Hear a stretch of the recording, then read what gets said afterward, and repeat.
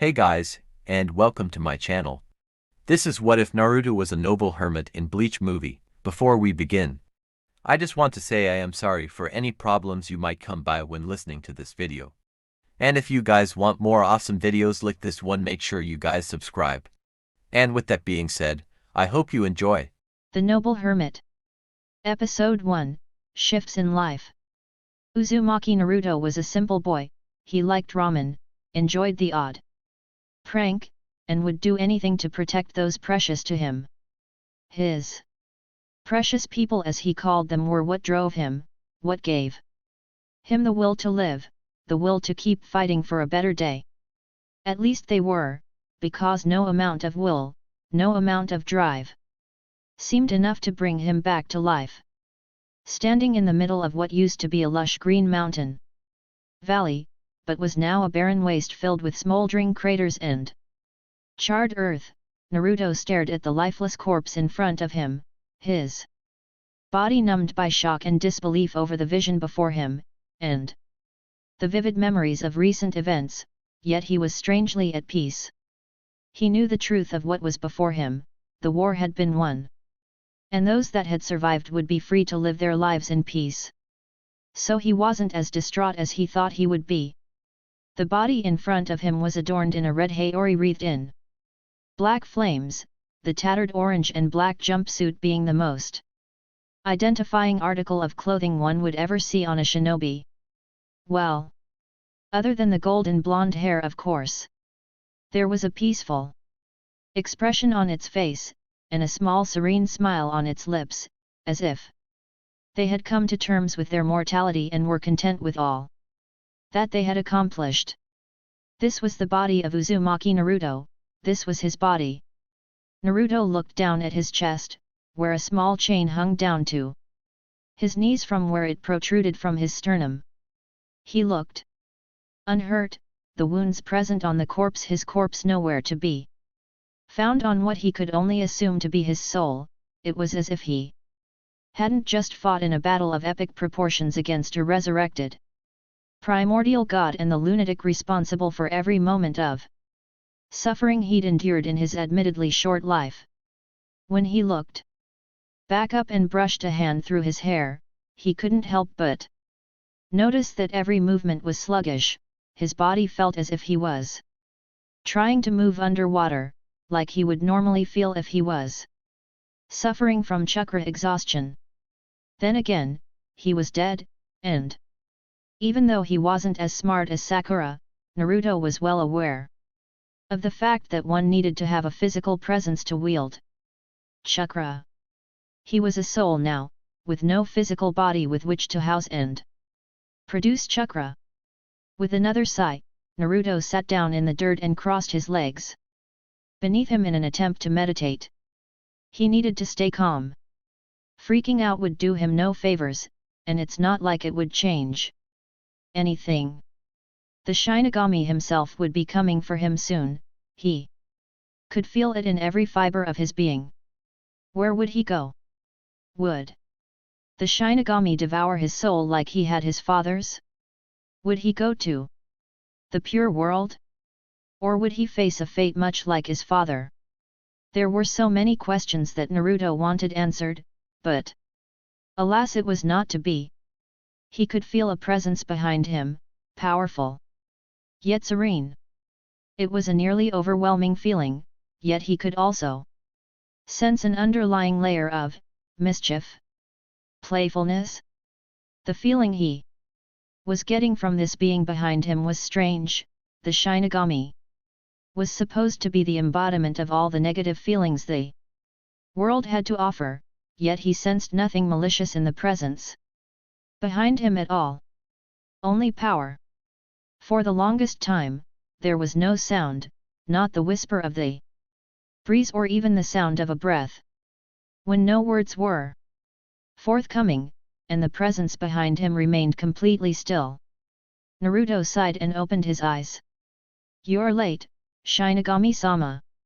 After all, I've been waiting for some time now, you know." There was no vocal reply, but the presence moved until it was right next to him. Looking out the corner of his eye, Naruto caught a flash of white cloth fluttering in the breeze, and shinobi-style tabi. Tabi? Turning his head to take in the appearance of the person next to him, Naruto was met by the grim visage of a dark-skinned woman with short purple hair, reminiscent of a late friend of his. Her narrow eyes directed her solemn golden gaze over the field as she stood next to the sitting shinobi. She was over a half a foot shorter than he was, he having hit a growth spurt during the war to stand at an imposing 5 foot 11 inches, while she stood at around 5 feet. Maybe a couple inches taller, 5 foot 2 maybe? Her height wasn't really an issue however, but she definitely possessed a figure that even many kunoichi could only wish for. She was wearing a white long-sleeved haori over a black kimono, a white sash about her waist, and a black choker around her neck. A small wakaizashi was strapped across her lower back, a hand gently resting upon the tsuka, ready to draw but still appearing non-threatening. She was very beautiful, Naruto thought idly, taking in her slender form and topaz-colored eyes for several long moments.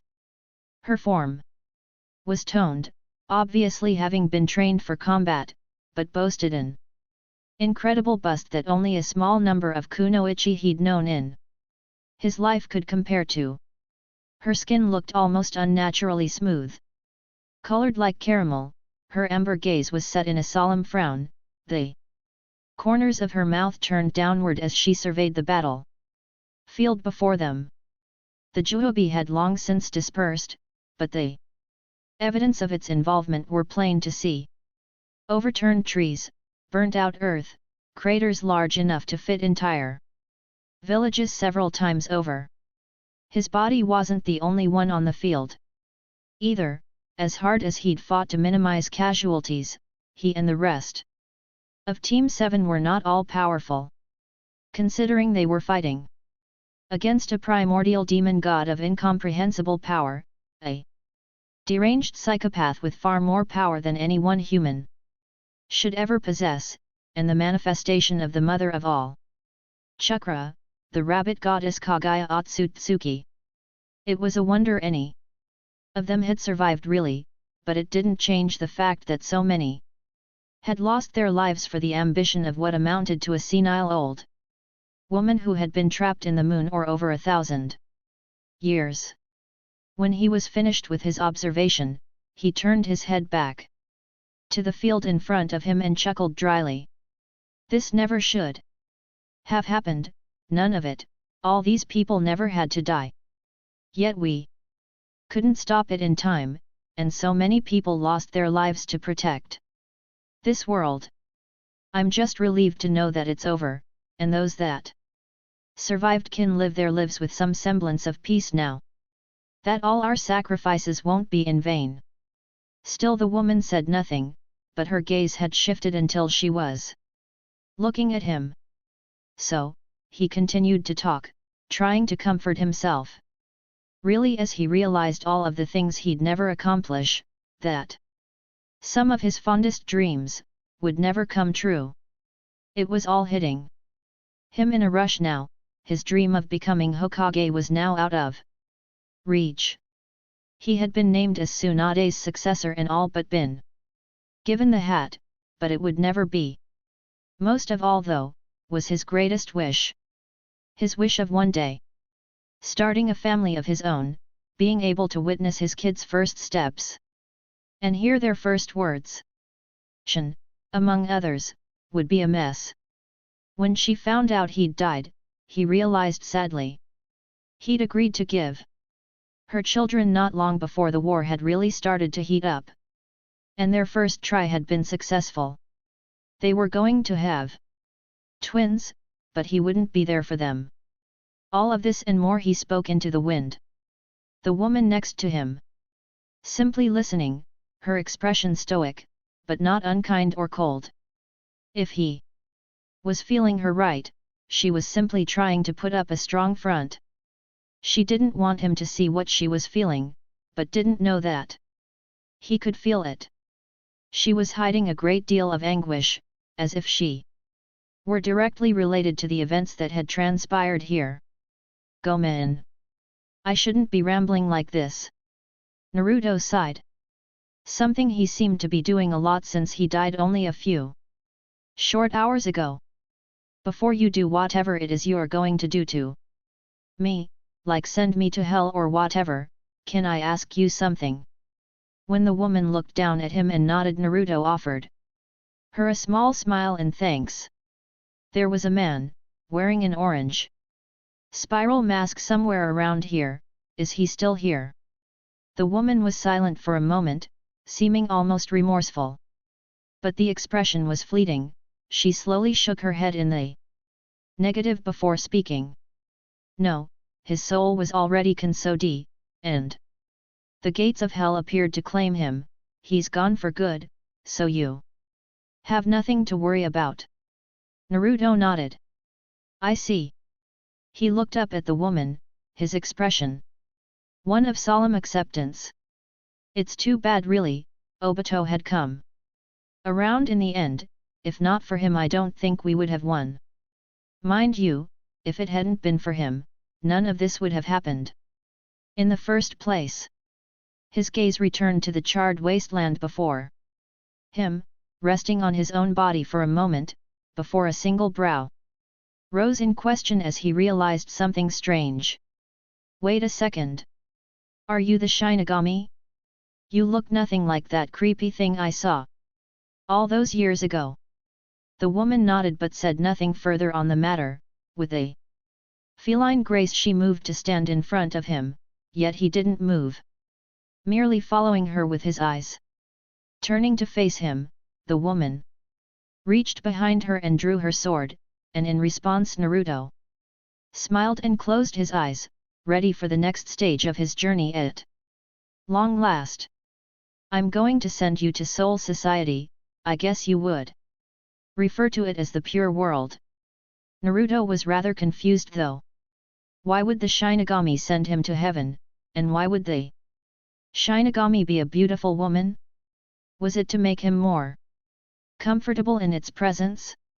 Or had the Shinigami really been a she? All this time?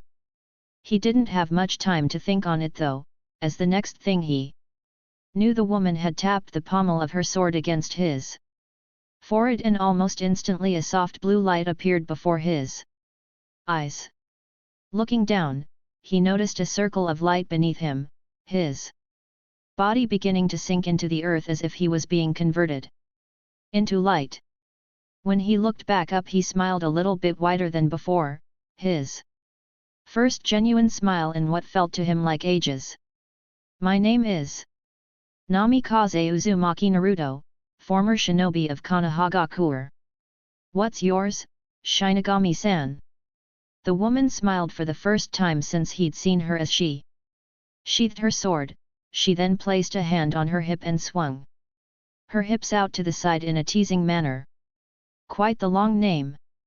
They're handsome, and it's Yoruichi. Shihouden Yoruichi, Nibantai. Teiku of the Godia Husentai. See you soon, Naruto-kun. When the light finally faded and everything had gone dark, only a single thing passed through his mind before even thought was lost to him. What a pretty name. Yoruichi's name in kanji translates to Shihouden 4-tree Imperial Palace, and Yoruichi one evening.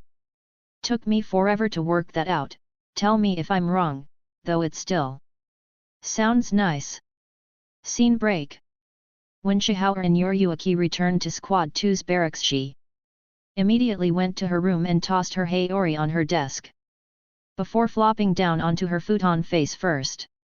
Her report to the Su Teiko had been long and emotionally trying, having to detail the events of a war between the forces of man and an endless army of what appeared to be white plants, the resurgence of a primordial god that even the Godia Husentai was wary of, its subsequent defeat at the hands of a young man no older than 17, and the death of said teen that Yoruichi had been watching over since his birth.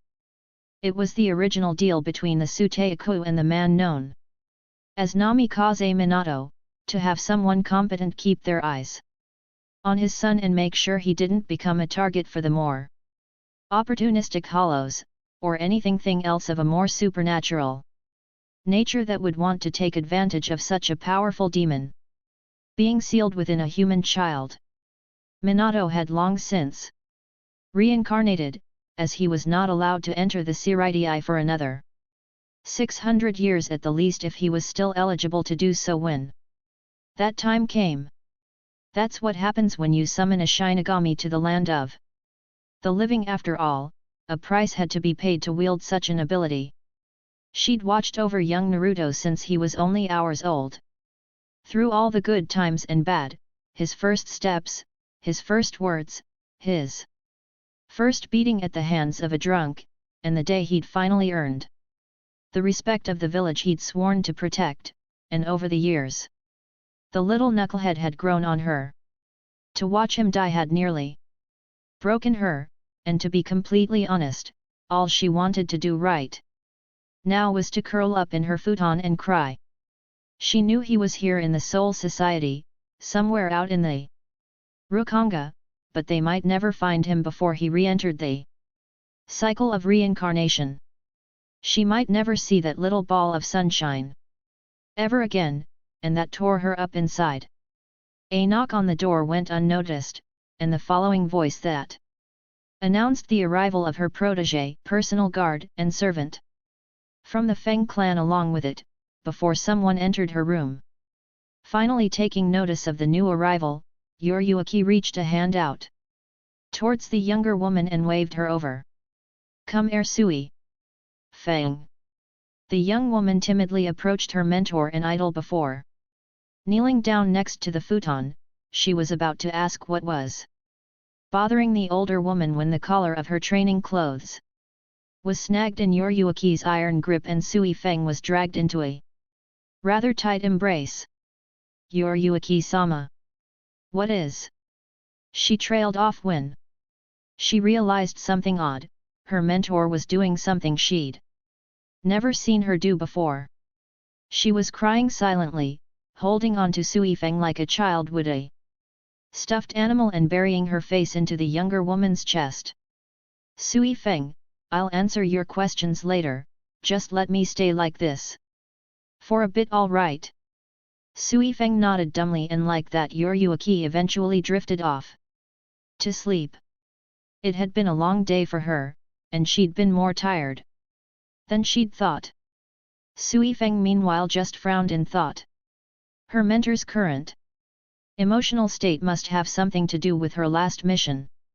Over the last 16 or so years Yoruichi had been disappearing rather often, stating that it was on orders from the Suteiku and that she had things to check up on in District 13. Which was cause enough for concern in Sui Feng's opinion. District 13 was home to some of the most terrifying beings Sui Feng had ever heard of, humans with supernatural powers that defied the laws of physics, and demons the size of small mountains, with powers beyond even captain-class Shinigami.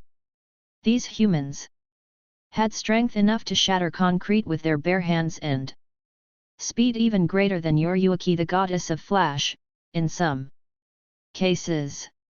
She had never quite known what business Yoruichi could have had in such a place, as hollows were far too wary of the place to set foot there to hunt for souls. It was a rather simple matter for the Shinigami of the Hakibantai to console the souls of those that died in that pocket dimension, since any hollows that did appear there were disposed of by the residents before long. So she opted to stop thinking too hard on it and just stroked Yoruichi's hair soothingly as the woman slept. Before long Yoruichi had woken up, and almost immediately set into her story.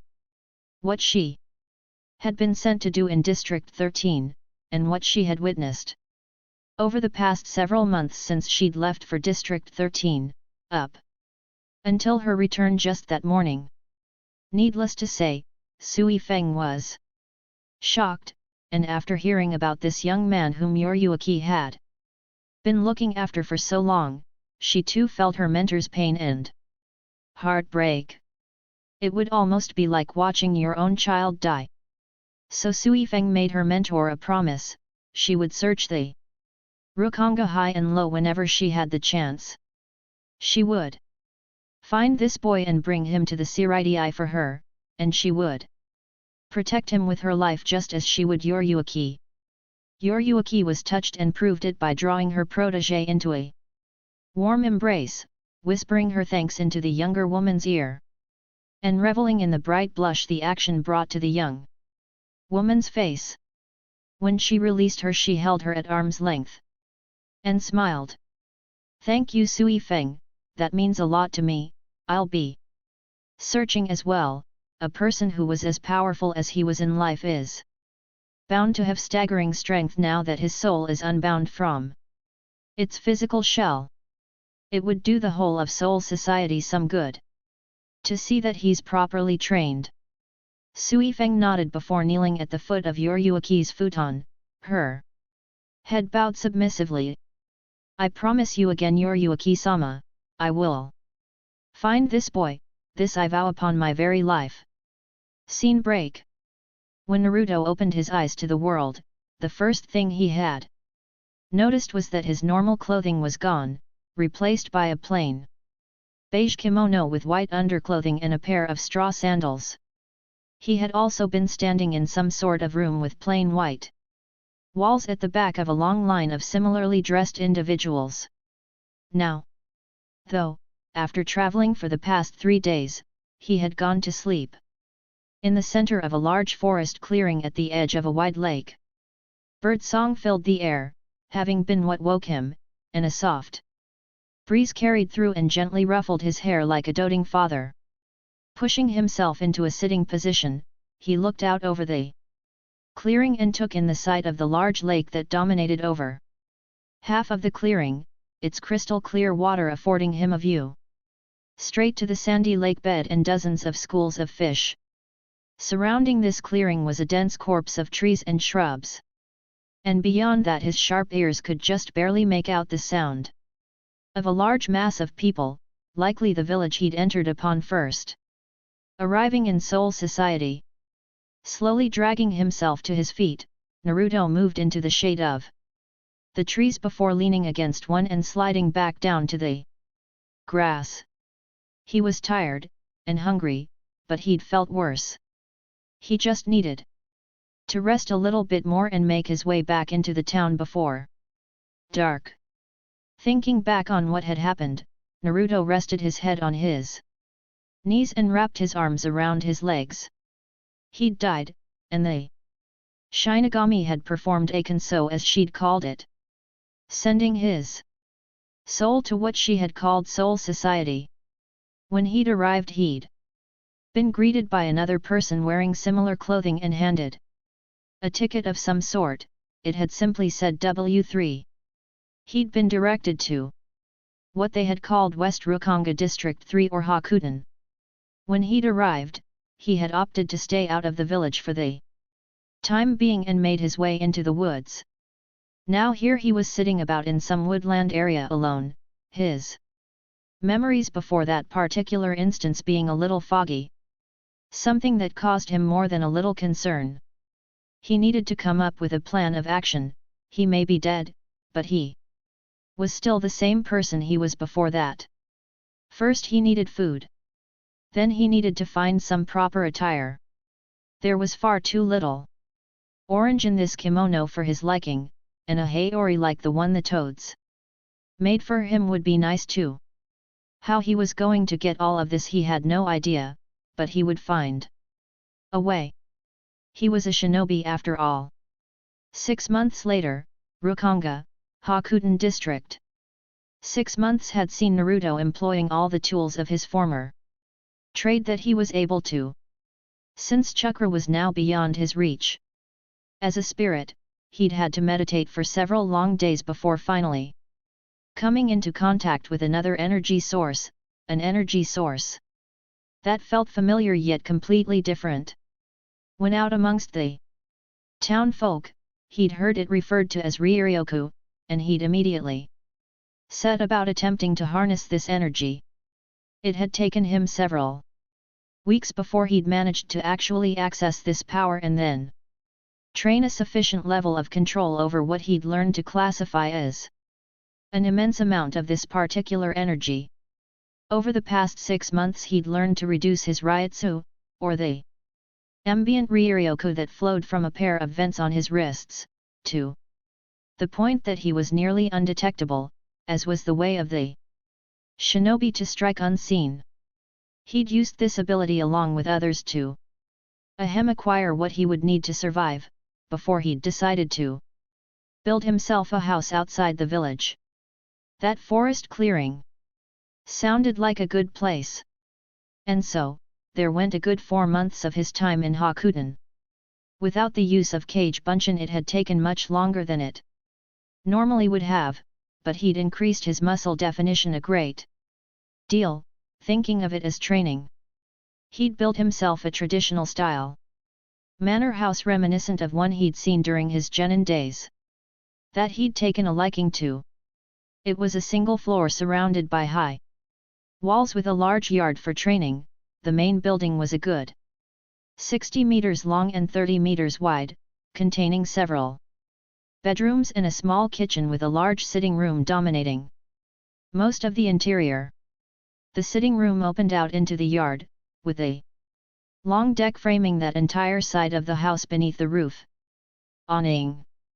All in all, he was pleased with his work. The next order of business had been learning how to use seals with this new energy, as it was a skill he was reluctant to part with given its usefulness, which wasn't as difficult as he'd thought it would be. He'd simply needed to remove some kanji here, and add some kanji there, and the seals worked like they would when he was alive. Of course, he'd had a few close calls when he was trying to get the revised formulas right, but he wasn't a level 10 seals master for nothing. As soon as he'd been sure of the results, he'd set about covering his body in seals for various purposes, from storage seals to seals that were designed to absorb the ryutsu he couldn't safely suppress. This made him virtually impossible to detect unless you were looking right at him. After 5 months, his new home was finished. The walls ringing what could be considered a small compound were lined with seals of varying effects. It was a veritable fortress, just how he wanted it. While inside the home, his energy, and the energy of anyone inside, would be completely undetectable, and the walls themselves would repel anyone who got too close that wasn't keyed into the master seal located inside the house. So unless he let them in, they wouldn't be getting inside no matter how powerful they were or how hard they tried. He'd been unable to find any orange clothing, which shocked him a great deal, but he had managed to get himself a haori much like the one he'd worn when he was alive. He'd had it specially made by a tailor in the district, and frankly it was the finest piece of clothing he'd ever worn. It was identical to his sage cloak, crimson red with black flames lining the hem, which he wore open over a simple black hakama and mesh undershirt. He'd had to fashion the mesh shirt himself, since no one seemed to know what he was talking about when he'd asked about them. It wasn't orange, but it would suffice. His hair had grown to shoulder length, and he'd decided not to cut it, as his hairstyle was now more reminiscent of his father's, just not quite as long. His bangs fell to frame his face, while what remained was pulled back and tied behind his head in a blaze-styled tail. His whiskers, which had defined him in his life, had slowly faded until they no longer adorned his cheeks, something he'd attributed to the absence of his longtime friend and partner, and his eyes had started getting even narrower than they'd been at the time of his death. He was 18 now after all, and he finally looked his age, or at least he would have been had he still been alive. He didn't know how they defined a person's age in the afterlife, but he'd decided to draw up a calendar and count the days as they went by, starting from the day he'd died, which had been the 13th of September. It was now February the 15th, almost 6 months exactly since he'd arrived in Hakuten, and he'd become known as the Hermit Sage by the people of the village. It was amusing actually, at least it was in the beginning. Now he just wanted them to stop calling him Sage Sama whenever he dropped by to see how things were going with the few people he knew in the district. Another thing he noticed was the rather large amount of traffic. Shinobi traffic, that is. He'd seen them bounding about, looking for something or someone, and his paranoia had almost immediately kicked into overdrive. He'd made doubly sure to completely hide his Ryoko whenever he left his home at the lakeside, and kept to the shadows whenever he sensed them coming. He was an S-ranked shinobi, so he wasn't too worried that they would find him even on his worst day, but there was no such thing as being too careful. Like this particular instance, Naruto peeked out from the shadows of the alley he'd hidden himself in as several men and women dressed in black shinobi gear dashed overhead towards the outer districts. Some dropping into the street to question the townsfolk, while others simply kept going on their paths and searching the village below with keen eyes. Not keen enough though if Naruto had been who they were looking for. He'd never once had to speak with one of them, and he didn't much feel like doing so either. Death had made him rather wary of his old way of life and anything associated with it. He didn't know how things were run here, though he knew if he really wanted he could find out everything there was to know about this place in a couple of months. He just didn't have that same drive he did while he was alive. He had no precious people here. At least, he didn't think so. He was certain at least some of his old friends from the elemental nations were out and about some place, but from what he'd already gathered from the townsfolk, Soul Society was immense in scale and it would take him hundreds of years to search it all.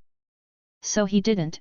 He already had a reputation in the small town after all, so if anyone from the elemental nations really was here, then they would be able to find him soon if word traveled far enough.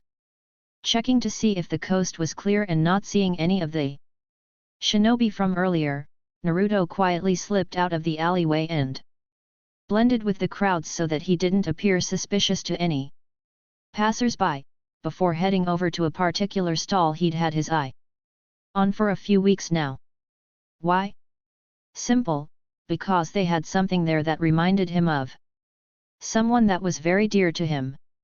Walking up to the stall, the elderly man manning the small shop offered him a kindly smile before gesturing to his wares. Lucky for the both of them, Naruto already knew what he wanted. It was a small ornate wooden pipe with an oaken finish, just like the pipe old man Sarutobi used regularly before he'd died. He picked it up, and dropped a small but heavy pouch of gon into the man's waiting hands, before reaching into his hayori where a seal was located and discreetly pulling out a small piece of paper with a single line of kanji. "I'll take the pipe, and what's on this paper, old man?" The aforementioned old man looked at the paper and nodded, kind smile never once leaving his face, before he turned and pulled a tarp off of the cart he had positioned behind him. He double-checked how much Naruto had paid before pulling a rather large bag, almost as long as Naruto was tall and probably weighing about as much, off of the cart and dragging it over to Naruto. To the vendor's relief, Naruto took hold of the sack and slung it over his shoulder without much difficulty. He nodded to the vendor and turned on his heel, feeling anxious to get home due to all the shinobi he'd seen rushing about already. This wasn't even counting the men and women in the black kimonos he'd seen. They were really active today for some reason, and he was in no hurry to find out why. About half an hour later Naruto found himself back home, using a minute amount of his Ryuryoku to unlock the seal on his door before entering and sliding it shut behind him. Moving out to the yard, Naruto made his way to a small shed he'd built for storage and opened the small door. Lining the sides of the shed, there were a number of bags identical to the one he now carried, all full of pipe tobacco and filling the air inside the shed with a gentle cherry fragrance. Seals on the walls kept the contents fresh and prevented the shredded tobacco leaves from drying out. At the far back end of the shed, stacked up to the ceiling, were over a dozen large barrels of sake. Or they would be sake when it was finished. Seals on the barrels were doing most of the work. He'd merely prepared them and then stored them away. It was the recipe for Myabukuzen fire brown sake that he'd remembered from his time training with the toads, as their favorite summoner. They'd given it to him as a sign of eternal friendship and to show their loyalty to him and any children he might have in the future. Alas, summoning contracts were for the living, and it was impossible for Naruto to summon them again. He only hoped that his children back in the elemental nations, who he had never had the chance to meet before he'd died, would sign the contract like he'd asked, so that any questions they might have about their father could be answered by those who knew him best. Tossing the bag into the shed, Naruto moved to one of the other large sacks and untied the ribbon, keeping it closed before taking a smaller bag from within his haori and filling it. He then closed the sack and left the shed, closing the door behind him before making his way back into his home. He'd had time to gather furnishings for the place this last month, and he could finally feel comfortable calling it home. Sitting down in a pile of cushions that he'd set to one side of the large sitting room, Naruto pulled out his new pipe and filled it before igniting a small flame on his finger. Lighting the contents of the pipe, he took a tentative puff and nearly coughed up a lung. It had to have been one of the most painful experiences of his young life, but he would get the hang of it. Anything to keep the memory of at least one of his precious people alive in his heart. After several tries, he was finally able to inhale the smoke and appreciate its subtle flavor. He could understand why the old man Hokage had liked the stuff. He was relaxed for the first time since he'd come to Soul Society, even if he was a little light-headed. Sitting there in the almost deafening silence, Naruto finally let his memories come to the surface, as he reminisced about all the good times he had in his life. His death was one of many in that accursed war, but he was content in the knowledge that he'd managed to end the war before he'd died, and before all had been lost forever. No one else would have to die because of Obito's mad plan for the world. The Baijo were free again just like he'd promised, and the souls of those Jinhyuriki that had died were able to pass on peacefully. He'd fulfilled his promises. He could finally just rest. Several moments later Naruto sighed. Crap, I'm already bored. 50 years later, approximately 150 years before start of Bleach canon, and roughly 50 years before Yoruichi abandons her duties and flees Soul Society with Urahara and the Vizards. Location, Nibantai Barracks. Yoruichi sat in her luxurious armchair, or more like sprawled across the arms and seat in what would appear to most as a feline fashion. She was currently counting off the reported sightings of a blonde-haired man who'd been spotted numerous times in Hakuten, the 3rd district of West Rukongai. Every time she'd tried sending a team to make an attempt at a retrieval, he would simply vanish, and wouldn't reappear for weeks, sometimes months. He was definitely living up to his former occupation. 50 years had passed in Seoul Society since she'd consoded the quite obviously depressed young man, and from what little information she had been able to gather so far, the man hadn't gone out of his way to form lasting bonds with anyone in Hakuten. They called him the Hermit Sage. Strange name for a person living in the Rukongai. Hermit she could understand, but why a sage? He wasn't that old by spiritual standards, no, he was still quite young. Sages were powerful beings of unlimited wisdom and uncanny ability to do what would normally be impossible for the average individual, and were usually very old. Was he able to use his Ryuryoku? Did he even have more than the average plus? If so, none of her scouts had reported sensing anything of the sort when they'd managed to actually locate him on his rare journeys into town. They hadn't even managed to follow him and learn of just where it was he was dwelling out in Hakuten. Every time they tried, he would employ masterful misdirection tactics against them and leave them in the middle of the district alone and terribly confused. If he was able to do that to the executive militia, Shinigami that she had trained personally, then he had a much better grasp of what it meant to be part of the Onmitsukido than many of the current members. A shinobi through and through, even in death. Sighing, Yoruichi sent out a pulse of Ryutsu, and almost immediately her young protégé Suifeng appeared in front of her, already kneeling with her fist to the floor and her head bowed. You called Yoruichi-sama. Yoruichi rolled her eyes. She'd always disliked those stuffy honorifics. Yet she hadn't been able to get Suifeng to budge. With a quick look to the door, Yoruichi sat upright in her seat and folded her legs beneath her. I need you to go to Hakuten immediately. Your target is a man with long blonde hair tied in a long ponytail wearing a crimson haori with a black flame pattern. He's usually smoking a pipe and simply wandering around aimlessly, or visiting a merchant in the area who sells his favorite brand of tobacco by the pound.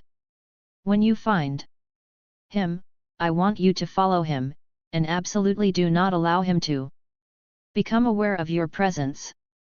Find out where he lives and gather any additional information that could prove useful. Once this is done, you may visit with him if you like, but return here and hand in your report as soon as possible. Suifeng looked up at the beautiful woman before her and nodded, though she was slightly confused. Why would she want to visit with a target? It was rather unorthodox, to be completely honest. Then she remembered. It's him, isn't it, Yoruichi-sama? Have we found him? Yoruichi smiled, not one of her more mischievous smiles either, but a genuine smile of happiness. Yet it is him, and we haven't actually found him yet. All we know is that he is seen within Hakuten every few months to shop for supplies. Most of it varies from food, vegetable seeds, ingredients for what appears to be sake, tobacco, and other necessities for living. We don't know if he has any more Ryuryoku than the average spirit, even with these food purchases he's been making, simply because every time he's spotted my men can't sense anything out of the ordinary. Every time I try to send a team in for retrieval, he gives them the slip with almost laughable ease and completely disappears. Yoruichi leaned back into her chair and sighed.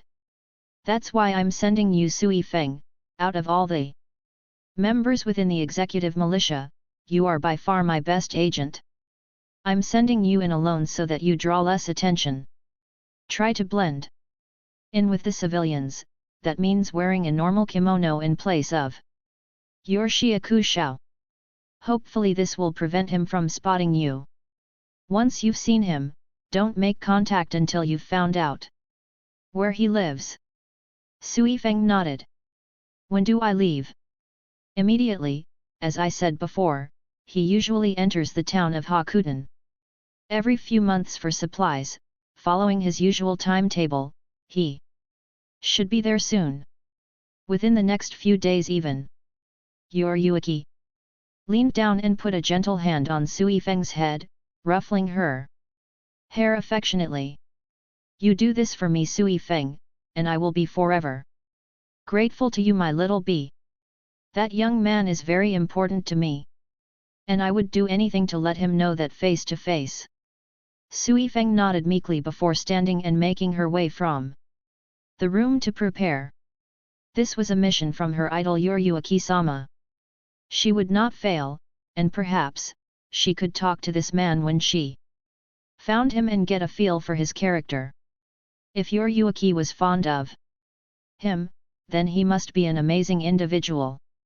Then again, she didn't have very many nice things to say about Urahara, and Yoruichi was rather good friends with that mad scientist.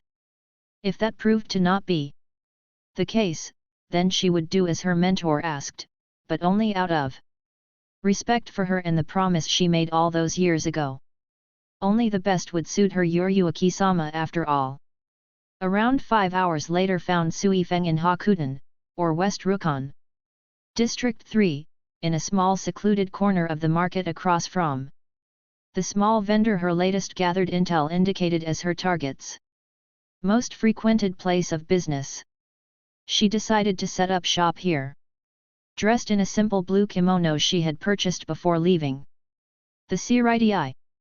It was of a higher quality material, but in a district so close to the Siridei it was more common to be well dressed. She had to leave her Zanpakuta behind, simply because this man would most likely be on the lookout for armed individuals, not just those wearing the identifying shiakushou.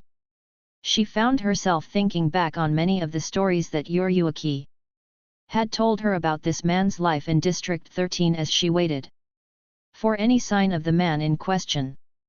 From what Yoruichi-sama had told her, towards the end of his life he had actually been counted as one of the most powerful shinobi to ever live, with strength comparable to that of the world's pseudo-deity known as the Rikudu Sennin, and that he'd died after defeating a primordial god.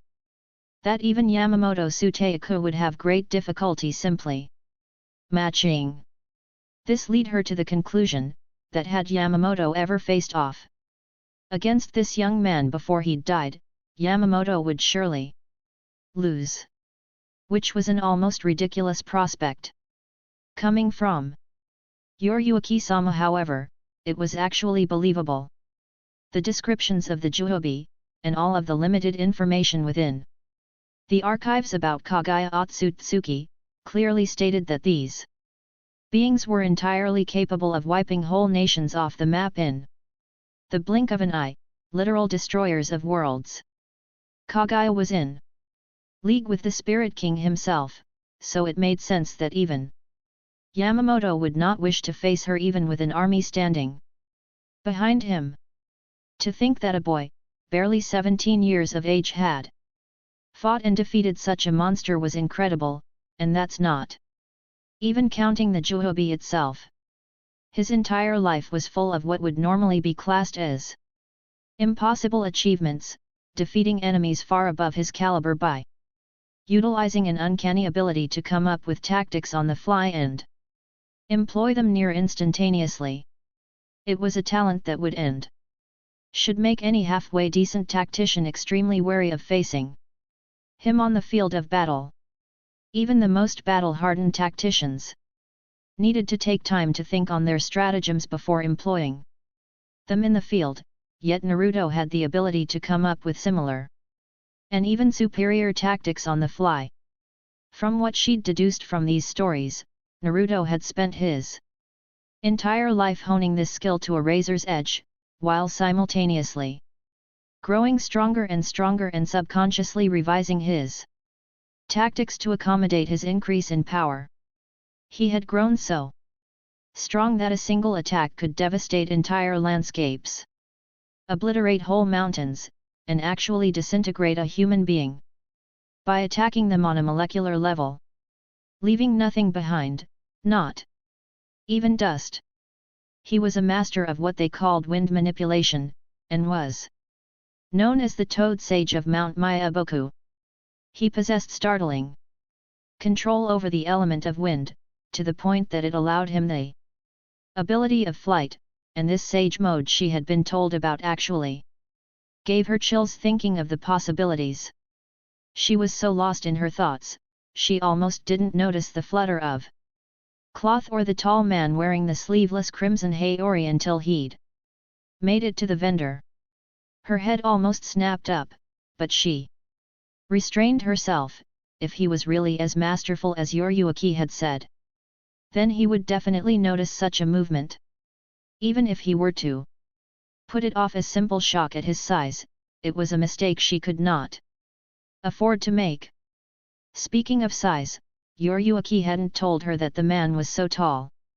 From what she could see, he stood 1.5 feet taller than her at the least, standing at roughly 192 centimeters, with long blonde hair tied into a wild ponytail trailing down his back to his waist, with two long bangs framing a masculine face with an angular jaw and high cheekbones.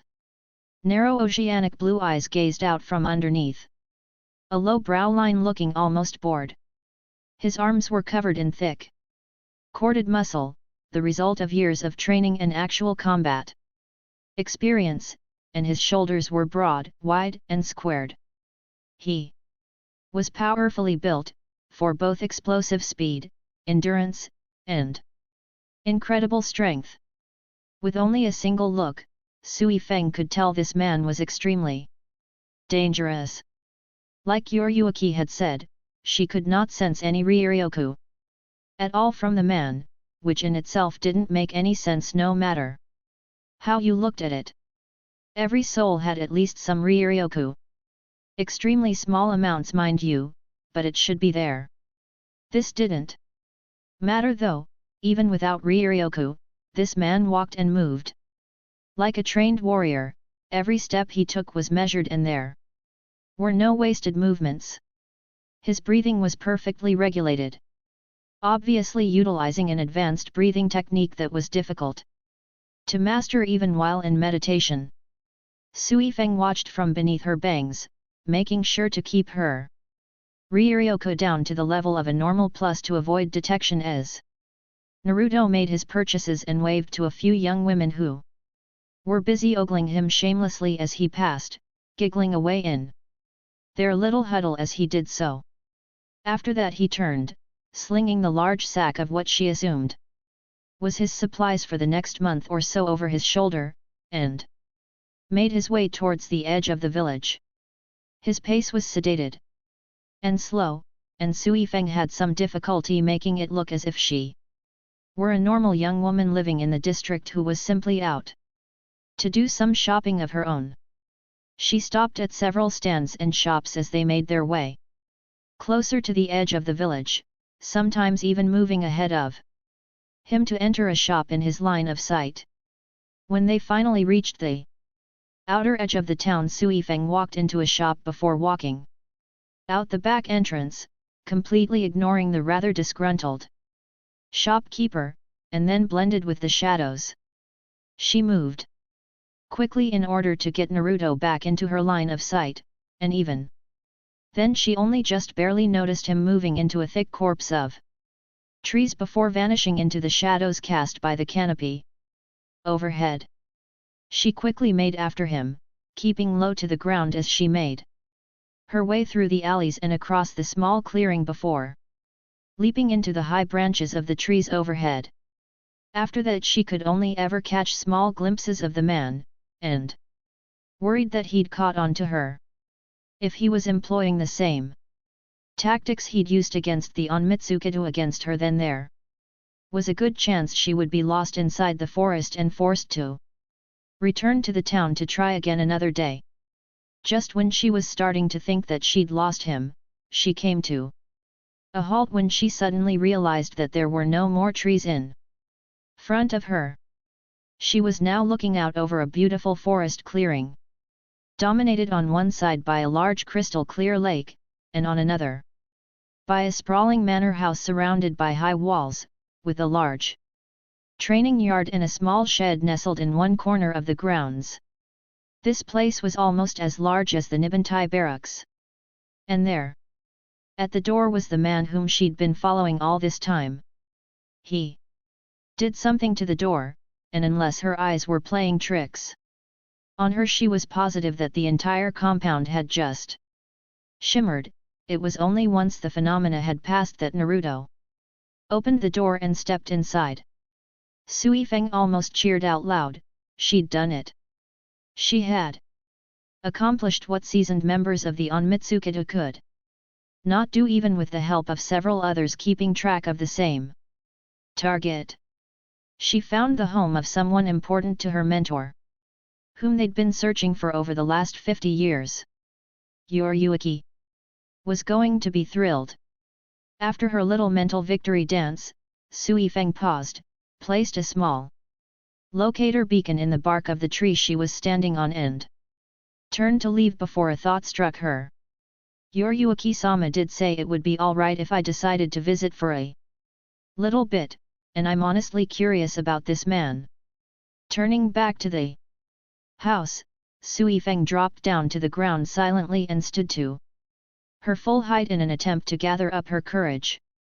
Just for a little bit, I won't stay long since I have to get back to Yoruichi-sama. Quickly. This man may not have any Ryoryoku, but his body and movements were those of an experienced warrior. She was not as strong as her mentor, and thus she had to be extremely careful in case he turned out to be a threat. Though she was sure she could handle a normal soul, even one with as much combat experience as her current target. Walking up to the door, she didn't even make it halfway before a shadow fell over her, quickly growing larger with every moment. Looking up, she only caught the silhouette of the attacker, before realizing it wasn't an attacker at all. With a dull thump, a large man landed just 5 steps in front of her in a kneeling position. The man was tall and lean with dark brown hair falling about his head messily. When he looked up, she was met by brown eyes and a stern expression, and when he stood, she realized that he was standing at around Yoruichi's height, roughly 5'4". For a few moments they simply stared at each other, before the man straightened his back, puffing out his chest in an attempt to look threatening. What business have you in this place, the home of Hakuten's Hermit sage? Sui Feng blinked. Then blinked again.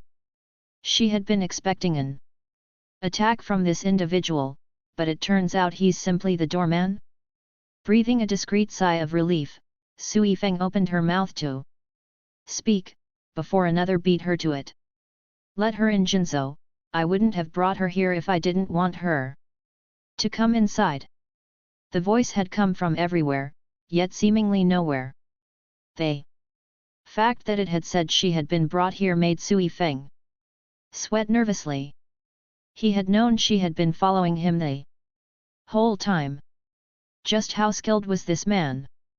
Looking about herself in a none too discreet manner in search of the mysterious voice, her eyes finally landed on a series of kanji on the wall not too far from where they were standing that were glowing with a faint ryotsu, but that made nearly no sense.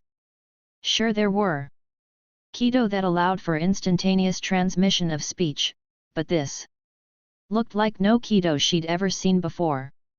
The man in front of her looked sheepishly at the kanji on the wall and chuckled. Sorry, Seiji-sama, I didn't know you brought her here. Turning back to Sui Feng, he gestured with his hand towards the door, and Sui Feng nodded before moving past him.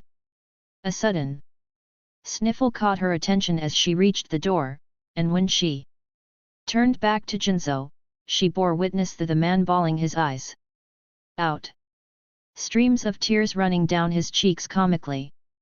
To be able to enter the house of the sage, if only he would let me just take a peek inside.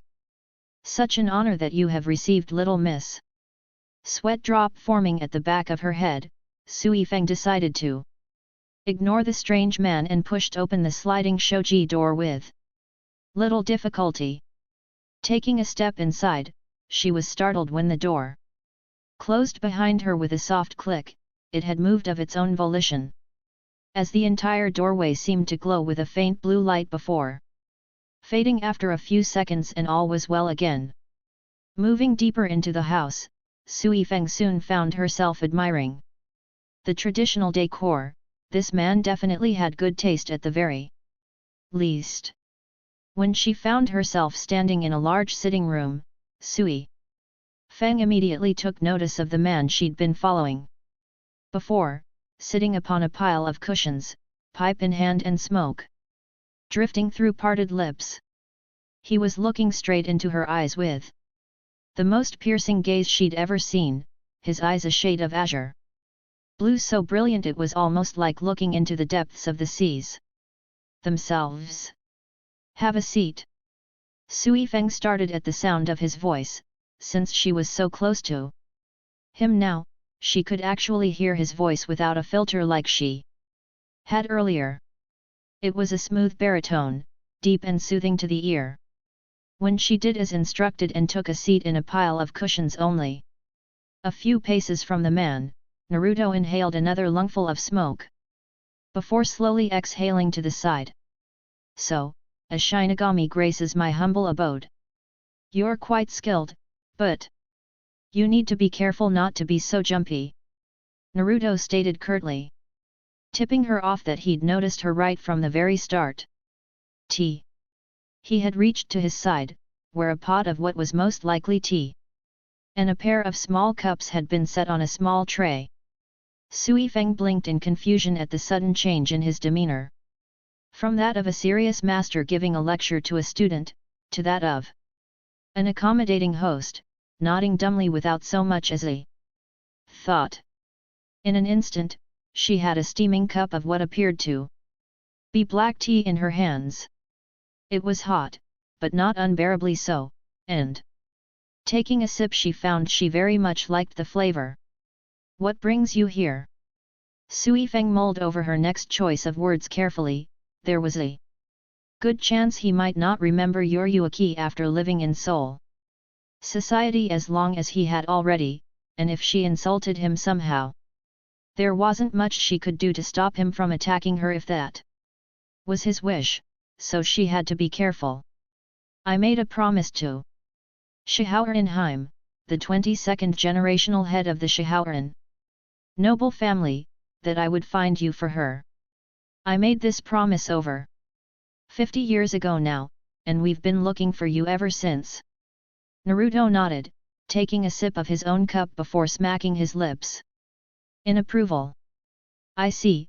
Any particular reason why this person has been looking for me in particular?" Sui Feng sipped her tea, sitting in seiza upon the cushions and idly noting how much easier they made the position. They were soft, very much so, and almost as large as she was. Though that wasn't saying much, as she was admittedly quite the petite woman. "My mentor and master, Yoruichi-sama, was the one who consoled you when you died. Namikaze-sama." Rather abruptly, Naruto waved his hand as if trying to wave away something unpleasant, trailing smoke from his pipe as he took another sip of his tea. "Please, Naruto or Naruto-san are fine, but please, Namikaze-sama is a bit much. Makes me feel old, and far more important than I really am." Sui Feng internally groaned. He was already starting to remind her of Yoruichi. They both apparently had the same distaste for honorifics. But looking at this incredibly handsome, almost regal man in front of her, she could not suffer anything less. Just like Yoruichi, she could tell this man was at least deserving of that much, and she would not show him any such disrespect. Perhaps a compromise then? Like what she had done with Yoruichi. Frowning slightly, Naruto thought back to 50 years ago, to the beautiful woman whom had been his last sight of the elemental nations. He had to admit, there were far worse ways to be sent off to the afterlife. He'd been expecting some grotesque and horrifying skeletal figure with a blood-stained scythe after all. Shihauerin. Yoruichi hey. He paused, taking a pull from his pipe before sipping at his tea at a leisurely pace. I knew I recognized that name, been a long time since I've heard it though. However, you still didn't answer my question, what does she want with a simple hermit like me?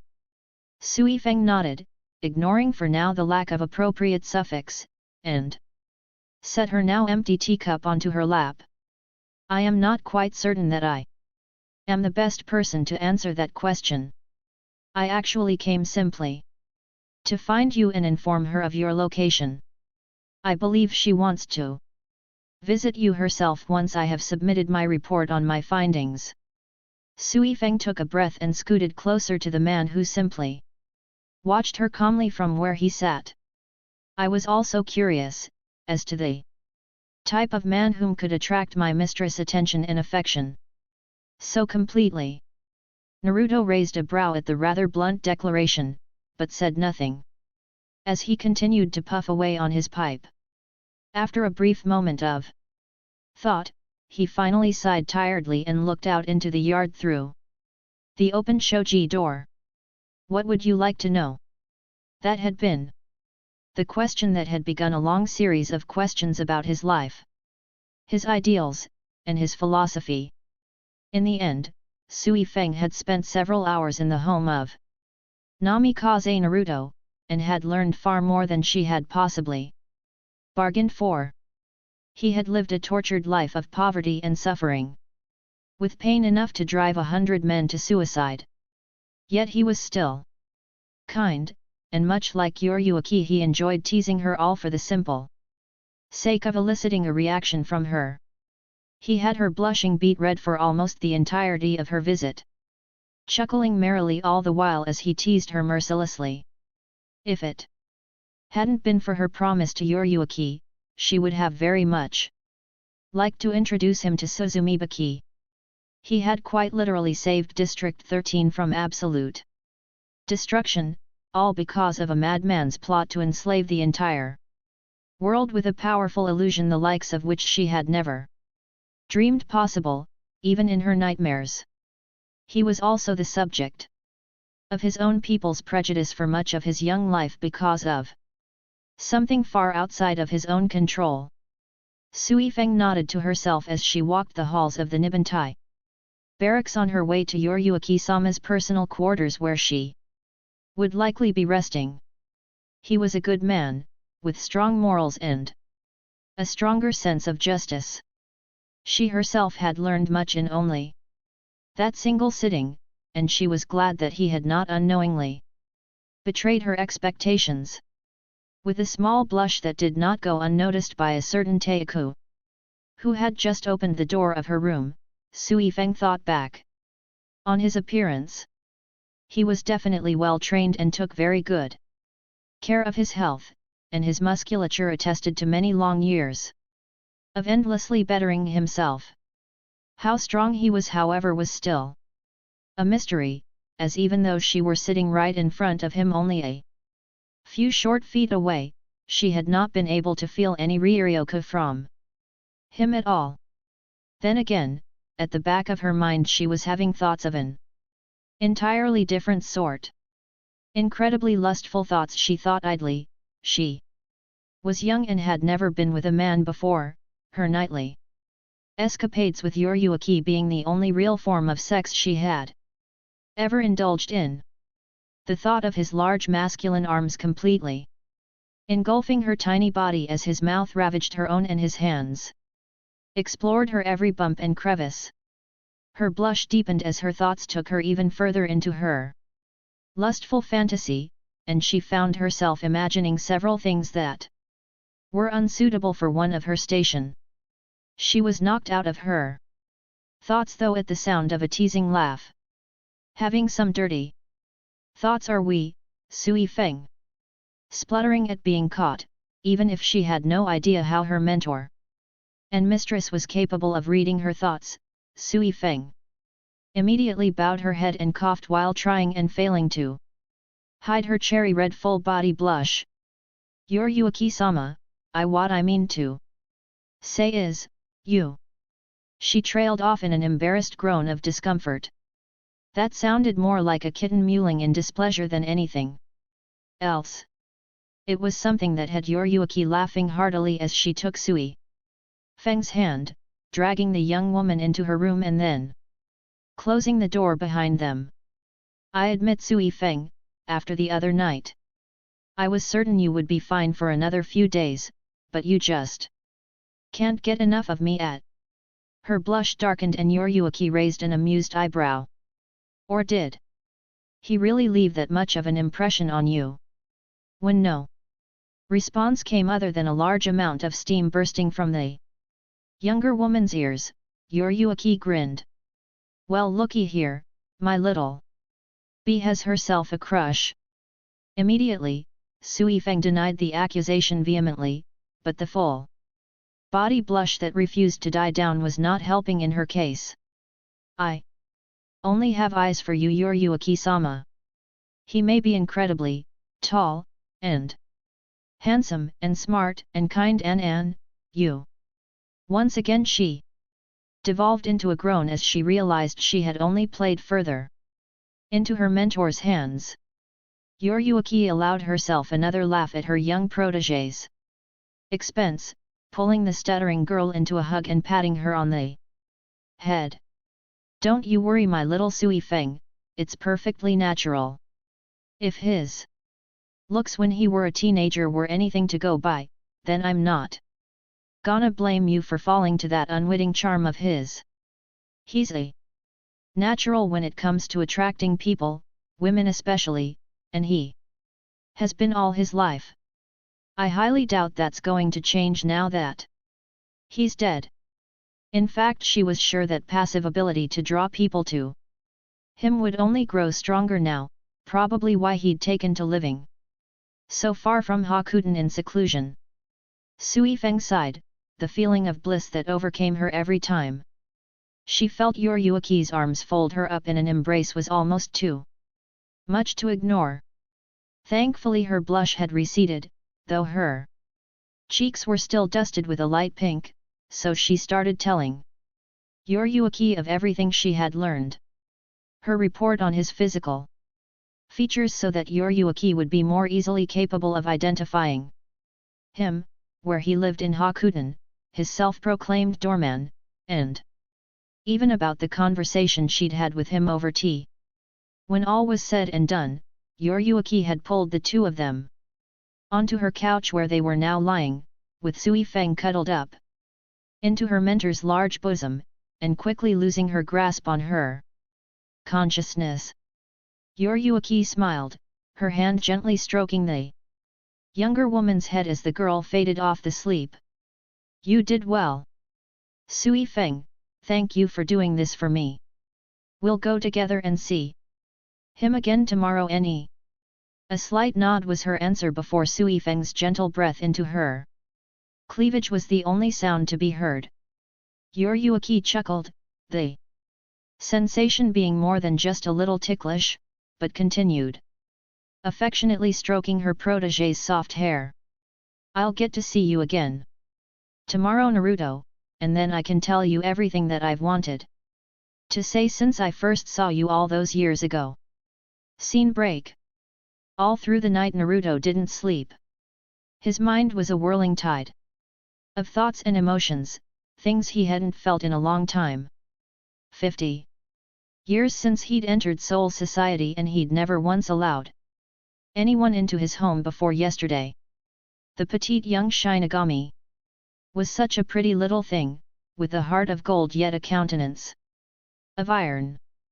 Too bad she was so stiff though, she wouldn't stop calling him Naruto-sama no matter how much he asked, seeming to think that to call him otherwise would be an insult, which couldn't be farther from the truth. So he'd reluctantly relented after a time, and when the morning sun broke over the tree line, bathing the lake in a golden hue that he never tired of, he prepared to receive his guests for the day. He'd sent Jinzo home. The young man meant well, but his idol worship was kind of annoying. It was the reason he'd never actually let him inside the compound. That didn't seem to stop him though. Almost the very next day, Naruto had walked outside with his fishing pole in hand and seen a small treehouse built into one of the larger trees not far from his compound, just on the edge of the clearing. He could also swear he saw the man sitting at the window with a spyglass. Creepy much? His experience with the war had mellowed him considerably, and considering the most he could do in this afterlife was meditate and go fishing or train, he had become a much calmer individual than he had been in his younger days. Back then, things had been simpler. But he was coming to enjoy these little activities. Fishing, for instance, served several purposes. It taught him patience, and to be ever attentive even when the waters were calm. To never let himself be caught off guard lest his catch get away from him. In a way, it had helped him keep his skills sharp, yet his paranoia had stuck with him. He often found himself with stiff shoulders, and muscles that ached from the strain of constant readiness. 50 years of always being ready for anyone stupid enough to jump him was doing a number on his body and his psyche. With a sigh, Naruto checked his fishing line and went back to his thoughts when he'd noticed no activity on the surface of the lake. He'd already caught several fish since he'd started the night before. And over the course of the day, several salmon, 12 mackerel, and a few sweet fish. He'd been fishing all night after he discovered that sleep wasn't coming to him. He'd already prepared several dishes, from ramen topped with grilled pork, radish, red onion, and a single egg, to oden and sukiyaki nabe, hot pot dishes, the oden still simmering away inside. Taiyaki, grilled meat dish, sashimi, raw fish dish, and yakiizakana, grilled fish dishes had also been prepared over the course of the night and were being preserved in seals. All in all, it was a feast fit for the Soul King himself. There was still more to be prepared though, as he had several rice dishes in mind. Chahan, fried rice, some simple steamed rice for the rice bowls, and maybe even some sushi. This is technically classified as a rice dish, if he had the time. He had nothing better to do with his time, and he'd be damned if he didn't at least accommodate his first real guests in 5 decades properly. Some of the fish he'd caught in the last hour or so would be going into his shed in special storage seals for later use, while the rest would be brought inside and added to the current dinner menu. He didn't know how much time he had until they arrived, but he had deactivated the security seals on the doors so that they wouldn't be repulsed or violently shocked on contact. Hey, so he valued his privacy, he had the right to booby-trap his front door if he wanted to. A flicker of movement in the corner of his eye drew his attention to his fishing rod, and slowly, he moved into a proper sitting position. Kneeling down next to the rod but not touching it yet.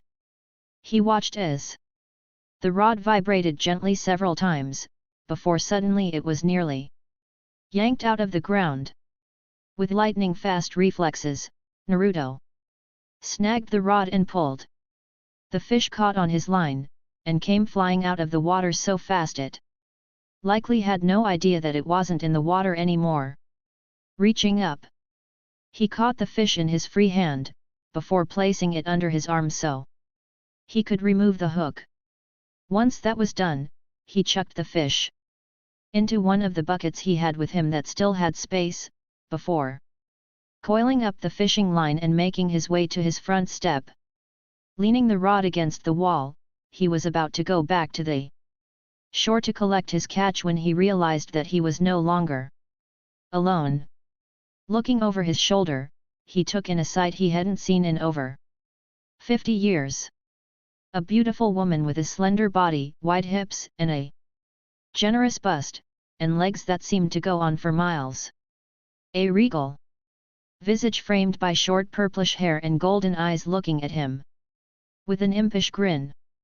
She was wearing something different this time. Though she had foregone the white haori and black kimono, instead opting for a golden formal kimono with elegant purple patterns. Strewn about the fabric tied shut with an orange obi. Next to her was the young woman from the other day, wearing a simple black kimono that he vaguely recognized as the uniform of those shinobi he'd seen all these years. She had a large blush on her face and was trying desperately to look anywhere but at him, which he found absolutely adorable. Then there was the rather large man standing with them.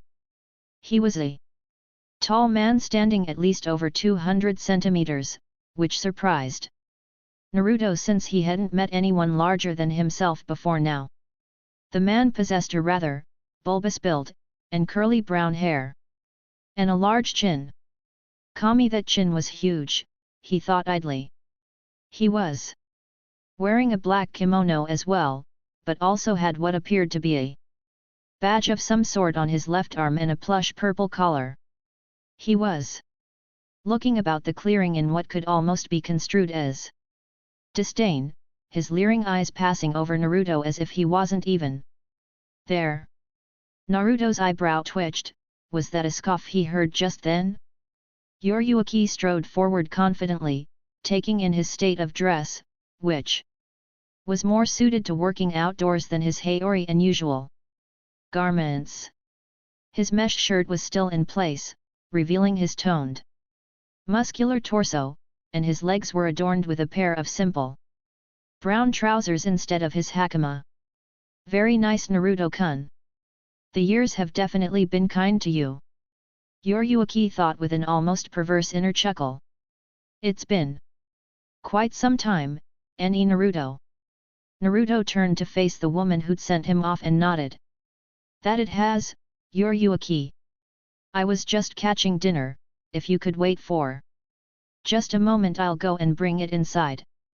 He then turned to continue what he'd been doing, making his way over to the shore to gather up the several buckets of fish he'd caught that morning. Yoruichi nodded, her impish grin never once leaving her face as Sui Feng and the as of yet unidentified man walked up beside her. Teiku, is there a particular reason we are here? Visiting a commoner such as this should not have necessitated such fine dress, the large man stated rather loudly, and Yoruichi's grin disappeared. Omida, shut up. Hi, Teiku.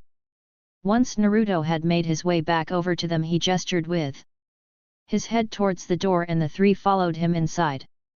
When the door closed behind them on its own volition, Yoruichi raised an eyebrow and Omida jumped while Sui Feng, having seen it before, didn't show a reaction. The three of them removed their footwear as Naruto disappeared into the house, leaving Sui Feng to show them the way to the sitting room where a large table had been set up in the center of the room, lined with cushions and place settings already adorning its surface. Walking back in through the door from the yard after depositing several of the full buckets into the shed, Naruto carried the bucket he was still holding into the kitchen next to the sitting room.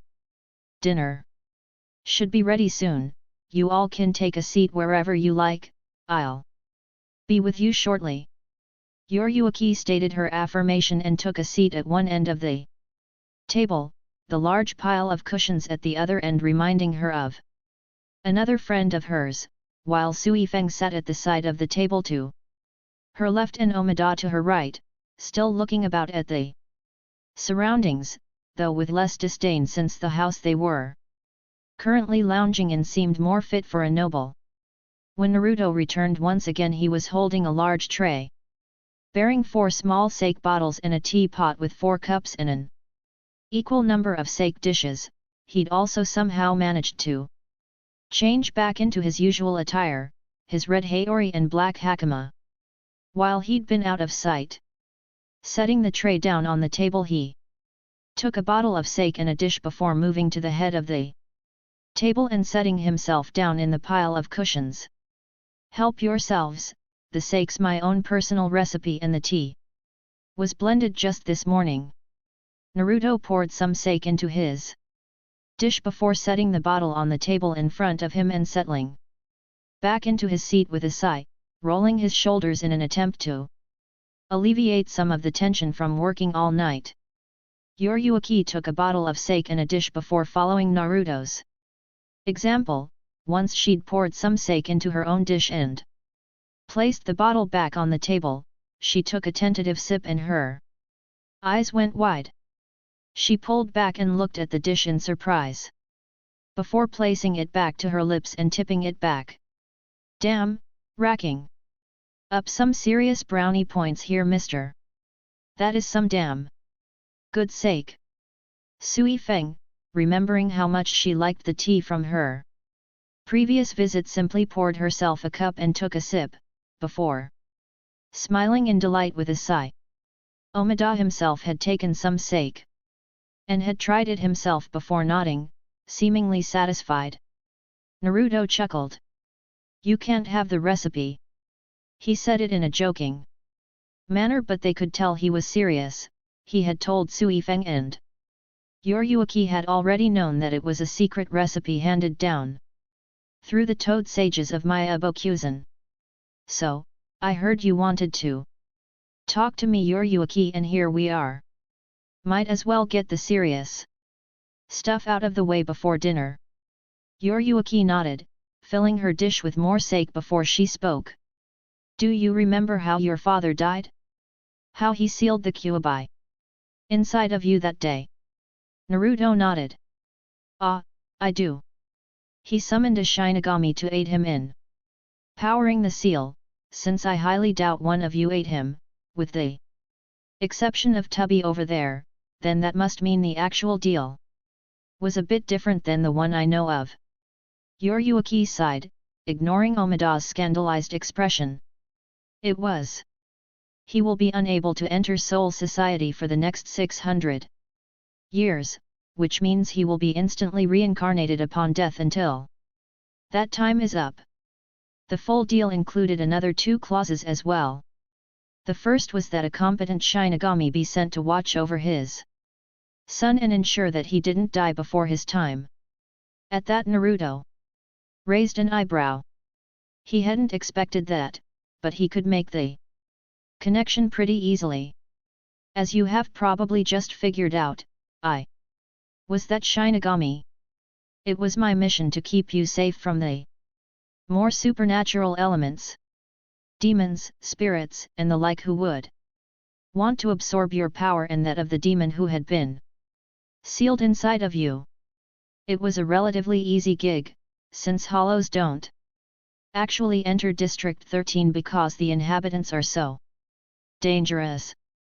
Yoruichi paused to sip her sake and Naruto nodded, having figured as much, before he could ask what the second clause was. However, Yoruichi reached into her kimono and pulled something from within the many folds, most likely from her cleavage. This is the second clause of the agreement. What she had pulled out from within her kimono was a small piece of paper. It was colored a bright gold and had writing on one side. Congratulations, Naruto.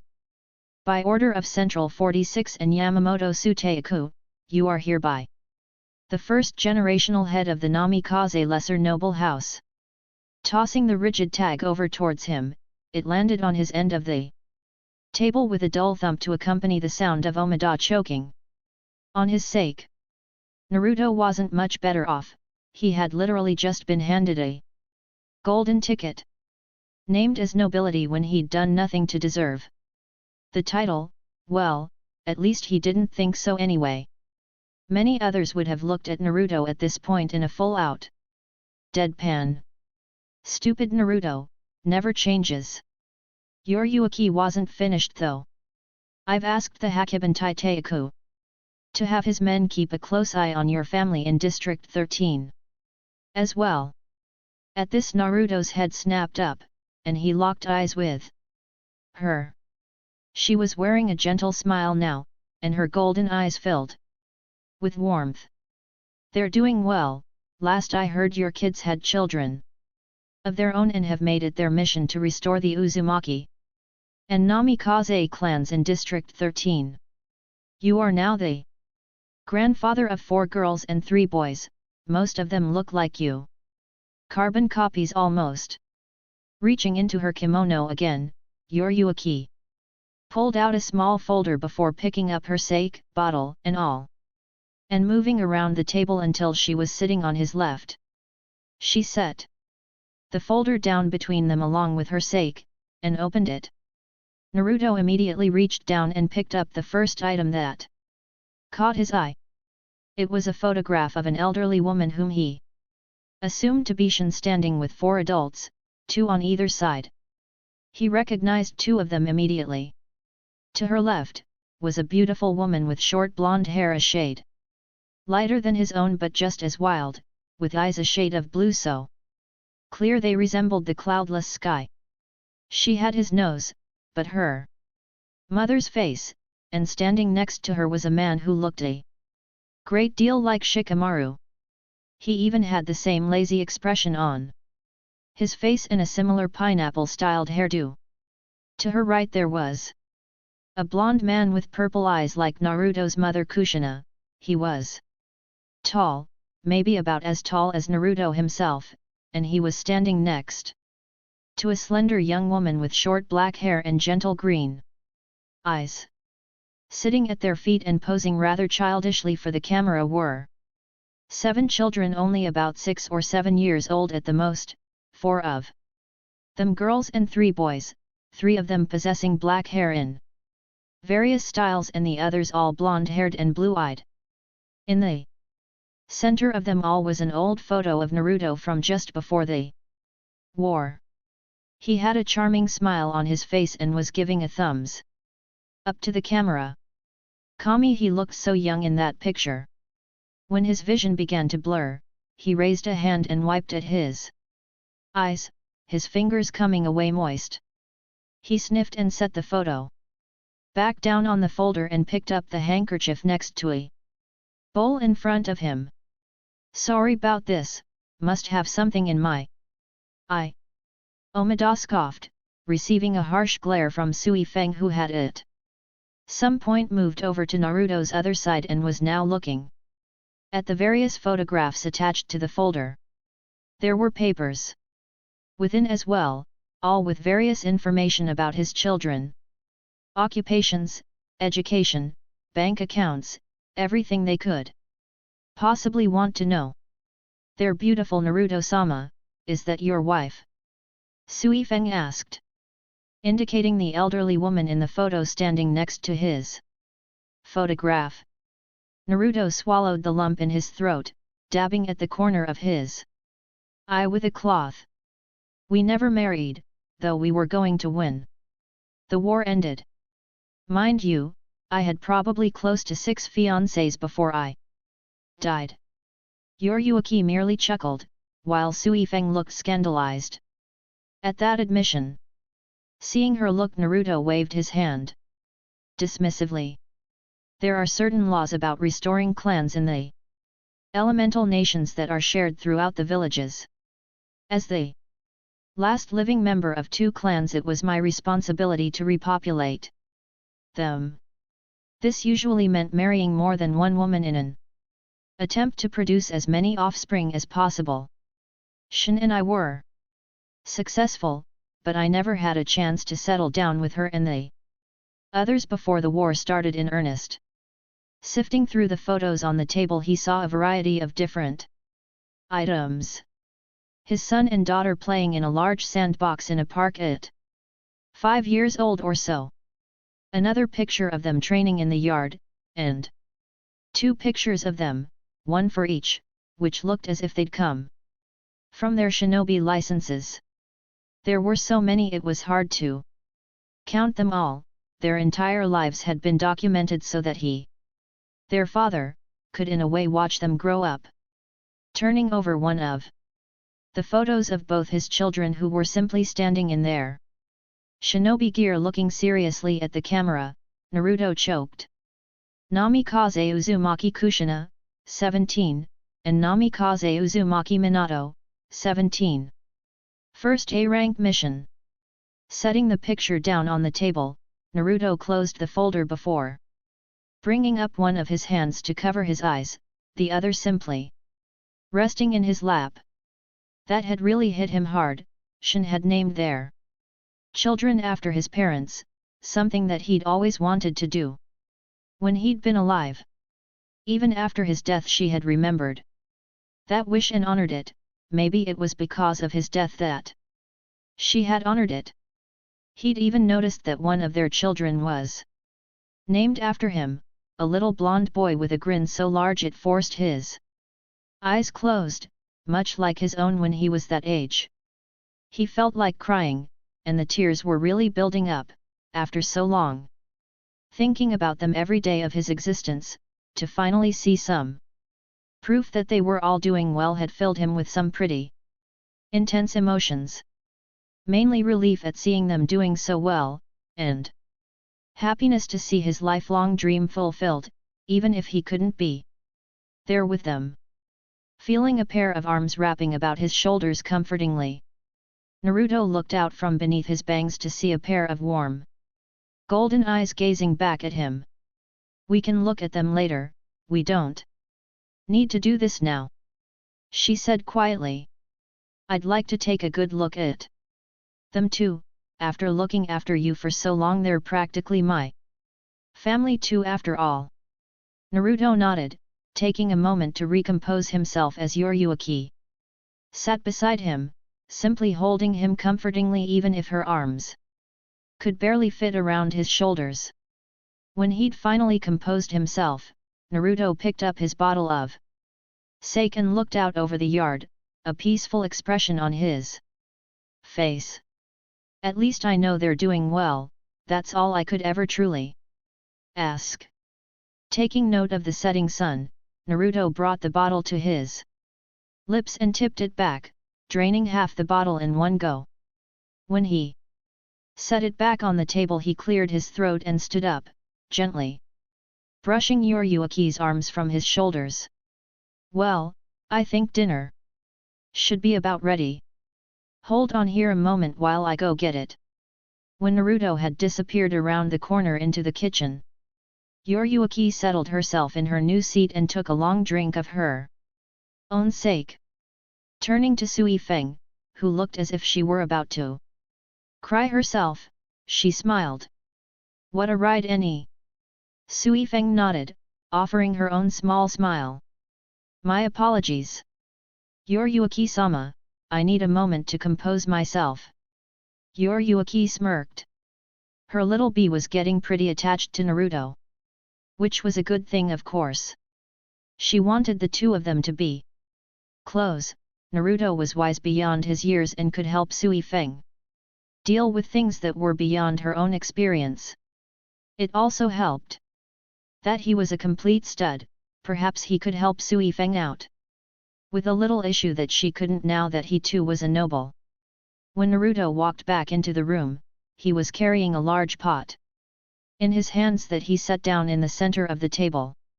Taking his seat once again, Yoruichi raised an eyebrow as both Sui Feng and Omida looked at the pot in confusion. "Ano, Naruto-sama, is that it?"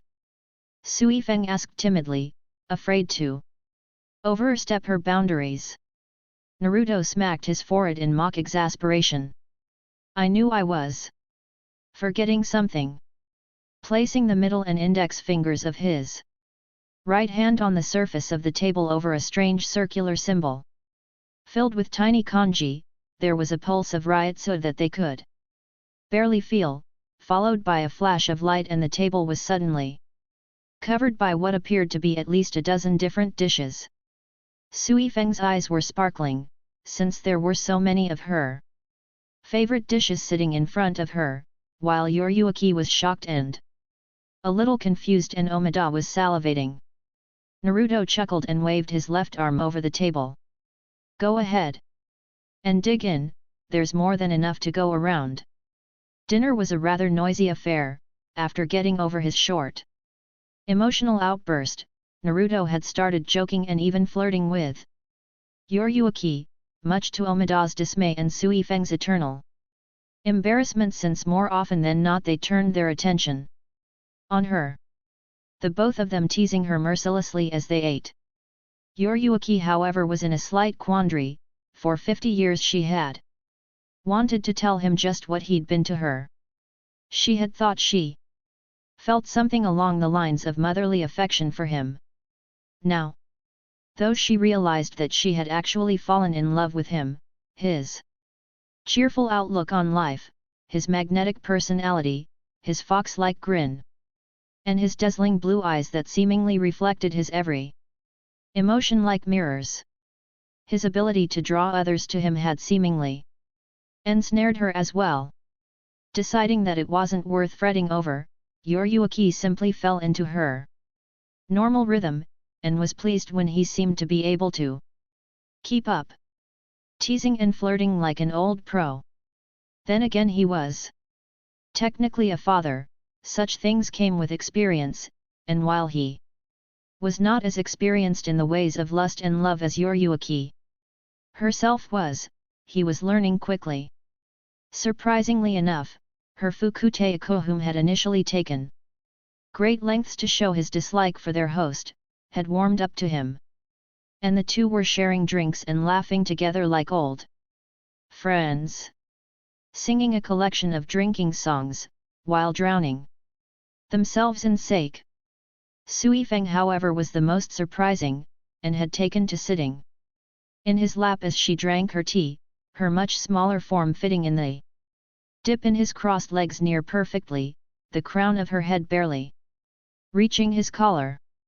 She had been right when she'd teased Sui Feng about her crush, because the girl hadn't stopped blushing since he'd pulled her there. She knew Naruto found it difficult not to tease the girl, but he seemed to genuinely like her, perhaps he even saw her as a second daughter, like the one he'd never had the chance to spoil before he'd died. After dinner was finished, Naruto offered them a place to stay for the night since it had gotten late, and had offered to lug his new drinking buddy to a room to sleep it off, since Omida was currently an unconscious drooling mess on the floor. Accepting the offer, Yoruichi watched as Naruto hefted the large man onto his shoulder and led the two women to a room, since Yoruichi had told him they were fine with sharing. He then left down the hall with merino shin slung over his shoulder as Sui Feng and Yoruichi got themselves settled in for the night.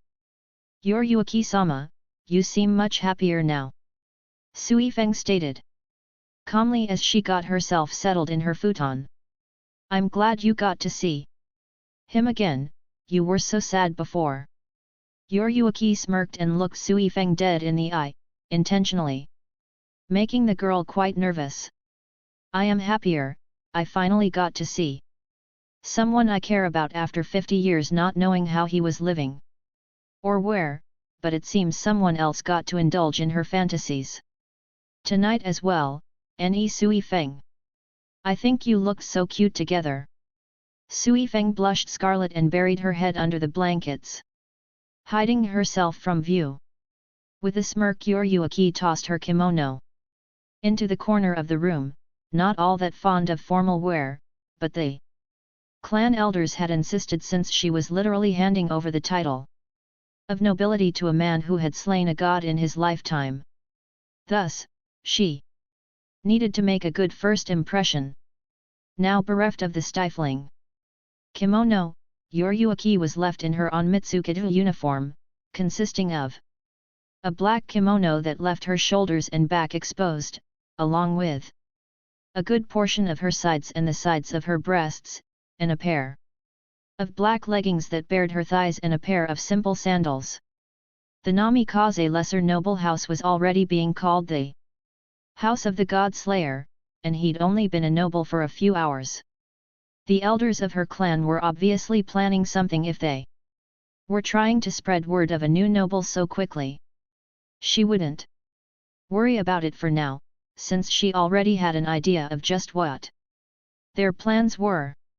Honestly, she wasn't bothered by it for once, but it would ultimately be up to Naruto. An hour later, when she was certain that Sui Feng had drifted off to sleep, she left their room and silently made her way back to the sitting room where she was certain she would find the person she was looking for. Sure enough, he was there on the deck overlooking the yard, smoking his pipe with the folder detailing the lives of his children and grandchildren open in his lap. Looking over the photographs with something akin to reverence. Sitting down next to him, Yoruichi almost burst out laughing when he glanced over at her, and his eyes immediately gravitated to the exposed sides of her breasts, and an atomic blush lit up his face. Before he turned back to the photos, trying to play off the event as if nothing had happened. "Mind if I join you, Naruto? I haven't had much of a chance to go over these in anything but an official setting," Yoruichi asked quietly. Seeing him nod and feeling a little devious, Yoruichi plucked the folder from his lap, being careful not to send any of the loose pictures flying, before she rose to her feet and deposited herself in its place. Naruto blinked. This was the second time in one day he'd had a beautiful woman sitting in his lap, her legs crossed and her toned yet soft backside pressing almost painfully into his groin, but it wasn't overly uncomfortable. To be totally honest with himself, it actually felt nice to have her pressed against him as she was. To have someone in his arms after so long. For a few hours, as the moon rose overhead and offered them a pleasant view of the lake's waters bathed in its silvery luminescence, the two sat there on the deck. Naruto had by this point put his pipe away for the time being and wrapped his arms about her waist so he could get at the photographs and articles in her lap. They spoke quietly with small smiles, going over the different information within the small folder and then looking at the pictures attached to a particular paragraph, laughing at particularly funny instances in the lives documented there, and crying at the sad times, like when their first family pet had died after having stuck it out with them for close to 40 years. Eventually the two had put the file to the side and simply sat there. Naruto's arms wrapped around Yoruichi's waist as they looked out over the crystal clear waters of the lake. Yoruichi frowned when a thought struck her. Isn't there a wall around this compound? Leaning her head back against his shoulder and tilting it back so she could see his face, she started running her hands up and down his forearm. Not in an attempt to get a reaction, she just felt an all-encompassing need to touch him, to feel his skin beneath her hands. Naruto grunted. There are several seals laid into those walls. One particular set of seals is designed to make the walls transparent from the inside. That way I wouldn't rob myself of the view. Humming in contentment and understanding, Yoruichi continued what she was doing, ignoring almost all else. It was nice sitting with him like this. She almost didn't want to leave, but they needed to get some sleep. They both needed to be in the Siritii tomorrow, something she had told him during dinner, so that he could be assessed for ability and formally introduced to the Su Teiku. If he was accepted into the Godiya Husentai, then Yoruichi had already offered to train him alongside Sui Feng, and he would become a member of the Onmitsukido, the corps commander, if she had her way.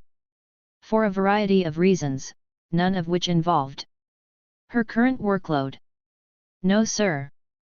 Patting him on the arm, Yoruichi made to stand, before turning and pulling Naruto to his own feet after he'd gathered up the file. It's time. We got some sleep, we have a lot to do tomorrow and you need to actually be awake to meet with the Su Teiku. Naruto pouted childishly. Do I have to? Can't he just talk to my unconscious body instead? Chuckling, Yoruichi took his hand and pulled him along down the hall, opening doors at random until she found the one she was looking for, completely failing to realize that the room she was looking for belonged to the very person she was dragging behind her. She was eventually treated to the sight of a large bedroom, with a single futon already neatly laid out on the tatami. It was incredibly Spartan, with only the bed and a desk at the far end littered with sheets of paper covered in scrawls, and a single candle set near the back of the desk. Pulling him into the room, Yoruichi smirked back at him before taking hold of his shoulders and pulling him down. "Now, get to bed, I'll see you in the morning." Then she did something not entirely out of character for her, but absolutely shocking for Naruto. She pulled him down even further until her lips pressed against his own in a gentle kiss. It was gentle, not meant to inspire lust but to show him the love she felt for him. It was soft yet confident, chaste yet full of passion.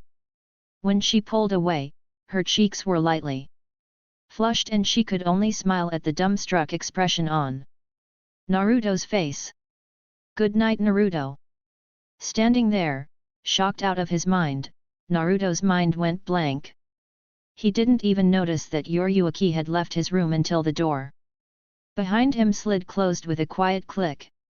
Even then he didn't move for some time, simply brushing his fingers against his lips where she'd kissed him. 50 years without substantial human interaction or affection of any kind had left him ill-prepared for such a thing, and from a woman he barely knew even more so. Finally, after standing around in a daze for several long minutes that felt like hours, Naruto shrugged off his outerwear, placed the file he was holding on his desk, and then crawled into bed, determined to force himself to sleep if need be. Alas, that wasn't necessary, since almost the second his head touched his pillow, he was off to dreamland. Scene break. The next day, after a light breakfast of grilled fish and rice, served with iced tea and miso soup, the group made their way out of Hakuten. Yoruichi grumbled about having to wear such stuffy clothing for a good portion of their trip, and not being able to wait to get back into her normal uniform. The sentiment made Naruto chuckle, as he himself had simply gone with what he was comfortable in. His red haori, fishnet shirt and hakama. He too wasn't much one for standing on ceremony, and he absolutely hated formal wear, so he didn't wear anything that was any more expensive than what he had on. The group made good time, and Yoruichi and Suifeng were both pleasantly surprised that Naruto was capable of keeping up with them, even while using Shunpo. He was fast, almost unbelievably so, and only seemed to get faster as they traveled. Then again, Yoruichi realized suddenly that Naruto was a visual kinetic learner. He learned best by watching someone demonstrate a technique he wanted to learn and then practicing on his own. The fact he learned Shunpo just by watching a few Shinigami over the years was not so surprising when she thought of it that way. It also confirmed her suspicion that Naruto did indeed have a larger than average well of Ryoryoku, but she couldn't feel his Ryutsu at all. Knowing him though, he must have found a way to hide his presence in its entirety somehow. Deciding she might as well wait to ask her questions for some other time, Yoruichi held her tongue and continued on her way, with Sui Feng directly behind her and Naruto beside her, with Omida bringing up the rear.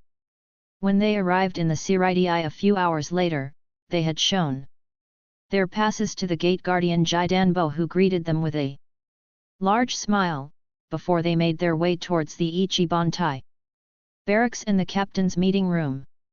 First though, they had to make a small detour so that Yoruichi could change into her uniform. Once the group arrived at the Nibantai barracks, the group split off, with Omida offering Naruto a quick tour of what he was certain would be a place Naruto would be frequenting in the near future. When Naruto accepted, the large man immediately started off towards the training fields, and beckoned for Naruto to follow after him. When the two men were out of sight, Yoruichi and Suifeng made their way to the captain's quarters so that Yoruichi could change. "This is our squad training ground. We have regular training sessions here, and the Taiko often joins us in our sparring matches to offer personal instruction to those who need it," Omida stated proudly, and within the said training ground, several shinobi were bounding about throwing punches and kicks at each other in what Omida described as pure Hakuta matches to improve skill and endurance. Moving on, he then showed him the actual barracks where the unseated and seated officers excluding himself and Sui Feng slept. Then directed their attention to the main building where the administrative offices were located. Their tour was cut a little short when Yoruichi reappeared in a burst of shino, dressed in her shiakushou and white haori, but Naruto wasn't complaining. "Having fun you too?" Omida saluted the woman as Sui Feng appeared next to her, standing at her shoulder dutifully. "I was just giving Namikaze-sama a tour of the facilities, Taiku." Yoruichi smirked and turned her attention to Naruto, who had hung his head and placed a hand to his forehead in exasperation. "How do you like it, Naruto?" Naruto looked up again, dragging his hand down his face. "It's nice. But aren't we supposed to be somewhere, Yoruichi?" Yoruichi frowned, then pouted childishly. "Did you just call my amazing barracks nice? Not awesome or amazing or inspiring. Just nice." Naruto raised an eyebrow. "Yeah, it's nice, and we have an appointment, correct? We should get moving before we end up emulating an old friend of mine." Yoruichi snorted after a moment of thought, knowing exactly who he was talking about. Kami-sama bless that man for providing her with endless hours of amusement at the expense of those he always managed to catch flat-footed. After a moment or two quietly snickering to herself, Yoruichi nodded and ordered Omida along as well, since this meeting would require the presence of both the Taikus and their Fuku Taikus. Sui Feng would have to remain behind as she wasn't even a seated officer yet, even though she was nearly as strong as Omida. When the three of them were finished saying their goodbyes to Sui Feng, leaving her to train in the yard with the other members of the Onmitsukido, they left the Nibantai barracks and made their way deeper into Siritai. It only took them another 20 minutes to arrive at the Ichibantai barracks, and when they did they were greeted by Sasaki Kojiro, the squad's Fuku Taiku. He was a tall man with hair that had gone silver with age, apparently being one of the oldest Fuku Taikus still on active duty. He immediately directed Naruto through a set of shoji doors which Naruto quickly realized upon entry led into the office of a short old man with a very long white beard and large eyebrows. Looking back at Yoruichi, she nodded and then left for the far end of the hall with Kojiro and Omida following behind her. Closing the door behind him, Naruto made his way over to the desk, standing in front of it and submitting himself to the older man's closed-eyed scrutiny. After several moments, the old man opened one of his eyes only slightly and spoke. "Your Ryutsu is being actively suppressed, masterfully as well if I might add, Namikaze-san," Yamamoto stated calmly. "I believe it has something to do with those symbols on your wrists." Naruto raised an eyebrow, surprised by the elderly man's ability to see past the seals he had placed on the vents on his wrist, which were the source of the outward flow of Ryoryoku that produced a being's Ryutsu. With a nod, Naruto remained silent, waiting for the older man to continue. "Very interesting, Namikaze-san. Those symbols create some sort of extremely complicated Kido unlike any I've seen. Derived from your time living in District 13, I presume." Another nod, and Yamamoto's eye closed once more. I would like to introduce you to the captains in a moment, since you will undoubtedly be working with them in the near future, but first I would like to ask how you have been faring here in Soul Society. Naruto scratched at his cheek as he attempted to formulate a proper response. Better than can be expected actually. I've been to some of the outer districts of the Rukongai, and I'm lucky I was placed where I was. It took me quite a few weeks to adapt to using Ryuryoku. After all, so for those first few weeks I was essentially powerless. Pausing for a moment and taking in the elderly man's lack of reaction, Naruto cleared his throat and continued on. I managed to build myself a compound out in Hakuten, and have been living off the land for the most part ever since. Other than that, it hasn't been too bad, other than the boredom that quite regularly sets in on me. An odd sound, almost like chuckling, met his ears then. Perhaps we can fix that. You have quite the vast reserves of Ryuryoku, quite a bit greater than any I've sensed in my many years. Perhaps the title the Shihaoran clan elders have bestowed upon you was more accurate than we had originally assumed. Godslayer hey! Naruto muttered distastefully. Yamamoto nodded before standing from his seat and picking up his cane from where it had been leaning against his desk. You did after all slay a primordial demon god known as the Juhobi, and the goddess Kaguya while you were alive, and barely 17 years old, so the title itself holds merit. Walking around his desk, Yamamoto stood next to Naruto, his presence actually making the hair on the back of his neck stand on end at the proximity. Nevertheless, for the time being I see great potential in you, Namikaze-san. Please do not betray the trust I am placing in you by allowing you to join the Godiya Husentai. Naruto nodded, and the two were off for the meeting hall where the Taiko of the Godiya Husentai were waiting for them to arrive. When they did arrive, the other captains were standing in 2 rows on either side of the door, leading up to a raised platform where Naruto assumed Yamamoto would stand.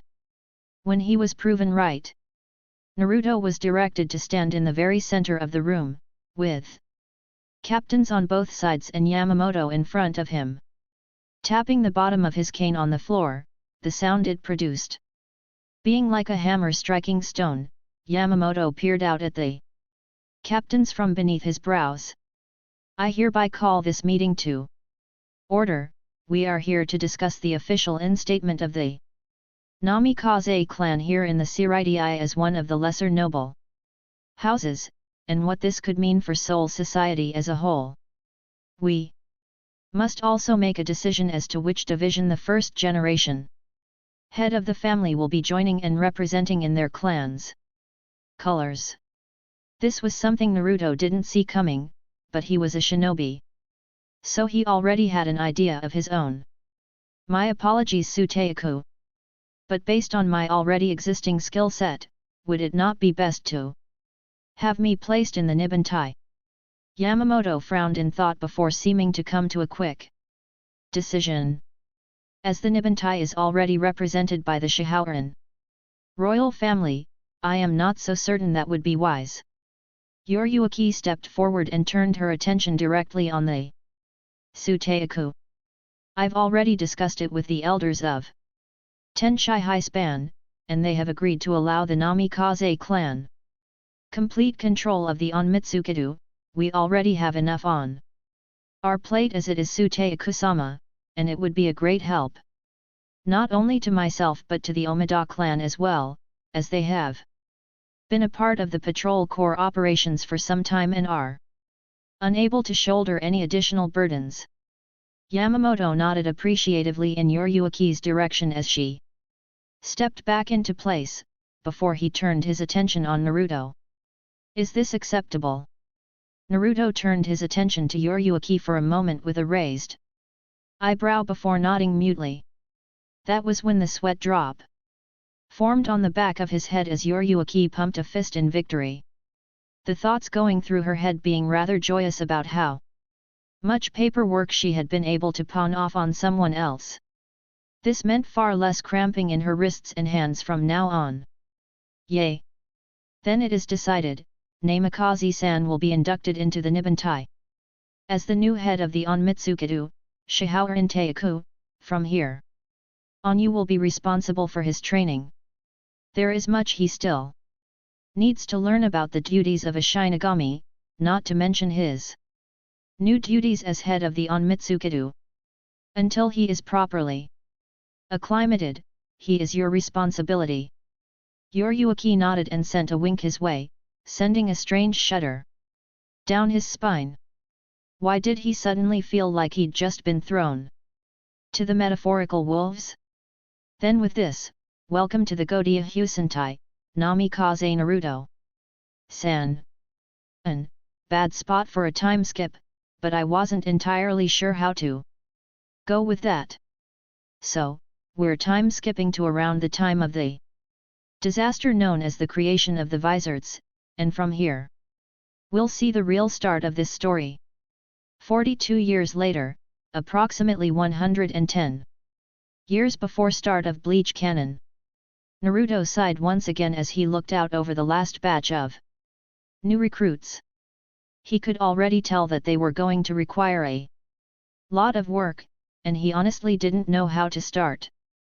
The last time he'd taken on new recruits, they already had a good grasp of the basics for this particular profession.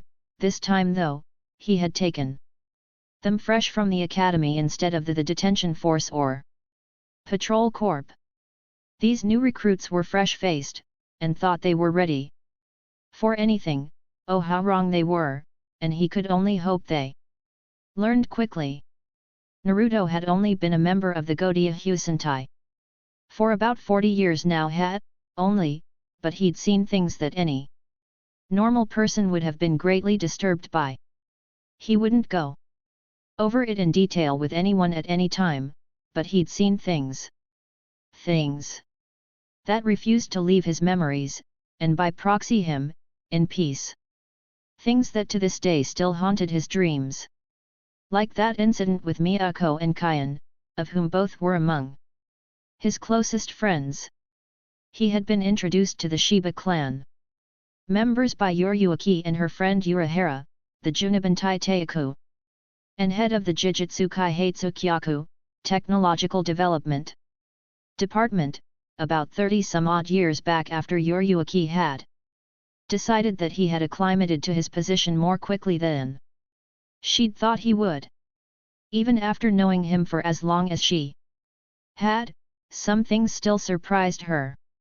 He had immediately hit it off with Kaien and his sister Kyokaku, while Ganju saw him much like he did Kyokaku, thanks to their similar styles of dress and propensity to beat the crap out of things that pissed them off. So Ganju was more terrified of him than anything else, knocked the youngest Shiba about the head after he'd decided it would be wise to take it upon himself to find out what rankled him the most. Seems he still didn't quite understand his own strength. Because Ganju had been given a lesson in flight that day, he replaced the wall, of course, and even apologized to Ganju in the aftermath, but it was the fact that he hadn't even been trying that probably hadn't helped much. After meeting them, he'd been introduced to Ishin, an eccentric but cheerful man.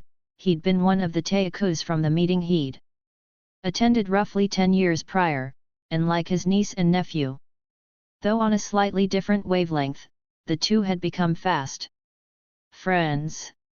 It was a few years later, after Kaien had taken the position as lieutenant of the Juzenbantai, that something terrible happened. Naruto had been out visiting his old home in Hakuten when he'd sensed the hollow, but something about it had been off. Way off. Flashback. Sitting on his deck, looking out over the lake set in front of his home, Naruto smoked his pipe while wondering about his current life. He could honestly say he enjoyed having friends again, having precious people. Ever since that night where Yoruichi had kissed him. Good night, she hadn't done anything like it again. Well, not exactly like it. She had discovered a number of ways to tease him over the years. But it never escalated beyond touching. It would seem the boundary had been drawn, and he was fine with that. It made their relationship a little bit more interesting than the ones he'd had before, but he was the one they once called Uzumaki Naruto, just because his name had changed. It didn't mean he wasn't the same knucklehead he was before. He'd just go with the flow and, if necessary, overcome the storm. As his name was written, he was born to be a maelstrom, a whirlwind of change. He had to admit he was attracted to her, but what hot-blooded male wouldn't be? The woman was gorgeous, blessed with a curvaceous and slender figure, and mischievous golden eyes that reminded him of shining gemstones. Graceful, powerful, athletic, flirtatious, and possessing an amazing sense of humor not so dissimilar from his own. It would seem she even shared his love of pranks. She was a woman most men had only ever dreamed about. The perfect woman from any teenager's hormonal fantasies. Even though he wasn't a teenager anymore, she made him feel like one again. Was he in love with her? Perhaps, but to him it was still too soon for him to make an accurate judgment. With a sigh, Naruto tipped his pipe and tapped the contents out onto the grass beneath his deck. It was in that very moment that he felt it. A familiar tingling at the edge of his senses, a familiar yet strange Ryutsu. He could feel the presence of a familiar Shinigami, and it wasn't alone. If he was reading the feeling correctly, then it was being eclipsed by what felt like a hollow eyes snapping wide open in shock when he finally recognized this particular Shinigami's Ryutsu. Naruto literally tore apart his deck with the force of his departure as he leaped from his yard and over the wall, splintering the wood and sending pieces of shattered mahogany flying about in frenzied flight. He was going to have to fix that later too. Now he was definitely both annoyed and worried. Worried that his friend was in danger, and annoyed at this hollow for forcing him to worry in the first place. Now his friend was in peril, and his deck was destroyed.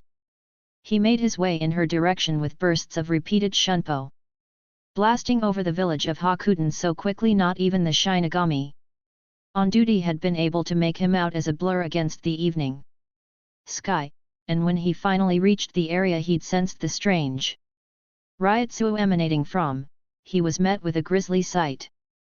6 corpses laid on the ground, slowly disintegrating as life left them. Body parts strewn across the small forest clearing in a gory mess. Naruto grunted his displeasure, his sense of smell being quite a bit stronger than most, so this was bothering him more than such a sight usually would. It was always the smell that got to him, that end. He had an issue with death, the fact he was technically dead not being lost on him. Looking up at the sound of something moving, Naruto's eyes went wide in shock as a shadowy figure emerged from the underbrush. Miyako-san had been the only words he could utter at the sight. Before him, Shibakayan was a nervous wreck as he and Yokotake Joashiro, his superior officer and Teiku of the Jozen Bantai, made their way towards the last known location of Miyako's squad. He knew there was something strange about that mission, ever since he first heard what it entailed, yet hadn't thought that even Miyako would fall prey to this strange hollow. But when a frantic survivor of this particular disaster had burst through the doors of the barracks screaming his head off for help, Kayan had known right then and there that he'd had good reason to worry. His only relief was that he could still feel her Ryutsu. It was faint but it was there. So he had set a frantic pace, his ill captain easily keeping up with him as he did so.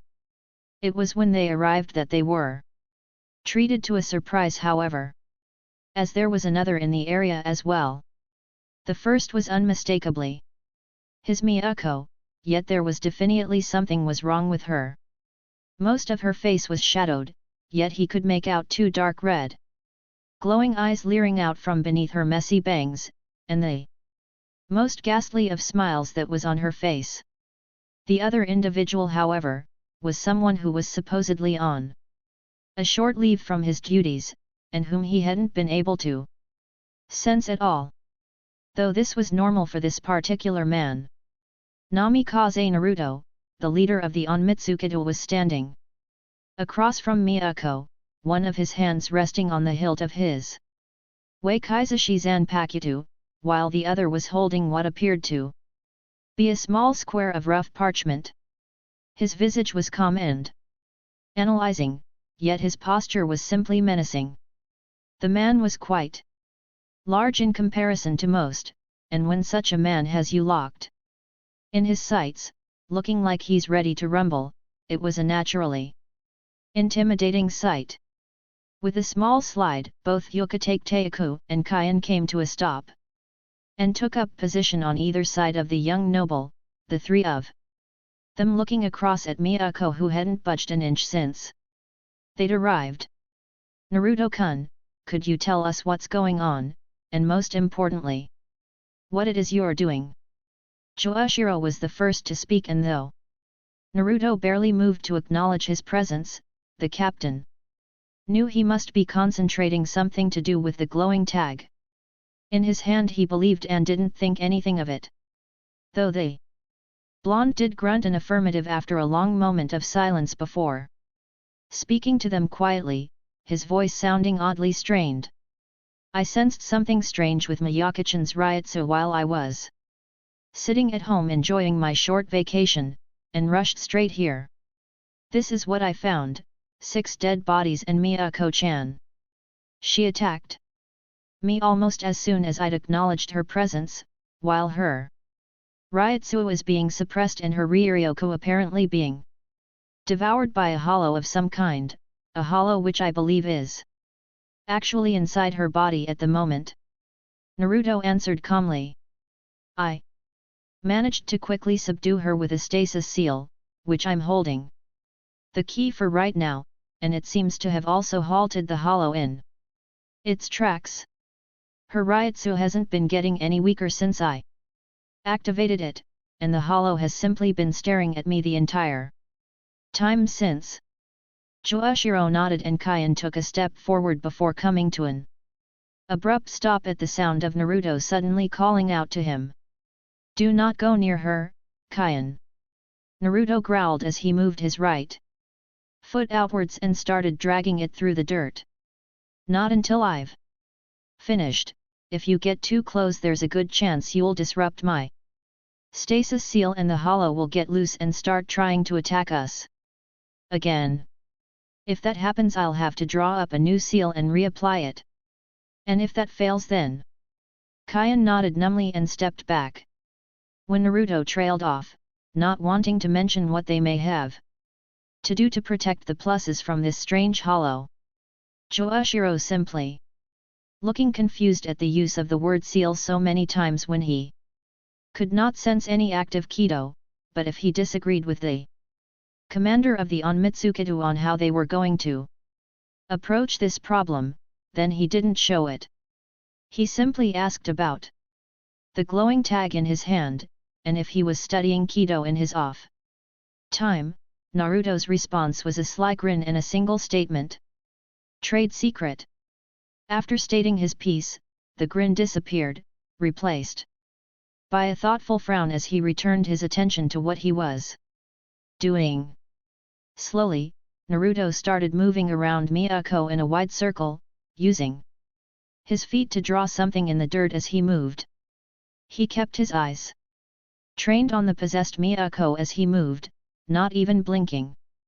And when he finally made his way all the way around, he stamped his foot down on the first marking he'd made earlier and then raised his voice for a single command, FUIN. Blue light erupted from the earth all around Miyako, glowing through. The symbols he'd drawn in the earth as the seal he'd formulated was activated. The light grew in strength after a moment, growing to the point of blinding them and concealing those at the epicenter of the explosion of energy from view. It lasted mere moments, and Kyan, fearing the worst when everything went quiet, almost made to jump into the light before his Shiakushou was snagged in a firm grip and he was yanked away from the pillar of light and dropped on his ass by a disgruntled shinobi. "Don't be getting so stressed out, Kyan," Naruto grumbled, having finally dropped the tag he'd been holding and drawing his sword.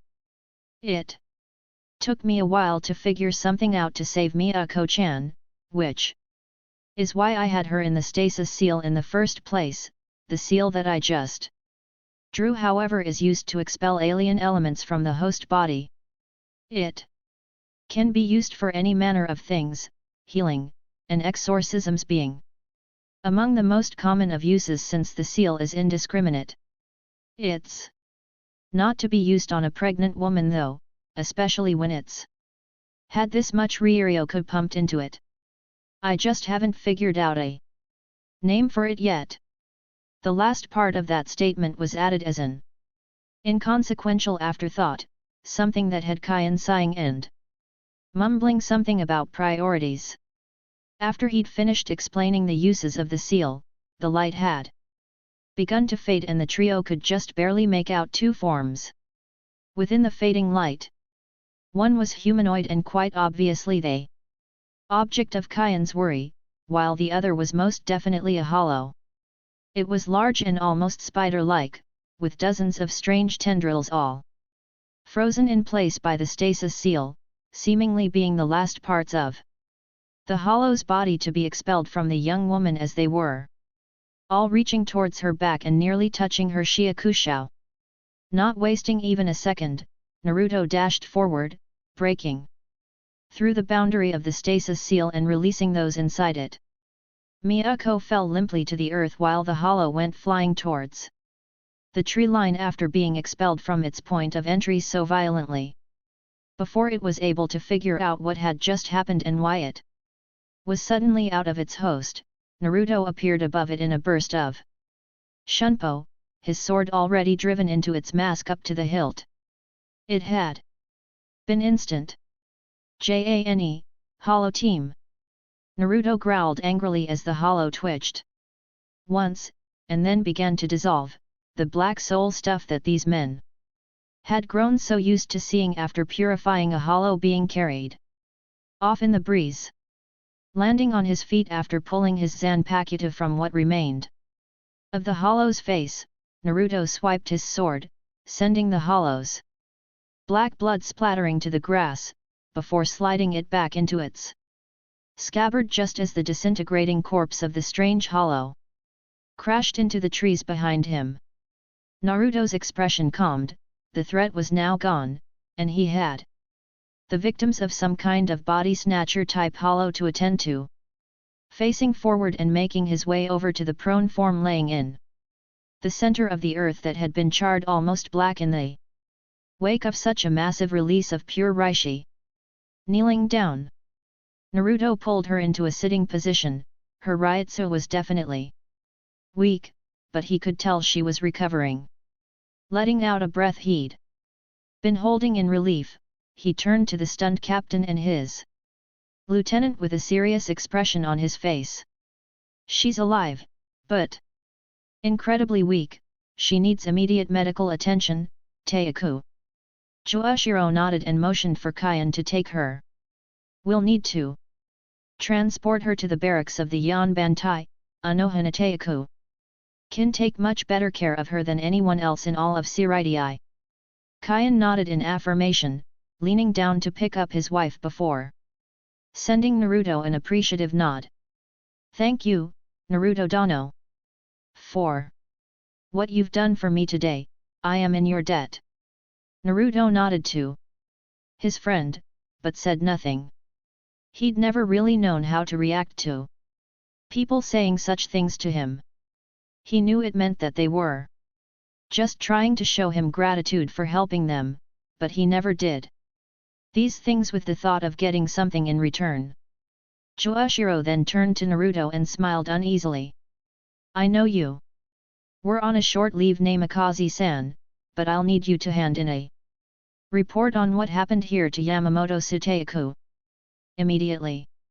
Naruto groaned, slumping over in defeat as his short leave was called to an even sooner end, just the thing he needed to top off the night. Damn it, yet I get it. There goes my vacation. Flashback end. He had been a little upset that his well-deserved vacation had been interrupted, but considering one of his few precious people had been in danger, it was worth it to save her. She recovered quickly under Anohana's attentive care and was well on her way to making a full recovery. Whatever that Hollow had been doing, it had definitely done some damage. Naruto had been on very good terms with the entirety of the Shiba clan ever since the attack of the body snatcher Hollow, and quickly came to learn that they were all lunatics. Mind you, he couldn't really say anything, as he could admit he had a few screws loose himself. The dynamic had changed. He'd been a friend before, but now, he was part of the family. Kyan had even taken to calling him Anaki, and Ishin had starting jokingly referring to him as Oikun, nephew. Whenever he went over to visit, he could honestly say it was rather nice to have something like a family after so long. Though he could do without Ishin practically demanding that he make it official and marry his niece immediately. He knew Ishin was only half serious, and was mostly doing it just to get a rise out of him. But it got annoying sometimes, to the point that both he and Kyokaku would take to teaming up on the Shiba clan patriarch in retaliation. It only occasionally turned into an actual fight, but they were never anything too serious.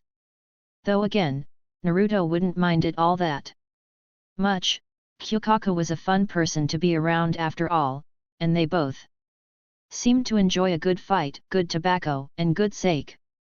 About 2.5 years ago though, the talk of engagement had gone beyond being just a simple joke at their expense and had actually become official.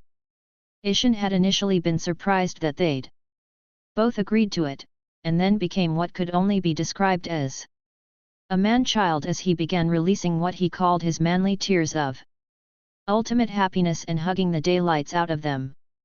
He pouted childishly when they said they would be married only after they'd managed to get more familiar with one another, as even though they had known each other for a few years, Naruto had been rather busy with his responsibilities and they hadn't actually interacted all that much, basically telling him that they wouldn't be getting married for at least another decade at the least if it continued apace. Naruto smiled fondly in memory when Ishin had actually started crying in happiness, saying how happy he was that his niece had found such a kind and powerful man to marry, yet how sad he was that she would someday soon be leaving his house and joining a different clan entirely. Now don't get him wrong, he didn't mind compliments, but whenever he received them he had difficulty accepting them. He kept quiet though, and simply thanked the man for his kind words. Then there was something else that had been brought to his attention. Over the last several years hundreds of souls had gone missing from the Rukongai, including a certain shopkeeper that Naruto had been a patron of for close to 100 years. The disappearances had started a little over 10 years prior, and Naruto had been personally looking into it after a certain part of the investigation had piqued Naruto's suspicion towards a particular Shinigami. Clearing his throat, Naruto left one of the senior members of the Onmitsukido to watch over the new recruits and get them started on their training as he turned and left the training field. His suspicions concerning the decade-long investigation had been proven mostly Correct. He'd listened in on several meetings between the CO conspirators, a Fukuteiku, and his subordinate actually, and had been able to discern just what it was they were doing, and that the leader had been the one who was responsible for the near death of his soon-to-be sister-in-law all those years ago. He didn't have enough actual concrete evidence to bring it to the Suteiku's attention. However, the Fukuteiku's record was spotless to begin with, so simply coming forward and stating his opinion on the matter would do nothing more than make the one responsible suspicious, and Naruto himself look like a fool. With a sigh, Naruto entered his office and gathered up his files. He would need to take some time at home to go over everything again and try to make more sense of all this. What the young man's true goals were remained a mystery, and Naruto absolutely hated mysteries. They made his head hurt. Leaving his office with files in hand, he nearly bumped into Sui Feng, who had been preparing to knock on his door, smiling at her warmly. As he closed the door behind him, Naruto gestured with his head for her to walk with him before he set off down the hall. Is there something you needed, Sui Feng? Sui Feng nodded, falling into step with the much larger individual, almost twice her height, with hurried steps as he quickly made his way down the hall, slowing his stride to allow her to catch up. I wanted to catch you before you left on another vacation, Naruto Sama. Yoruichi-sama was worried and wanted me to pass on a message to you. Naruto raised an eyebrow quizzically, looking over at Sui Feng as they kept forward. Why would Yoruichi be worried? I'm going on vacation, not a mission. Sui Feng shook her head. She wouldn't say more than that, Naruto Sama, just that she was worried and for you to be careful out in the Rukongai. With all of the souls in the Rukongai that have gone missing lately, she must just want to be sure that you are not going to become part of that statistic. She paused for a moment to catch her breath, but quickly continued. Though I'm sure she's worried for nothing. You are rumored to be one of the strongest Shinigami in the Godiya Husentai after all. I even heard that Yoruichi-sama was thinking of putting your name forward for a promotion to Teiku. Naruto laughed boisterously at that and turned to Sui Feng as they stopped at the torii gates leading into the compound. Is she now? I would say that I was honored, but with my upcoming marriage it would be more a hindrance than anything else. All that paperwork hardly seems my style. Placing a hand atop Sui Feng's head and giving it a gentle pat, Naruto smiled down at her reassuringly before turning away and making his way down the stone steps. Don't you worry, Sui Feng-chan, nothing is going to happen to me. I'll be back in a week, so make sure that my new recruits are training hard.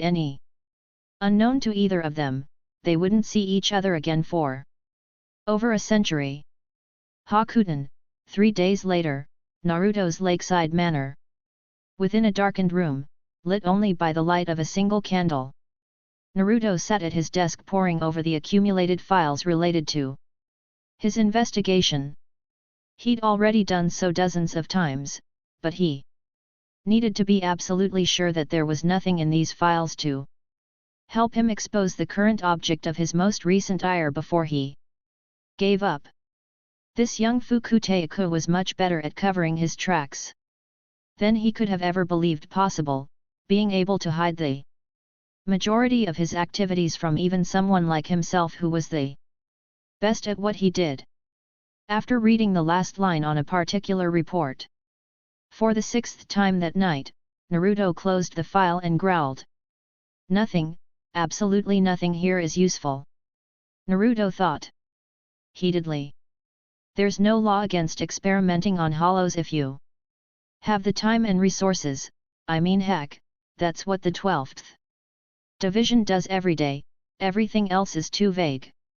Just vague conversations between him and his subordinates, that if used in the Right context could implicate him in a variety of crimes or be construed as completely harmless conversations. None of it is concrete evidence. If I try to dig any further though, it could just drive him underground so to speak, and the trail would go cold. Returning the files to the storage seal on his left arm, Naruto blew out his candle and prepared to turn in for the night, at least until his entire house, yard, and all, went up in a blazing fireball that reached into the sky. This being visible to everyone within 20 miles.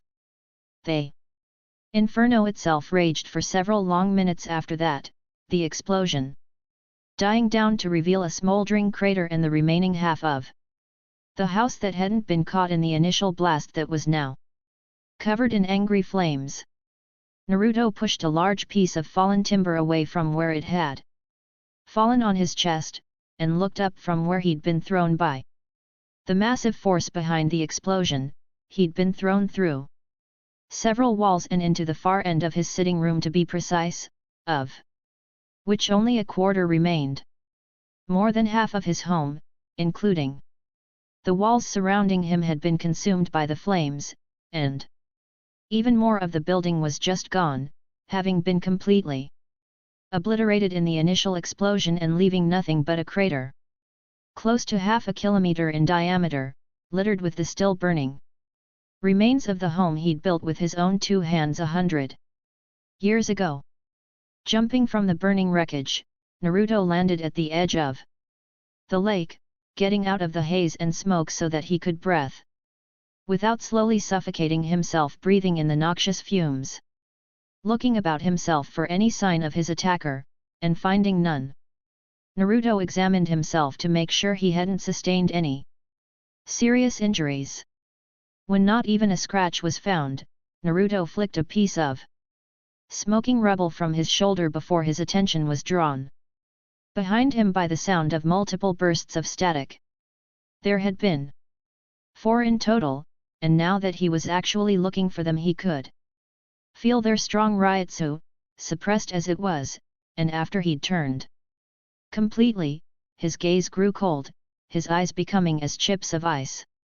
There was a storm brewing behind those eyes, but in the end he only caught a glimpse of his attackers before what he supposed was the leader swung their sword at him in a wide arc, releasing a wave of golden energy that tore towards him with unbridled fury. He didn't have a chance to so much as blink before the technique washed over him and he was picked up and thrown across the clearing like a rag doll by the bright yellow wave of energy, and another massive explosion rocked the clearing as that same technique detonated at the trilene. Break! The alert sounding all throughout the Siriti sounded from the sirens installed in the Junabantai barracks, and the emergency captain's meeting called almost immediately afterwards had Yoruichi on serious edge as she entered the assembly hall. She was the second to arrive excluding the Suteiko himself. Noticing Ishin had already arrived, it didn't take long for the others to arrive after she did either. The Suteiko didn't waste any time, his cane hit the floor at his feet with a crack once all were present, and without preamble he began informing them of the situation. I have just received a report from Yoruichi that is most disturbing. Not 5 minutes ago, the ryotsu of a powerful hollow was detected in West Rukongai District 3. Yoruichi's eyes widened, her heart feeling as if it had suddenly gone painfully still within her breast as she took an unconscious step towards the center of the room. It has been classified as being beyond captain class, and has been reported to be attacking someone within the area. As I know of only one prominent individual who calls this district his home and is currently residing within the area, we can be certain that it is not his ryotsu that drew the hollow to him. For now, I need 3 captains to move out immediately to confront this hollow and support Namikaze immediately. Shihauer and Teiko I am assigning you command for the time being as you are the only Taeku present, who is aware of the location of the Namikaze clan, is state. Yoruichi nodded and pointed her thumb towards the door, Urahara already falling into step behind her as she made her way out, with Ishin following along less than a moment later.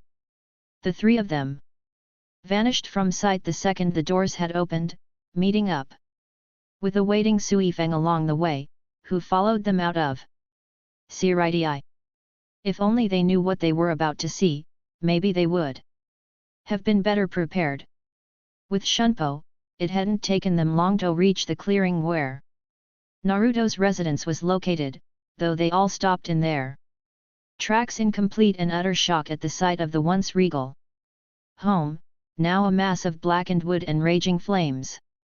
More than half of the house simply wasn't there anymore, the ground having been cratered by what must have been massive force, seemingly obliterated by the force behind what they could only guess to be the signature move of hollows above Ajicha's Minos, the Zero.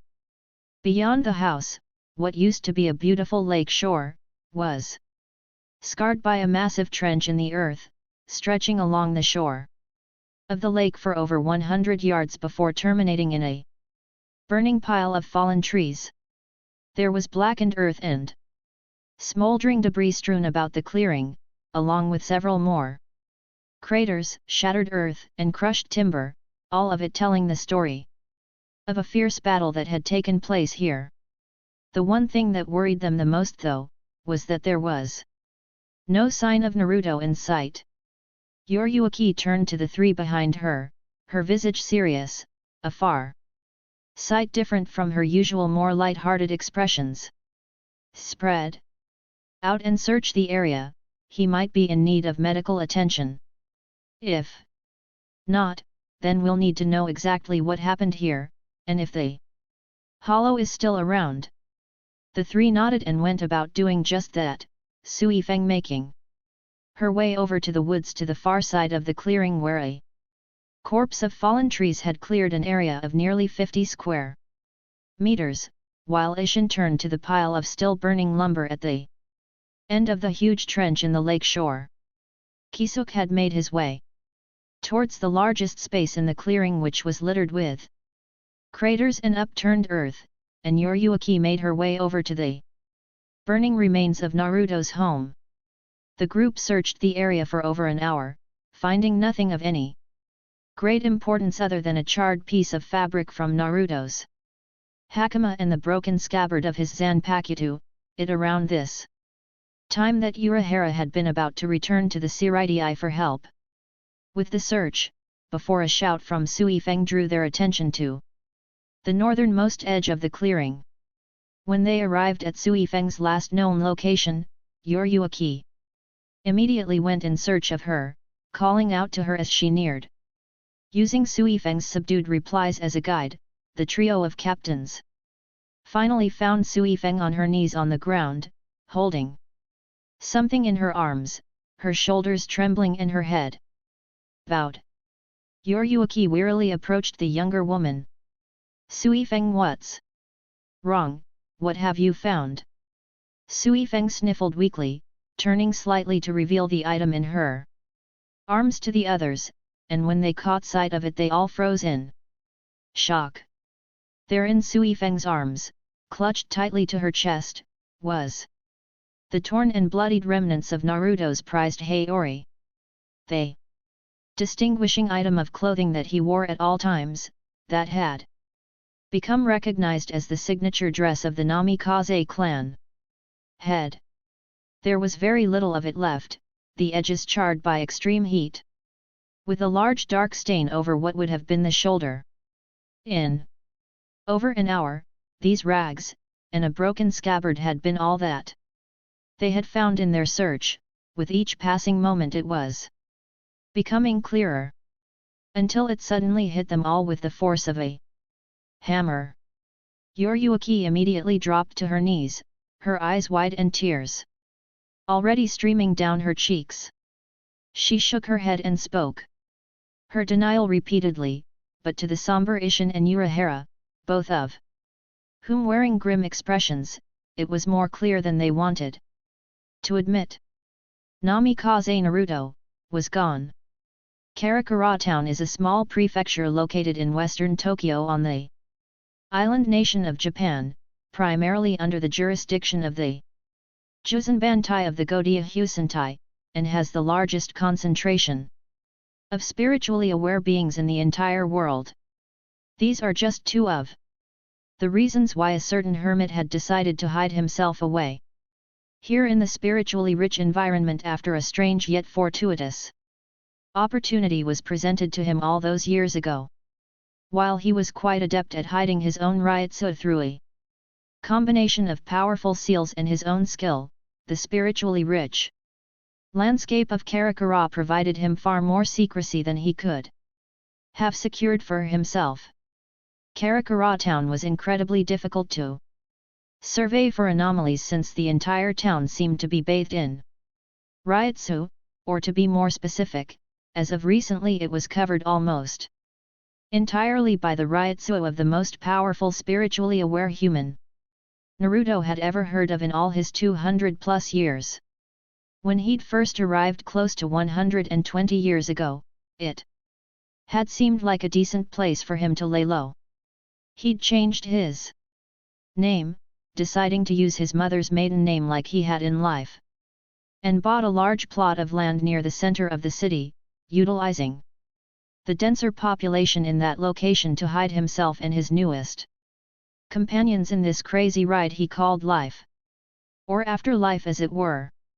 Since Naruto had discovered that life as a soul in Soul Society actually had very few differences in comparison to the life of a normal human living in the human world. After you factored out the much longer lifespan of a soul, and the incredible strength many of these souls had gained over such a long period of time. Both had hearts that beat in their chests, both felt joy and sadness, heartbreak and pain, and both could fall in love. He'd even learned that when two souls copulated, pregnancy was still a very real occurrence. Who knew? How else did noble families in the Siridae produce heirs? A magical stork? Would you be surprised to hear that he had actually been convinced that a magical stork really was responsible for delivering the natural-born heirs of noble families?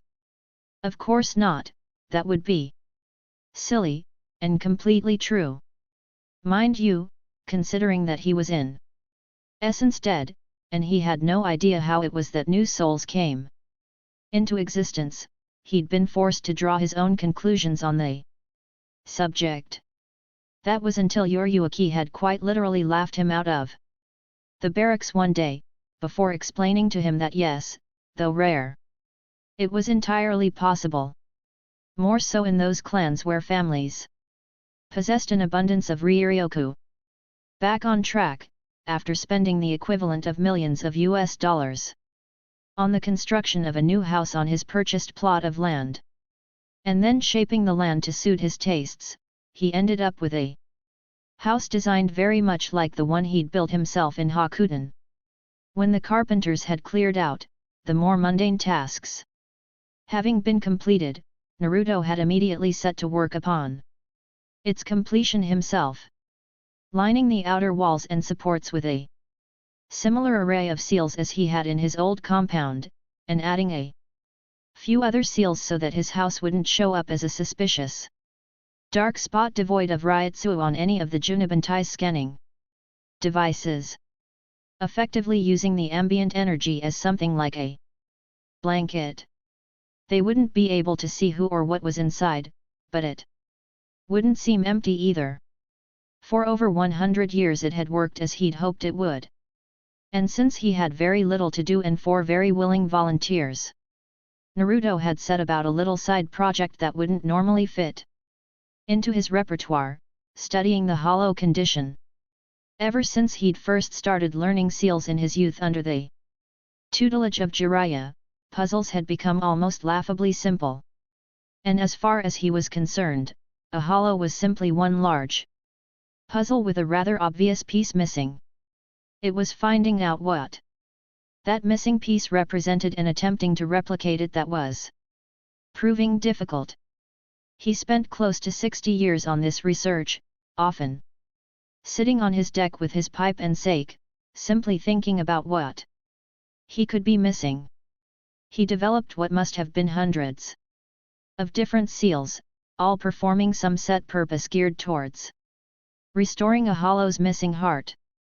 Of course, he quickly learned that it wasn't so simple.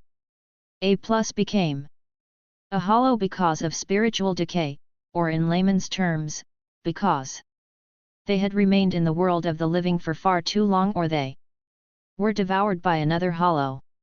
It could take years for a plus to turn into a hollow if simply left alone to its own devices, especially in the case of those souls known as demi-hollows. Souls that had remained in the place they had died due to some form of strong emotional attachment, causing their broken chains of fate to literally bind them to that location until their eventual transformation into a hollow. He had observed these phenomena with great scrutiny, making sure to console them well before their transformation had reached completion, before moving on to the next subject for observation. He'd kept this up for over 6 decades, and after 60+ years of doing nothing but research upon research, which Naruto had decided he hated with a fiery passion, he'd finally been struck by an epiphany. The transformation itself wasn't going to lead him to an answer, but the hollow's memories very well might. That was of course if they could remember anything about their lives at all, but as it had been for him, perhaps he just needed to find someone with a significant amount of Ryoryoku. Something that had protected them from losing their memories of their lives. His newest companion was not only an extremely powerful hollow before her transformation into an Aaron car, but was also willing to offer him that information, though Naruto was sure the woman was in a considerable amount of emotional pain while doing so. She was strong and hid her emotions well, but whoever said hollows felt no human emotions deserved a punch in the face with an Otomore's Nan. Or maybe a Rasen Shuriken. Decisions. Unfortunately, he still hadn't made any progress towards reversing the process of hollowification. It made sense to him though. He was admittedly not the smartest person in the world, and someone was bound to have tried before. Perhaps it would be best if he just continued to develop new seals in his attempt and keep his eyes and ears open for anything that may help in his efforts. When in doubt, stick with something you're good at. Seals could after all do anything. The user could dream up a seal that would reverse the process of hollowification. Didn't sound too absurd when you thought of it that way.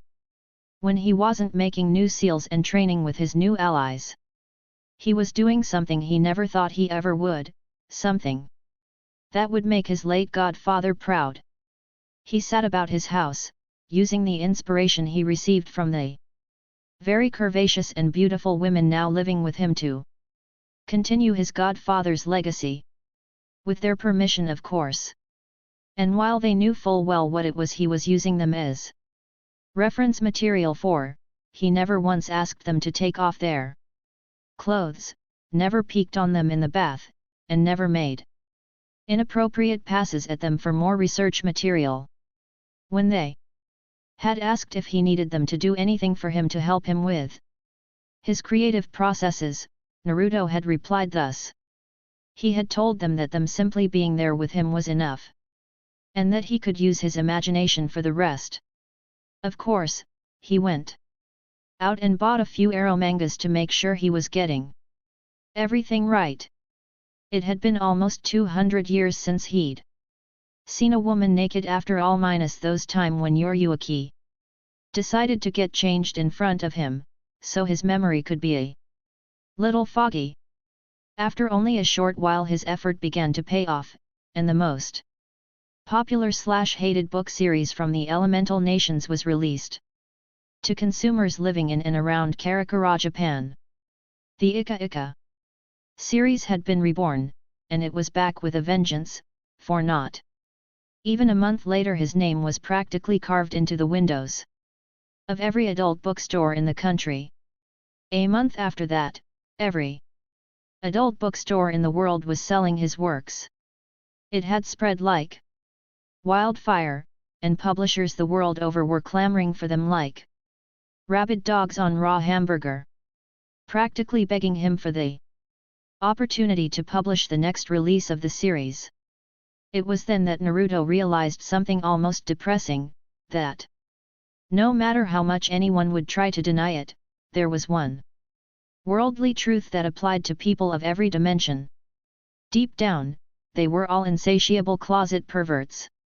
They would try to hide it, and some would do very well at that particular endeavor, while others just let it all hang out in the open, so to speak.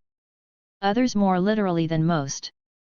It was however a good way to make money, and due to its success, Naruto wouldn't have to worry about currency for at least the next 100 years. Which was just fine for him, seeing as how having a base in the world of the living could definitely prove useful in the long run. Looking back on those days, Naruto chuckled, wisps of smoke escaping through his nose and parted lips. In over 100 years, he hadn't aged a day, and had only continued to grow stronger the longer he stayed in Karakura. He'd trimmed his hair so it was a little neater than it had been before, keeping it at about waist length, while he made double sure to maintain his physique and keep his skills sharp while doing so. All of this training and research, all his work into continuing his late godfather's legacy, all served a singular purpose, and that was to ensure that he had a solid foundation when what he was sure to be all-out war broke out between him and Aizen's army of modified super hollows. It wouldn't do for him to let all this time go to waste.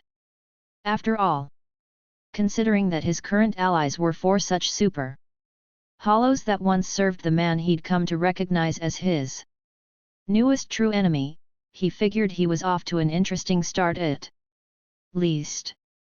As it were, Aizen had taken quite the gamble. The attack on his person 100 years ago had not only proven that Aizen knew about Naruto's investigation into his actions, but that Naruto had been getting far too close for comfort. It had been his mistake to act without enough information on Naruto's abilities at the time. As a result, he made a miscalculation and lost one of his strongest soldiers, along with her servants. As a result of Aizen's mistake, Naruto had been able to train and prepare under the radar. Neither Shiraitai or Aizen was aware of his continued existence in the world of the living. It had been necessary, though perhaps a little cold of him, to convince those precious to him that he'd been destroyed in that battle. It was, however, the only option available to him. There was no way of knowing how much dirt Aizen could have on any of them. Had he tried to bring the schemer's actions to light, he could very well have been painted as a villain himself. Having something like that happen to any of those close to him just hadn't been an option.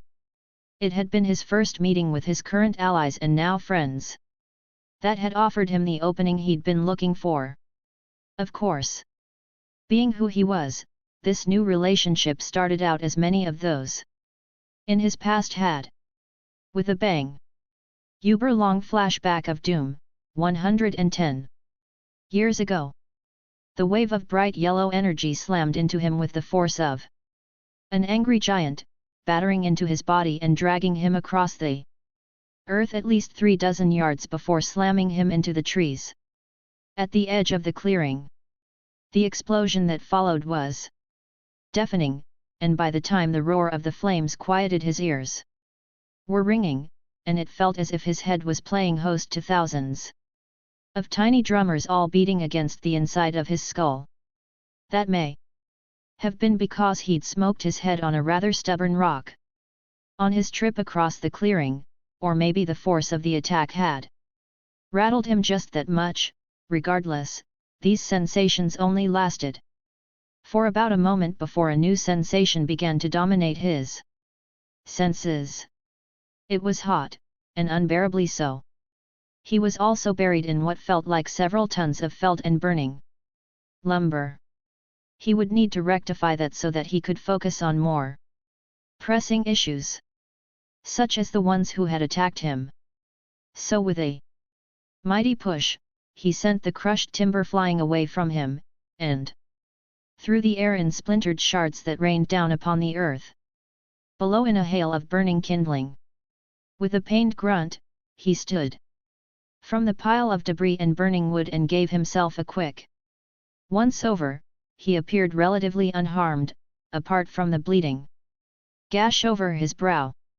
The blood from his wound streaming down his face in thick rivulets, dripping from his chin and staining the blasted earth beneath his feet as he walked out of the flames. His assailants were instantly on guard as he emerged from the smoke, his strides measured and confident even though his haori had been nearly obliterated and his fishnet shirt was left in tatters. The only articles of clothing to come out of that encounter relatively whole were his sandals and hakama, though one of his sandals was missing, oddly enough. In short, he looked like a bum dressed in rags, a far sight from the dignified and almost regal appearance he'd sported before he'd been blown sky high. Twice. Stopping several meters away from the four women in the strange white garb, Naruto spit a glob of blood to the side, running his tongue around his teeth to make sure none had been knocked loose or broken. With his inspection done, Naruto reached behind him and drew his wakaizashi, the broken halves of the scabbard falling to the dirt behind him as he did so, seemingly only having been holding on by a thread that had finally snapped as he'd drawn the blade. Raising his free hand to his neck, Naruto gripped his nape tightly and tilted his head to the left. A sharp crack followed the action and a rather annoying kink that had been bothering him faded. He then used his pinky finger to clean out his left ear, wiggling it about in an attempt to alleviate the high-pitched ringing that was still assailing him. A muffled voice from the group in front of him forced his attention back upwards, and towards one of the women in particular. She was the shorter of the group, standing at 150 centimeters thereabout, with long olive green hair, long eyelashes, and lavender eyes. There were 3 pink teardrops under her right eye, and 3 bone-like hair clips on the bangs to the right of her face. She was garbed in a long white dress, which seemed to be the color of the day, with long sleeves extending well past the tips of her fingers. There were 2 crisscrossing belts about her slender waist, and if she was wearing any footwear then he couldn't see it. She was saying something, but since his head was still ringing he couldn't make out a word of it. It was like trying to listen to someone talking to you when you were standing under a waterfall, which was impossible, and annoying. There were 3 others as well, another girl standing only a few inches taller than the first, with short black hair in a bob cut, and heterochromatic eyes, the right being blue while her left was amber, and painted with a thick red eyeliner. She was wearing a white kimono and hakama, the kimono having shoulder-length sleeves and black cuffs, a V-neck top with a high collar, and black bands around her wrists. There was some sort of bone fragment decorating her hair, set in the middle of her bangs and extending toward the back of her head with a single horn pointing forward. Strange headwear to be sure, but to each their own. Wherever these people came from it must have been a common fashion accessory, who knew? The others were quite a bit taller than the first 2, the first of these being a dark-skinned woman with long, wavy brown hair and an impressive bust standing at 177 centimeters. She had what appeared to be a 3-section crown on her head, and a thick Necklace about her neck, both of these items were seemingly made of the same bone-like material as the hair clips the other two were wearing. Like the others, she was also wearing all white, a corset-like top, and short white pleated skirt, with two white cloth bracers on her forearms. The last, however, was the one that had Naruto's more immediate attention. From what he could sense of her Ryutsu, she was easily the most powerful of the group, her presence in the area making the hair on the back of his neck stand on end. She too was a dark-skinned woman wearing white. She stood at least as tall as the other woman, but unlike the others he couldn't see any bone fragments. She was dressed in a white top that left her abdomen bare, covering the upper half of a tsunade-level bust up to the lower half of her face. Though short on her torso, it had a pair of long sleeves with black glove-like extensions that reminded him of a cat's paws. The top itself had a zipper in the center that seemed at first glance to open upwards, instead of the more traditional zippers in the human world that opened downwards. Her legs were adorned with an altered white hakama that bared a good portion of the smooth caramel skin of her thighs, held up by a black sash around her hips, with a pair of simple straw sandals on her feet. She had short, messy, blonde hair with 3 braided locks, blonde eyebrows, and thick blonde eyelashes over vibrant aquamarine eyes, which were currently regarding him coolly, yet warily. She was the only one who had drawn her weapon, a short sword with a curved guard and pommel. The blade itself was a double-edged broadsword, only about the length of his forearm, with a distinct lack of a fuller, as in the entirety of the blade where the fuller would normally be, was simply gone, making the sword hollow. A strange weapon indeed, but apparently quite effective at launching waves of energy at unsuspecting individuals who had been about to go to bed. How rude! All in all though, she was as beautiful as any kunoichi or Shinigami he'd ever seen in his existence, though his appreciation was marred by the fact she'd just attacked him. Then there was the fact he'd nearly overlooked before: the other dark-skinned woman was sporting a hole. Not just any hole either, but one that went straight thought her body visible just beneath the cleft of her breasts, telling him one thing without a shadow of a doubt. Hollows break, perspective change. Tirharibal calmly looked over the burning wreckage of what was once a beautiful homestead, regretful of the fact that she had been ordered to destroy it and the person living there. In her mind, such beautiful scenery should be preserved at all costs, and to destroy it was simply a crime against nature.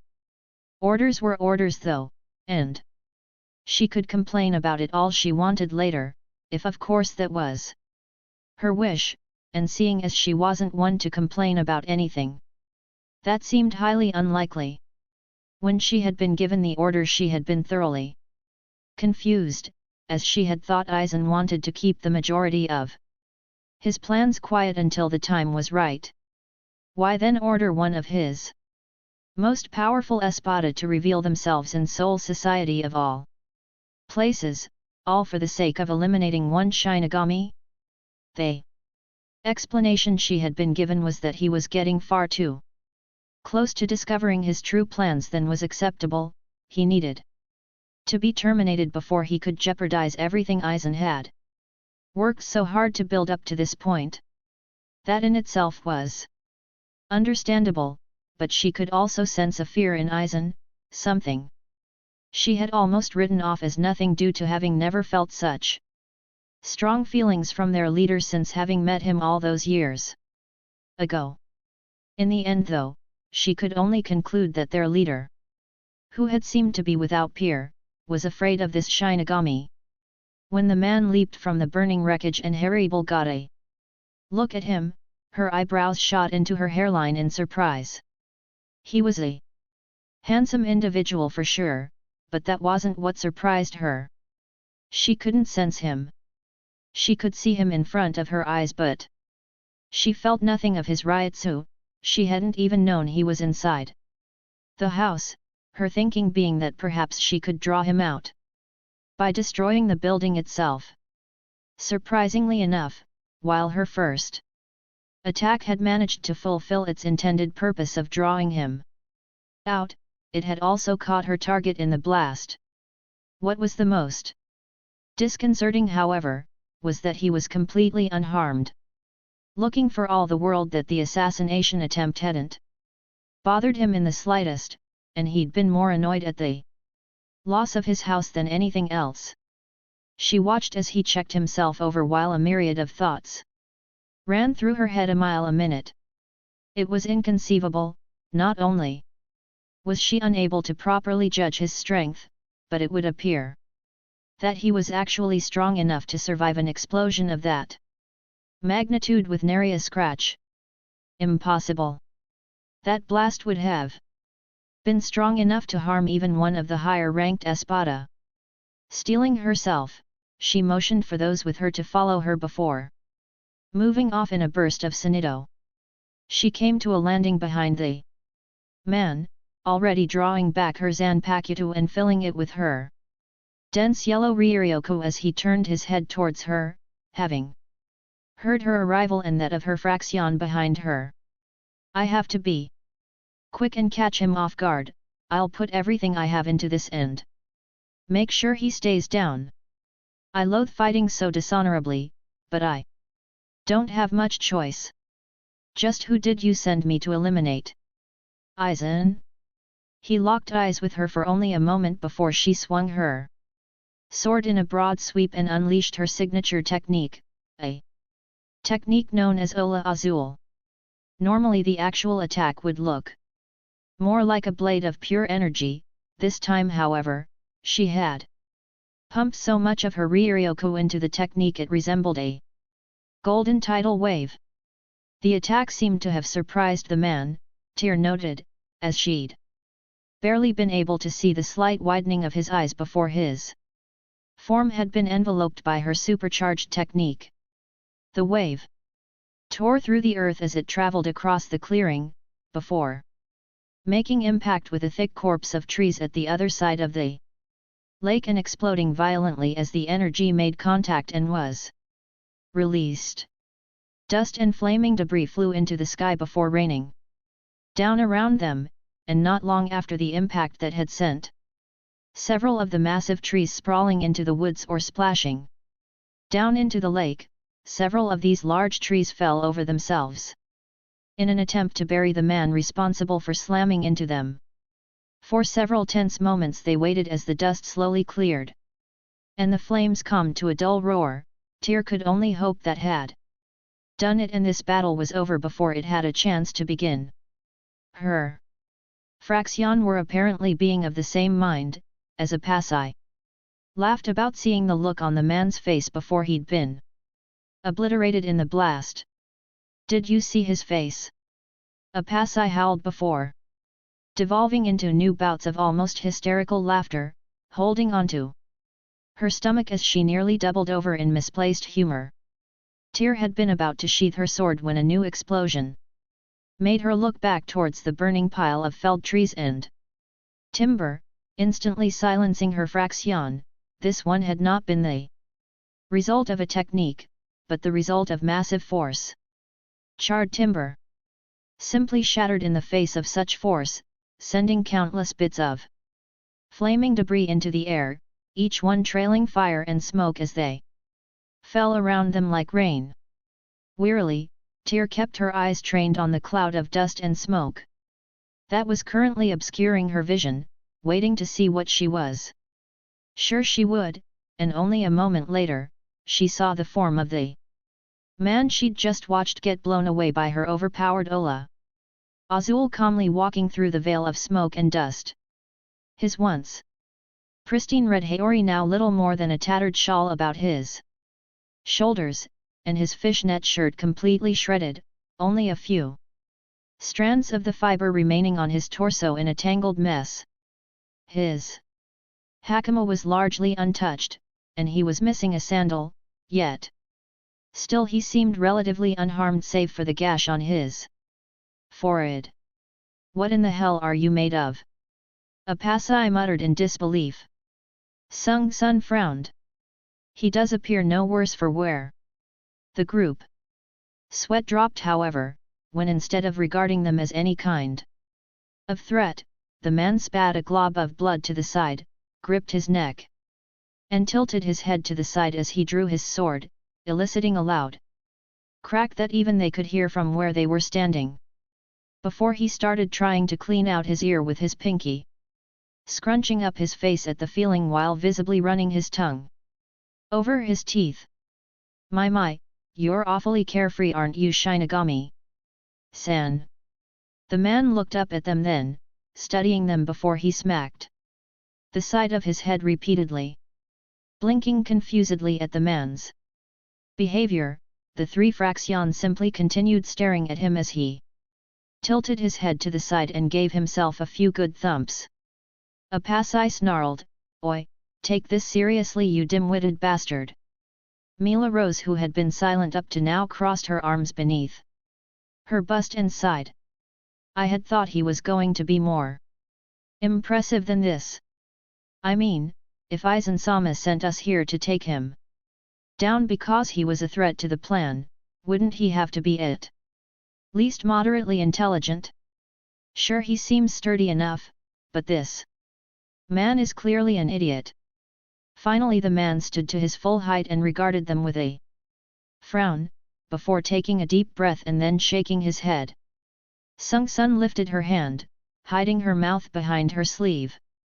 "Are you ready to take us seriously now, Shinigami-san?" "What?"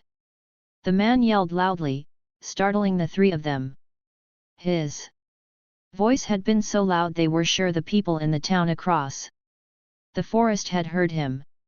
Getting over her shock, Sung Sun tried again, a little louder this time. "I sigh. You have to speak up. I can't hear you." The man articulated this point by gesturing to his ears and lifting a palm towards the sky to indicate raising the volume at which they spoke.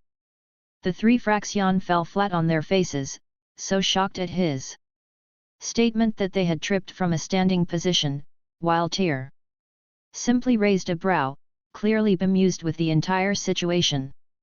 Now it was the man's turn to look at them oddly while simply standing there in his ruined clothing. First they attacked him, then they do a simultaneous face plant? Why were people in the afterlife so much stranger than he was used to? Sure, things could get crazy in the elemental nations, but this was just plain weird. Sung Sun sighed almost tiredly before turning to their mistress. "Haribal. May we start now, Haribal-sama? Talking will obviously get us nowhere if he can't hear a word we are saying." Haribal shook her head exasperatedly, before looking at the man and nodding. "We weren't sent here to talk in any case, just be careful." "All right. You're going down, you empty-headed twit." Apasai crowed with a large sadistic smile. Naruto shook his head, and his frown deepened. "You really need to speak up. I can't hear a word you just said." "Oh, for the forget it!" Apasai screamed in frustration as the three Fraxion burst into motion. "Forget who shit!" Naruto dashed out of the way as Apasai came flying down at him, her leg extended in a signature axe kick. And when her heel connected with the ground where he'd been standing, that patch of earth was completely obliterated. The impact lifting a cloud of dust and earth and debris into the air around her and momentarily obscuring her from view. Before long she re-emerged from the dust cloud as if she'd been shot from a cannon and jumped into another kick, this one a drop kick aimed at his face. To his eyes, the motions were incredibly slow, and getting himself out of harm's way was as simple as leaning his head a little to the left. Her heel grazed his cheek, but she made a mistake and overextended, so he capitalized and took a firm hold of her ankle, before spinning once on his heel and releasing his hold, sending her flying through the air like a discus in an uncontrolled spin. Mila Rose was the next to strike, but unlike a Pasai, she had drawn her broadsword and aimed to take off his head. Bringing up his Zanpakuto, Naruto deflected the blow above his head, letting her heavier blade skitter off to the side and throw her off balance. His next move was to deliver a solid fist just beneath her hollow hole, coincidentally being right where her diaphragm should be.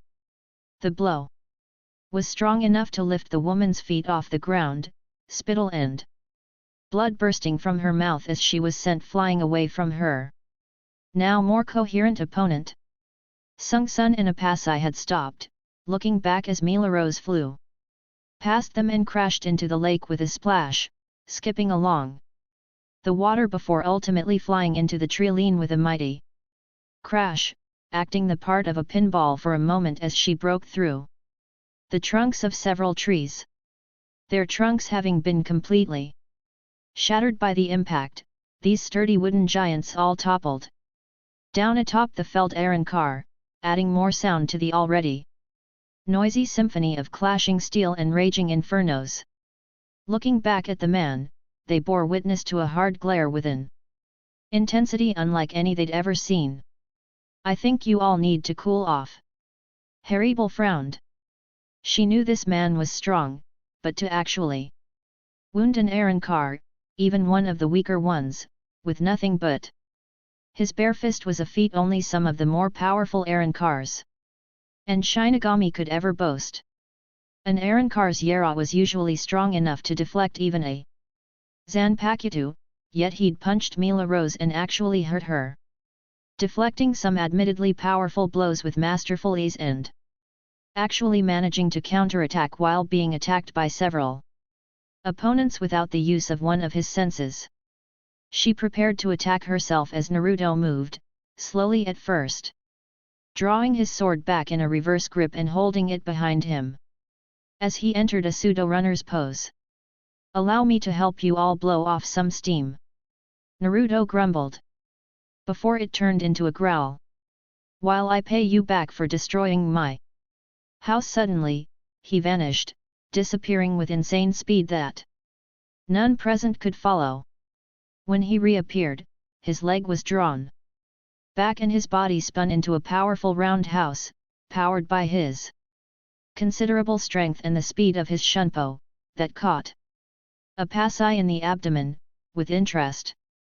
The blow slammed into her with the force of a speeding train, folding her around his leg and sending her flying back into Sung Sun, the both of them crumpling to the ground in a twisted heap of tangled limbs, groaning, and unladylike cursing. With them taken care of, Naruto turned his attention to where Hermit was now dashing towards him, sword drawn back but without the yellow energy from before filling the hollow of the blade this time. It was a normal swing and he had to quickly bring his sword up to the side to block the powerful slash that was aiming to bisect him at the waist. With a thunderous crash their swords met, turning the earth beneath his feet to mulch from the force and sending the dislodged dirt and stone flying out behind him in a massive wave. The shockwave generated by the impact being strong enough to knock the newly risen Sung Sun off her feet and tumbling across the clearing like a rag doll, and actually put out part of the fire consuming his former place of residence. Hermit had seen enough.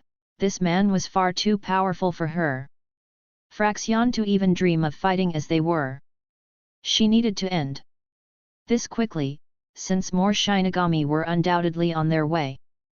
To that end, she'd decided to attack, but had hit something of a snag. Locking blades, she suddenly realized that he was much stronger than her, while her sword arm was shaking with the strain, his own wasn't even twitching.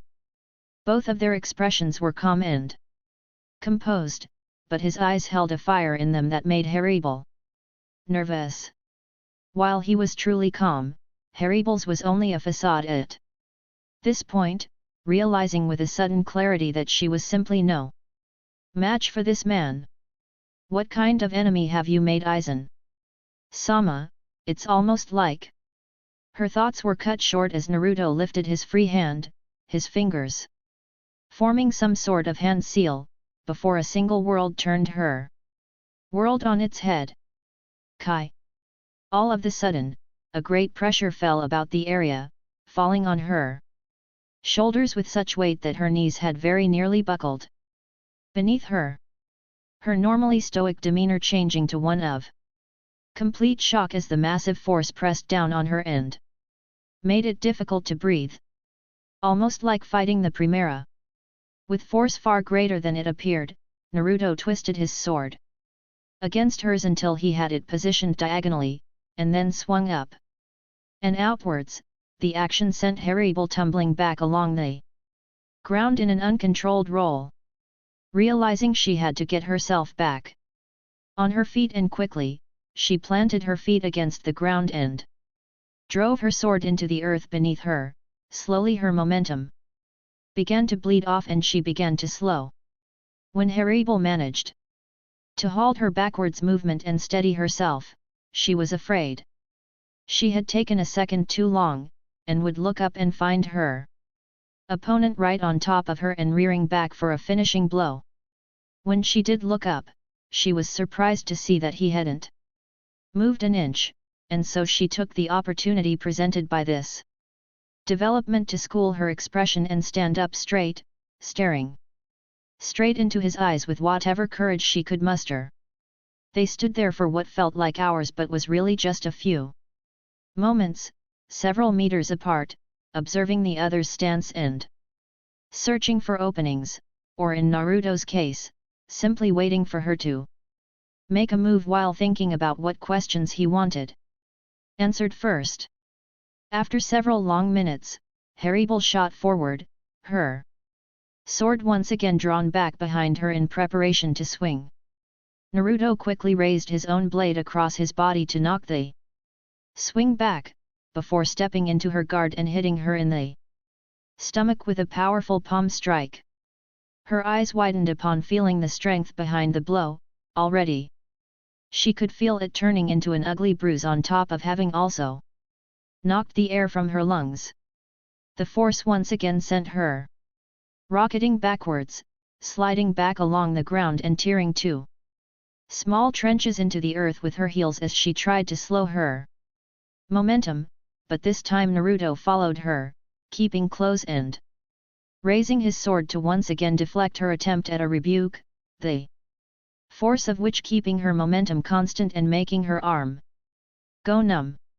She continued to slide backwards for some time before finally coming to a stop against part of the wall that had once surrounded his compound. Looking back momentarily to see just what had stopped her, she took only a moment to recognize the wall before returning her gaze to the man currently flying straight towards her in a mad dash. Suddenly he jumped into the air, coming down towards her in an arc, with his fist drawn back, quickly using Shinigami to get out of the way. Hermit was glad she did, as when he came down to earth and slammed his fist into the wall where her head would have been, the solid stone wall completely exploded. Parts of the wall flying about in every direction before a sudden shift in the wind sent the shards of rock flying straight at Hermit. Eyes going wide in surprise as the very wind launched hundreds of small but still dangerous projectiles her way, Hermit acted quickly and launched a quick Ola Azul into the cloud of projectiles and towards Naruto, who was still behind them. When her Ola Azul was cut in half by what appeared to be an invisible blade, Naruto appeared in the space created by the phenomena, already in the middle of a quick dash towards her. Speaking of dashing, how is he keeping up with me? He hasn't once used Shunpo, yet I've been utilizing Shinigami almost repeatedly. Her moment for thought however ended when his fist was planted into her stomach. Her eyes went almost impossibly wide. She had been staring right at him, When did he? So now he uses Shunpo. Looking at the Naruto that she had been watching initially, she noticed that form flicker and vanish like an illusion, as the Naruto, who currently had his fist planted in her gut, pulled her through the air, using her like a battering ram against the trees in the forest, before extending his arm in an improvised throw and launching her back down to earth in the middle of the clearing. The earth cratered, cracks forming around the newest indentation littering the clearing as her body made impact with the earth with startling force.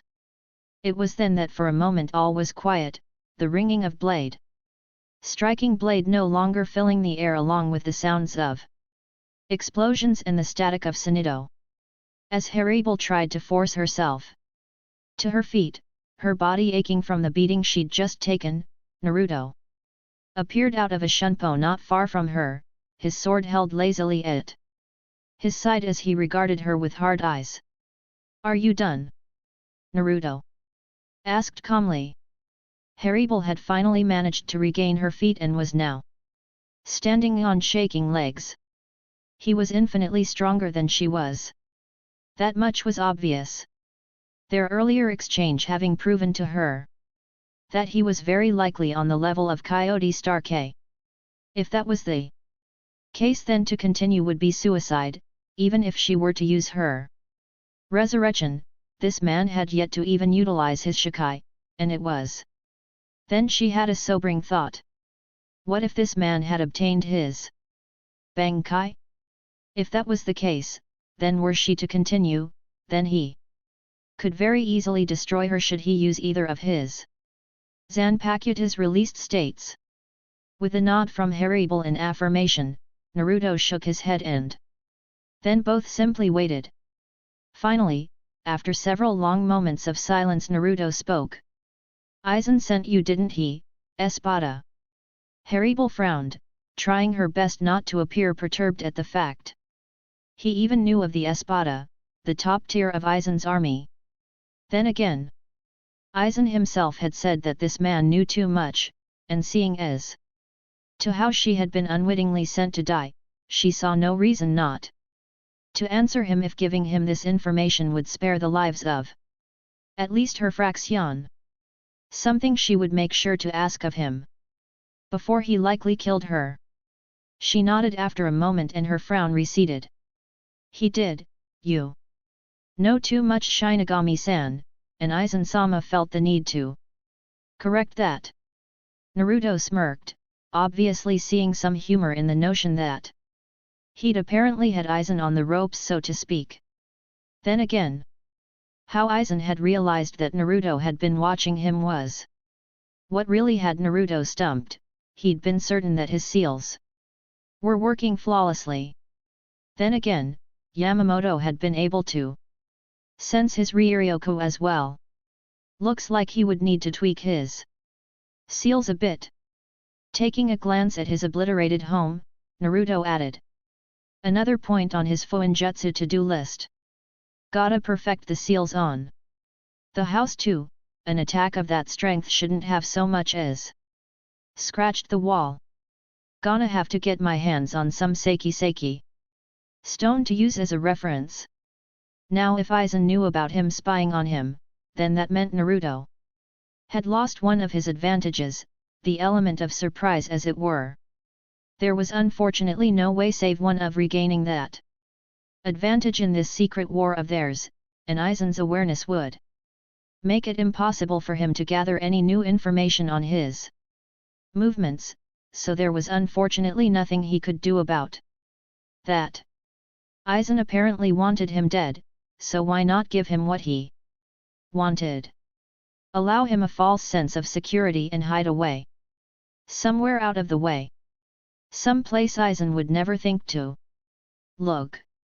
It was going to be difficult to fool Aizen, since Naruto was well aware of how intelligent the man was, but if his imperfect seals could hide his Ryutsu from specialized detectors and sensors, then hiding wouldn't be too much of an issue once they had been perfected.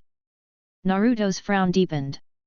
He didn't like where his own thoughts were going, but the idea had merit. while he still had one advantage. Being that Aizen had no idea how strong he truly was, that would change the second this woman returned and reported her failure. Though killing her wasn't an option either, it just didn't seem right to him, which meant he was in something of a bind. Why couldn't he have been more like his mentors? Those shinobi that were capable of closing off their emotions from the task at hand, cold, efficient, and utterly ruthless.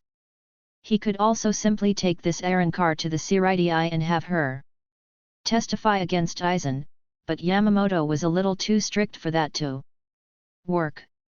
The second he sensed a hollow within Siriti as powerful as the woman in front of him, he'd destroy her himself without waiting to hear an explanation. Stubborn old coot. Looks like plan A will have to suffice. Now he just needed to get himself out of this situation. Well then. We appear to be in a little situation here. You can't beat me, but if I were to kill you and return to Siriti, there's nothing to stop Aizen from sending a more powerful Arrancar next time to finish the job. I'm also not too keen on him figuring out how powerful I am. There's a reason I hide my Ryutsu most of the time after all. So hollow, wait a minute. Naruto sighed, lowering his sword to his side and brushing his bangs out of his face. It would be awful rude of me to keep calling you hollow. Does my opponent have a name? Hermit raised an eyebrow, also lowering her sword for the moment. As Naruto's Ryutsu began to weaken until it was barely there, allowing for a more comfortable atmosphere, even if they were surrounded by flames, uprooted trees, and the other results of their admittedly short bout. The fact he would even think to ask her name, when no Shinigami had ever cared to ask for the name of a hollow before, had actually surprised her. Most Shinigami simply found it easier to purify them as soon as possible rather than try to make conversation with them apart from issuing threats. Such pleasantries between a hollow and a Shinigami were practically unheard of. Though she did find herself answering. Tear reached up to her jacket, taking hold of the zipper and opening the article of clothing. When the Gothic number 3 was revealed, so too was her mask, the shark-like face mask covering her nose and mouth, lined with a row of jagged teeth. The plate extended down, covering her neck and collarbone, while 2 plates came down over her breasts to cover her nipples. The Gothic-styled 3 was tattooed in black on her right breast. Trace Espada, Tir Haribal. She spoke ominously, yet at this point she knew it wasn't going to so much as startle him, let alone frighten him as it would normally. Closing her jacket once more to hide her mask fragments, Haribal gazed calmly at the man before her and waited. Naruto chuckled quietly, moving to sheath his sword and only succeeding in slicing off a piece of his hakama. He then remembered that his sheath had been broken in that second attack, and smiled sheepishly. Forgot you broke my scabbard, Haribal-san. So, he tossed his sword into the dirt at his feet, the blade easily sinking into the earth about halfway, before he introduced himself. My name is Namikaze Naruto, first generational head of the Namikaze noble family, third seat of the Nibuntai and commander of the Onmitsukido. A pleasure to meet you, I guess, Haribal-san. With the introduction out of the way, Naruto was reminded of a particular conversation he had overheard one day where this particular hollow's name had been mentioned. Naruto then realized just how fortuitous his day had just gotten. Aizen had not only supplied him with a way to gain the upper hand in this little struggle of theirs, but he'd also unwittingly provided him with a way to weaken his own standing forces without having to bloody his hands. Haribal-san, why do you fight for Aizen? What has he done to make you and your underlings so loyal to him? Haribal frowned, having her reasons for fighting questioned was one thing, but her loyalty to Aizen was paramount. She owed him a life debt after all, and she took such things very seriously. He saved the lives of myself and my fraction from an Arankar that had disobeyed his orders and attacked us. I owe him my life, Namikaze-san, and I do not forget my debts. Naruto nodded, having heard that part of Aizen's plan, before he sighed. This could either go really well, or really badly. It was a good thing he liked people like her. What would you do, if I told you that you had been deceived, Haribel-san? That Aizen hadn't actually saved you out of any form of goodwill, but only because you were strong enough to warrant his attention? That he hadn't actually saved you at all? Haribel's gaze was suddenly murderous. Her Ryotsuba becoming wild and angry as she stalked forward, Naruto not moving as she did. Do not speak ill of Aizen-sama. Naruto cringed a bit at the potency of her Ryotsuba and cleared his throat nervously. Women themselves could be rather frightening when they were angry. Mind you, he had plenty of experience dealing with some of the most fearsome kunoichi in the elemental nations. Now that he was in Seireitei, the titles may have changed, but in the end it seemed he was destined to be surrounded by women that could level skyscrapers with ease. I have proof that Aizen was merely leading you along. He took advantage of your honorable nature to force your loyalty, and is merely using you. To him you are nothing but a tool to be used and then discarded when he finds you no longer useful. Haribel stopped then, leering at him with sharp eyes as a feeling of doubt started welling up in her breast. What proof, Shinigami? Naruto let out a breath of relief, seeing that she had at least decided to hear what he had to say before restarting their bout. That could have gone south rather quickly, and he really needed to get moving before his plan failed, before he could even leave. Reaching across his chest, noticing that his Haori had fallen from his shoulders at some point in their little bout, or the remains of it anyway, Naruto pressed his fingers against the seal on his left bicep, and in a small flash of light, he had the files containing all the data gathered during his investigation on Aizen in his hand. Within these files is everything I've gathered on Aizen. Within them is the proof you want. I will give it to you for a small price. The suspicion in Haribel's eyes then was obvious. Who knew what kind of thoughts such a statement would evoke? What kind of price? Naruto shrugged. Place your loyalty somewhere it won't be betrayed. Use your power to fight for something actually worthwhile. For such an honorable soul as yourself, fighting for a slimeball like Aizen is hardly fitting. You don't need to like me, hell hate me for all I care, but I'm asking you to trust me just this once, not as a Shinigami, but as Namikaze Naruto. If you don't find enough of a reason to say to hell with Aizen within these files, you can simply walk away. I won't stop you, even though it'll throw a major wrench into my plans. My price, Haribel-san, is for you to leave Aizen's army and do whatever it is you want to do with this afterlife of yours. Searching through the files, he finally found the one he was looking for, labeled Arankar Experiments, and held it out towards Haribel, while sealing the others back into his arm. Read the first page.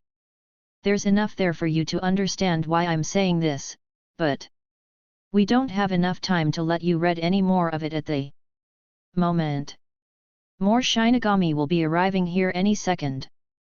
Haribel stepped closer cautiously, before reaching out and taking the file from his hand. He didn't move to strike her, he simply stood there, lowering his arm as the file was taken from him. Sheathing Tiburon, she opened the file to the first page. At the very top of the page it gave a small description of the file's contents before it. devolved into a very descriptive report on a conversation overheard between Aizen and another man she knew as Kaname Tosen. Above the text detailing this conversation was a small series of kanji, arranged to form a single kanji. Channel some ryotsuo into that symbol there Haribal, it's a seal that records sounds, like voices. Text alone wouldn't be enough to convince anyone really, and unfortunately even with the voice recorded Aizen wasn't being specific enough for it to count as any sort of solid proof. I would be ignored to tell you the truth, all because Seoul society knows next to nothing about these seals I use. They have no knowledge of them to fall back on, so it would be easy for Aizen to fabricate a lie to turn the situation around on me. As far as anyone listening would be concerned, I could have made a seal with a false recording. Doing as instructed, Haribal suddenly heard Aizen's voice speaking the words written on the page. The conversation went over the different traits of a soul named Haribal they'd become interested in. A powerful soul they wanted to retrieve for unspoken reasons. This particular soul had apparently befriended 3 others that also possessed great potential. It then went into a brief description of her habits and personalities, detailing reasons for why they would serve useful to the organization they served, or more specifically Aizen and his organization. The conversation was indeed vague, obviously because Aizen had been in Seoul society. It did however allude to what had happened. That day Haribal had decided to join Aizen. They spoke of how he had given that hollow Haribal had attacked at Baragon's palace the power he wanted for his revenge. Knowingly granting this hollow the power he needed to defeat her and her fraction even though he'd told her it had acted without his consent, all this so that he could appear just before it struck the finishing blow. Like a knight in shining armor, arriving at the last moment to save the damsels in distress and win their undying loyalty and devotion. The plan had served 2 purposes however, and it had been masterfully executed, seeing as how it had actually worked. Aizen had won her loyalty, even getting so much as an oath of fealty from her thanks to the life debt she now owed him. He had also been able to display his own strength in an effort to show his superiority, eliminating any thoughts of future rebellion, and showing them that if he had wanted to he could easily destroy them regardless of their answer. Hearing all of this though had ignited the flame of rage in Haribal, fueled by her own correct conclusions that she had come to after listening to his words as he quite simply stated how little she actually meant to his plans, and that her loss and that of her fraction if he'd failed to save them in time wouldn't have meant much in the end, since he could just use another hollow. That he'd overestimated her abilities if she couldn't survive against such a weak experiment long enough for him to arrive. They were all simply numbers to him, one hollow making no difference from another. Her gaze had darkened ominously at the last statement especially. The sound of grinding teeth accompanying the shaking of her hands as she gripped the file angrily, nearly ripping it in half. She had been played. He tricked all of us. All 3 of us were fooled by that gentle countenance, a facade to conceal the snake of a man that he truly is. That bastard! Practically ordering my death just so that he could use me. I knew that Arankar had been about to say something along those lines back then before Aizen cut him down. How could I have been so stupid to have not seen it? Naruto looked at the shaking woman solemnly, not regretting for even a moment telling her the truth of the man she practically revered. Hers had been a case that Naruto had felt genuine anger about, having something similar happen to him while he was alive so long ago. They were quite similar, all truth told, both having their loyalty abused for the gain of others before being betrayed in the worst way possible by someone they had looked up to. Naruto had Lost a friend because of it, and Hermit had nearly lost those she held dear because of a madman's scheming. I'm sorry Hermit-san, I truly am. Naruto stated calmly. Aizen has actually done us both a favor by sending you here, seeing as how I was able to reveal the truth to you, but I really must go now. If I linger any longer I won't be able to get the upper hand on Aizen and he will continue to be in control of the situation. You may do what you like, but I would recommend making yourself scarce. Leave Aizen to me, and go someplace safe where he won't be able to find you. You know what kind of man Aizen is now, so you know if he realizes you've betrayed him that you won't survive long. Hermit looked up then, her darkened gaze piercing into his soul as she looked into his eyes. She was searching for any hint of deceit. Anything to tell her that he too was simply playing with her. When she found none, Hermit forced herself to calm down, her Ryutsu calming and finally becoming bearable for her only conscious fraction. I will join you, Naruto-san. Naruto nodded. That's good, now I really must beg your pardon. He looked over at her owlishly, and since he'd been a quarter of the way to picking up his sword before her statement, the action had looked rather comical. Hermit closed the file and walked up to Naruto until she was standing less than a foot from him, looking up into his eyes and noting his confusion.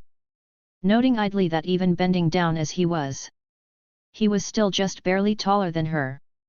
I will join you, if you are fighting against Aizen, then it would be best that you did not do so alone. He is gathering an army as you most likely know already, so facing him alone would do nothing but see you quickly overwhelmed. Besides, Hermit handed the folder back to Naruto as he gripped his sword, pulling it from the ground and receiving the file with his other hand before standing up straight as Hermit turned away from him. I will see Aizen destroyed for playing with my loyalty like this. And wasn't it you that told me to place my loyalty somewhere it wouldn't be betrayed? I may not know you well, but I feel in you a kindred spirit, you will not betray me. There was that infamous and completely terrifying righteous feminine fury that men the world over feared. At this point Naruto was actually starting to worry about Aizen. The poor bastard's plotting was gearing up to bite him in the ass, or kick him in balls. Depends on your point of view really. Naruto blinked, looking down at the folder in his hand completely dumbstruck. How the hell did I not see that one coming? Sealing the file and his sword back into his arm, Naruto frowned, suddenly getting serious. If you're coming with me, then hurry and gather your friends. I'll need to apply seals on you to hide your Ryutsus so that we can get into the Shinigami undetected. There are a few things we'll need before we can leave, and the Shinigami is unfortunately the only place we can acquire them. It's also the only way out of Soul Society. Why would you need to be undetected? Hermit asked, a brow raised in question. Naruto smiled sadly. As far as anyone who knows me will be concerned, you killed me today, Hermit, and as far as Aizen is concerned, we killed each other in our battle here. Hermit nodded at that answer and moved to make her way to her fraction before a small burst of static announced the arrival of said fraction, Sung Sun having appeared carrying both of her fellow fraction on her shoulders. I brought the others when I felt your battle reach its conclusion. Hermit-sama, now we should stopping mid-sentence. When she noticed Naruto standing there, Hermit palmed her face as the young Arrancar dropped her companions roughly and drew her sigh. Hermit-sama, why is he still alive? Sung Sun. Hermit finished for her. Due to some unforeseen circumstances, we will be joining him.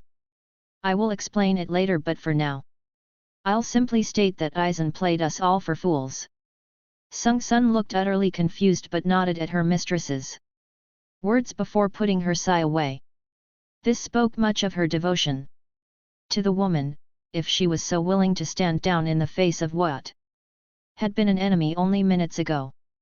With that little bit of unpleasantness out of the way, Naruto got started on applying the seals to their bodies, keeping it to just 3.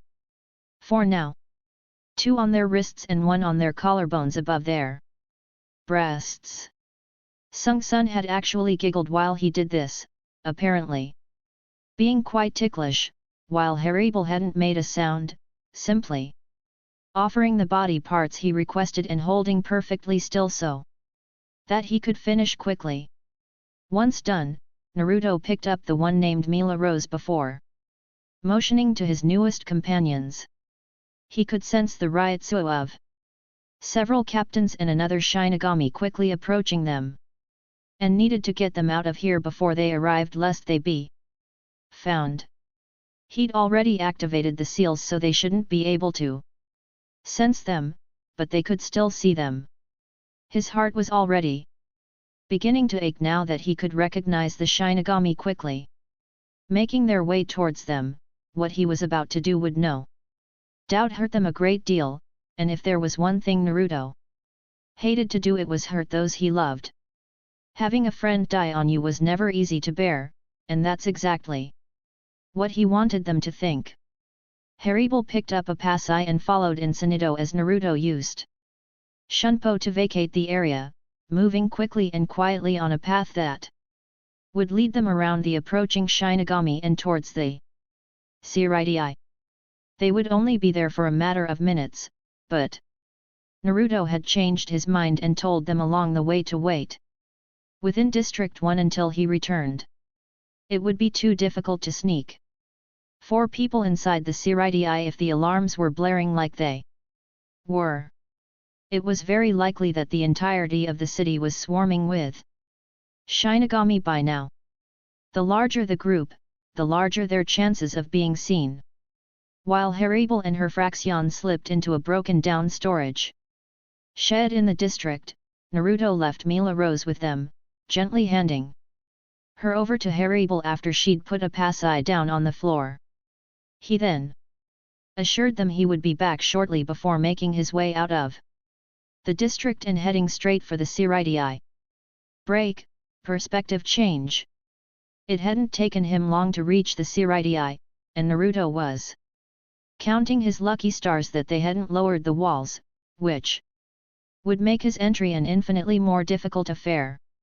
Once inside, Naruto had first made his way to the Junabantai barracks, swiping about a half a dozen Jigai and making sure to alter the records so that it didn't look suspicious. He then did the same for a case of Jikan, and a few Denrai Shinki as well as Kikan Shinki just in case. Before making his way out of the barracks and heading towards the Nibantai compound. He needed clothing since he was only half-dressed at the moment. And it was the only place he kept spare clothes in case he needed a fresh set. He was in and out in under 10 seconds, entering through the window of his bedroom and going straight to the wardrobe. He took only 3 sets, so that it didn't look strange if searched, and put them away in one of the many storage seals on his body before making his way back out the window and into the night. He stuck to the shadows, keeping low and quiet as he made his way back to District 1 and the waiting errand car. He was honestly surprised that Hermit had trusted him so quickly. He'd simply expected her to vow her feminine justice on Aizen for abusing her trust and that of her friends and then go on her merry way. He didn't expect for her to place her loyalty or her trust in him. She would definitely bear watching, since this could all just be a plot to catch him off guard again. That last time had hurt like a bitch, so he was in no rush to experience it again. Once he'd made his way back to the large storage shed, Naruto entered through the heavy doors only to be met by silence. Looking about in confusion, he finally saw Hermit standing at the back of the building with her arms crossed under her breasts. She was staring at him intently upon his entry but said nothing until he'd made his way over to her. Looking down he noticed Sung Sun busily fretting over the still unconscious pair of Arankar.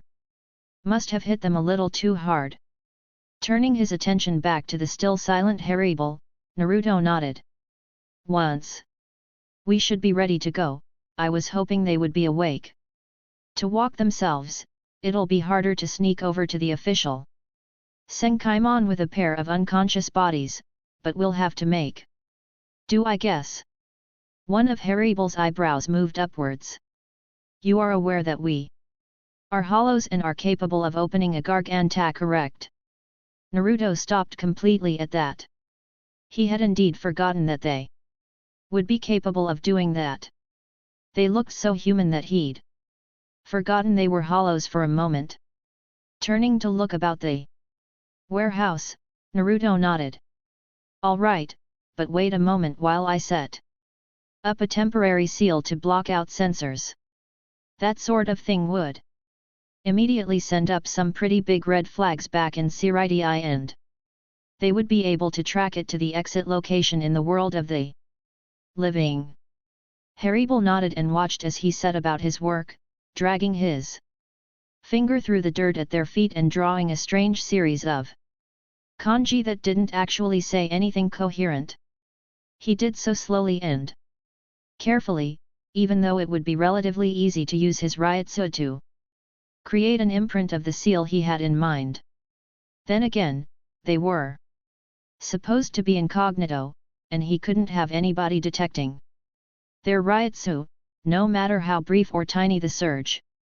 Once done, Naruto nodded to Hermit as he very gently pushed the bare minimum of Ryutsu into the seal to activate it, hoping that he could get away with even that much, even if it didn't matter much at this point. Even if any Shinigami had detected it, they would be long gone before they arrived. Hermit nodded, raising her right arm and snapping her fingers. In an instant, a dark gaping hole had opened in the air before them. The dark abyss staring back at him, not doing much to comfort him about his earlier suspicions. They could just trap him inside and forget he ever existed after all. Trapped between the dimensions for the rest of eternity. That was definitely not a comforting thought. Uber-long flashback of doom, and it was a harrowing experience, having never traveled through a garganta before, but he likened it to traveling through the danga. Really creepy either way you look at it. They had arrived in the human world without incident, his fears about their plans for him being unfounded, and set about getting themselves set up somewhere suitable. Karakura town had been the best option, because of the atmosphere it possessed that was close in nature to either Hueco Mundo or Soul Society. Since it was all concentrated in one point, however, using the very Ryutsu in the air to hide their presence was easier than it would be anywhere else. Hermit and her fraction, having only ever briefly come to the human world before now, had acclimated to life there rather quickly. It had surprised him, since they were the ones who had explained to him just what several of these modern items were. Like the television remote control, cable, the internet, and Google.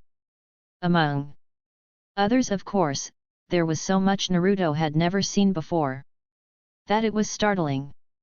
Sure, he had been on missions to the human world, but that was all over 100 years ago. They didn't even have a lot of things they had now back then. The iPod especially. That thing was just neat. All that music in such a tiny little thing. Apparently they picked up on these things rather quickly, or they already knew and had just told him differently to make him feel better, or to give themselves an excuse to make fun of him. He could see them doing that, the fraction anyway. Hermit wasn't the type. Sighing, Naruto tapped out the contents of his pipe and stood from where he'd been seated on the deck. Hermit and her fraction had taken their Jige eyes, heavily modified by several combinations of seals, and had gone out for the day to do whatever it is women do when men aren't around, so he was free to lounge about and relax.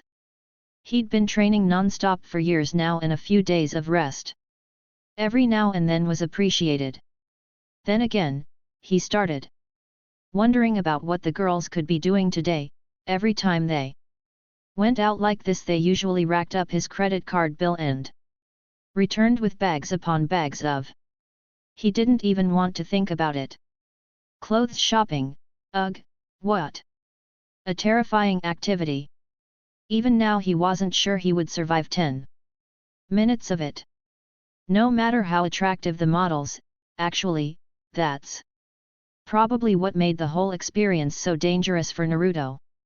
The women he had living with him were attractive, just the thought of them in certain outfits was enough to give Naruto a rather impressive nosebleed.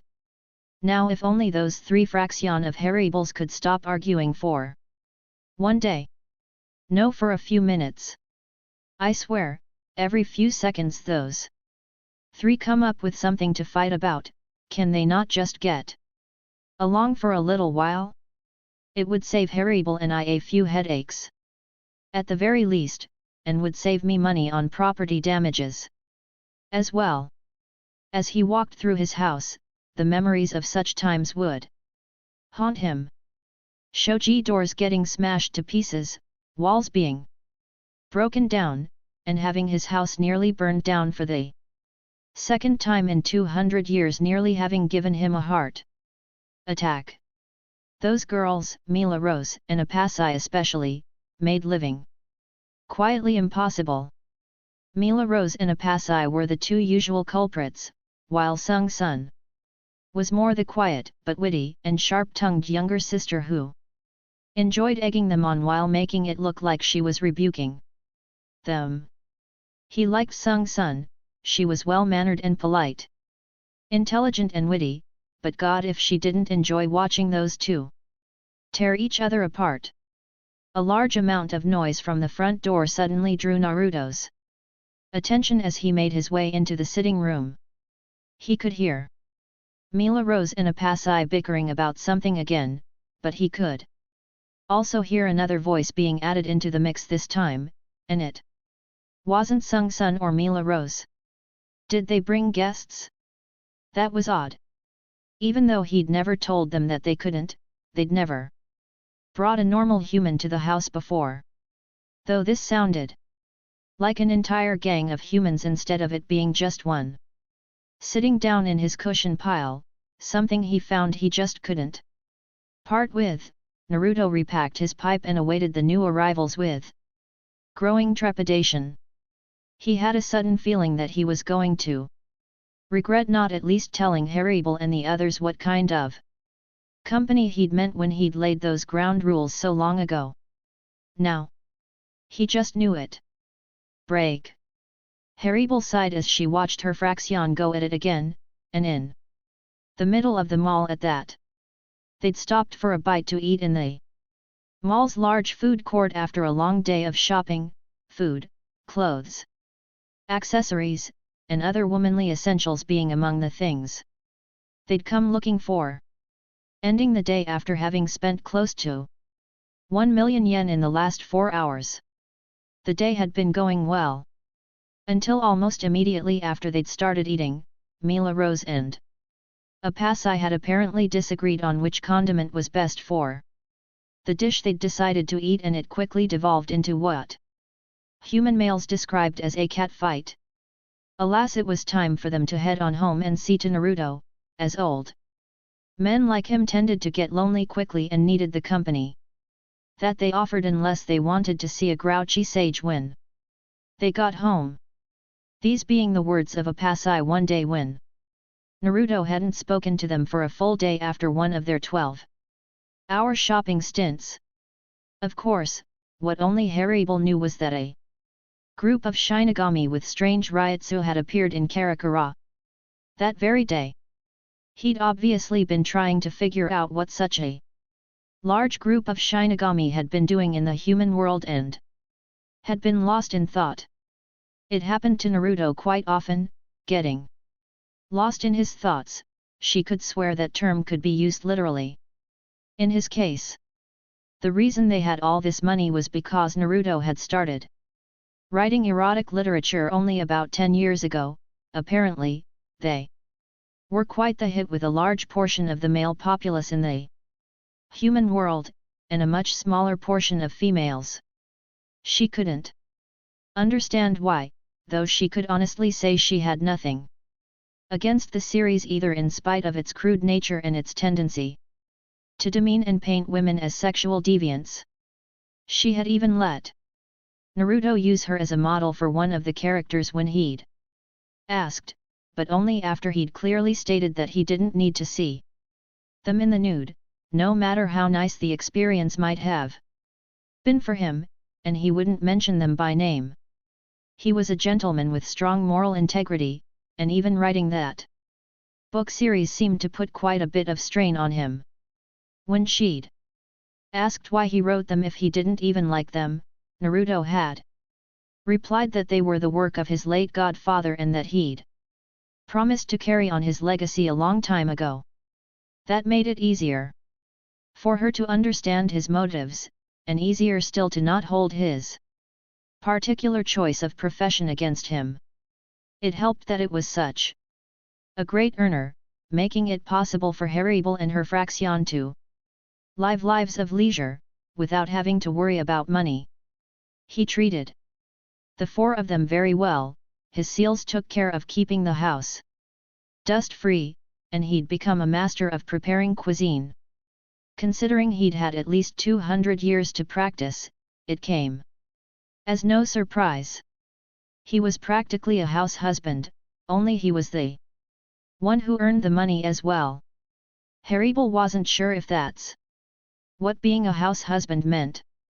Wasn't it the women who were supposed to be the big earners in that particular scenario? Shaking her head and deciding to break up the little argument in front of her before mall security was called again, Hermit stood from her seat and dumped the contents of her tray into a nearby trash can before making her way to the arguing girls. Sun, watching from the side and giggling into her sleeve as always. The four of them had gone to great lengths to distance themselves from Aizen and their former lives as his servants, Sun having donned a more colorful pink shirt with overlong sleeves, and a pair of dark dress pants and plain shoes. Apasai had taken to wearing a sleeveless black shirt with frayed shoulders, black jeans and runners, while Mila Rose had taken to wearing a leather jacket, white undershirt and tight black leather pants and laced leather boots. Hermit herself hadn't changed much other than the color scheme of her outfit. The top was now black without the gloved extensions on the sleeves and a lower collar so that her face was visible, since the Jigai basically gave her the body of a human and her bone fragments hadn't been part of the package deal, so to speak. She didn't feel the need to hide her face anymore. Her hakama, however, had been replaced by a pair of black hip-hugging jeans held up by a belt with a large silver buckle terminating in a pair of high-heeled black boots. She had noticed the looks she received from people who saw her. Older women saw her as some sort of harlot if their disgusted expressions at her attire were anything to go by, while younger women looked at her with something akin to admiration or jealousy. In the cases of those whose boyfriends and husbands all practically went brain-dead at her mere sight. Even Naruto sometimes stopped to stare at her on the odd occasion. But he was much better at regaining control of himself quickly so that he didn't make a complete ass of himself. No wonder he found it so easy to use her as reference material for those books of his. She was practically half naked every day. Mila Rose, Apasai, you're causing a scene. Instantly, it went quiet. Mila Rose and Apasai having frozen in mid punch or slap respectively, with a deer in headlights expression. They Two untangled from each other quickly and uttered their apologies. Before following after Heribel as she left the food court, a passai, vowing revenge on Mila Rose for making her look bad in front of Heribel-sama, and Mila Rose brushing her off casually as she fired an insult into the shorter woman's face. This normally would have started another argument, but since their mistress was on the track to leaving them behind, they stowed their hostility for the moment and rushed after her, neither of them missing. The fact that Sung Sun had been giggling into her sleeve for the past several minutes, after they'd gathered their bags, actually starting another fight over who would be carrying Heribel's bags, the group had headed off for the house of their new boss. They liked the newer boss more than the old boss, but they were still a little sore about that first meeting. Well, Apasai and Mila Rose were, since they'd been beaten down so easily, while Sung Sun found humor in that particular memory as well. At least this boss wasn't a complete douche like that last guy. He didn't sit in a throne waving his fingers at them imperiously or speaking down to them like one would a child. He was kind and gentle, polite, and possessed a good sense of humor. He told them about his plans in their entirety and what he would need of them if they were to succeed. He was upfront and honest, very much unlike their last boss. Yet they could all tell he was sad. They could see it every day, his personal anguish creating a dull atmosphere on those days where it got really bad. They had at first thought it was about leaving the Soul Society, but had learned from Heribel that it was actually more than just that. Heribel was the only one he actually talked to as more than just an acquaintance, though it didn't help that the three of them walked on eggshells when around him either. They were about halfway home when they came across a large group of girls facing down an even larger group of boys. Both groups were made up of teenagers from the ages of 15 to 18, and all of them appeared to be armed. There were dozens of people walking hurriedly away from the scene, covering their faces with any object they might be holding as they made their escape so as not to be identified. A territorial dispute? Weird, Heribel hadn't been aware of any gangs in the area. Then again, she never cared for such things either, so she probably just wasn't paying attention to it.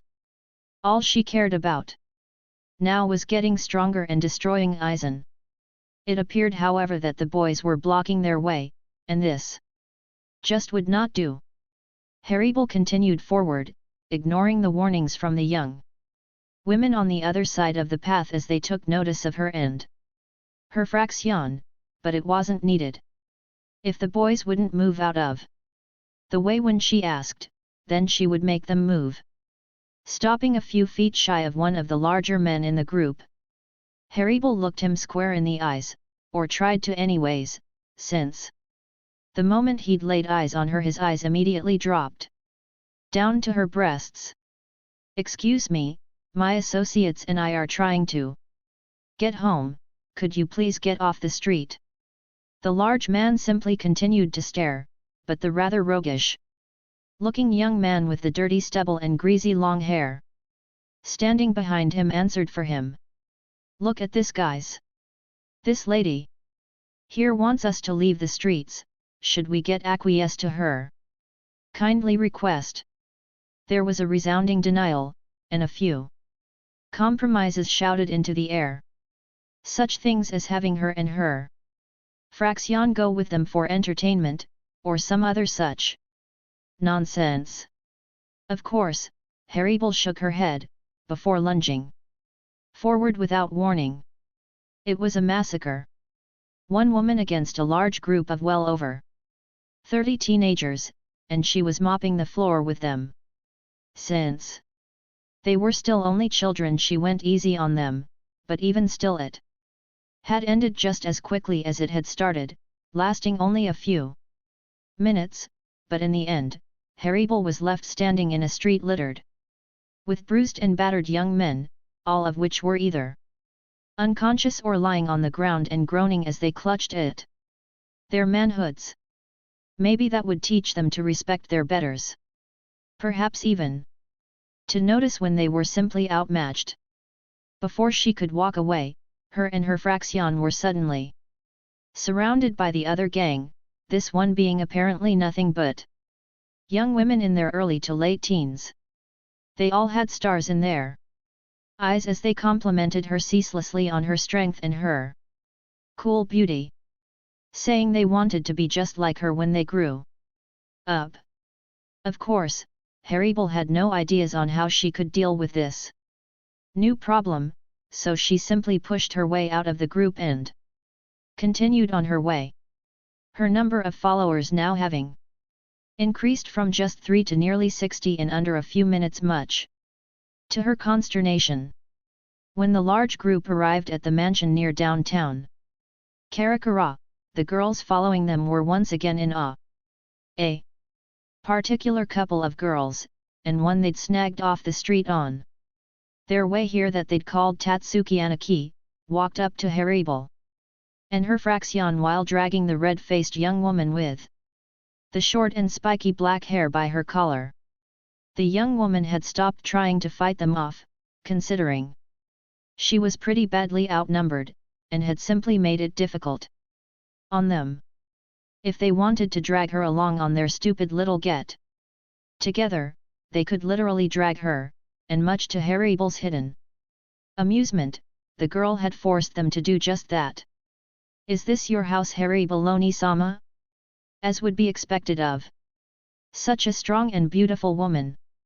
One of her newest followers stated loudly. Even the newest arrival seemed surprised and impressed.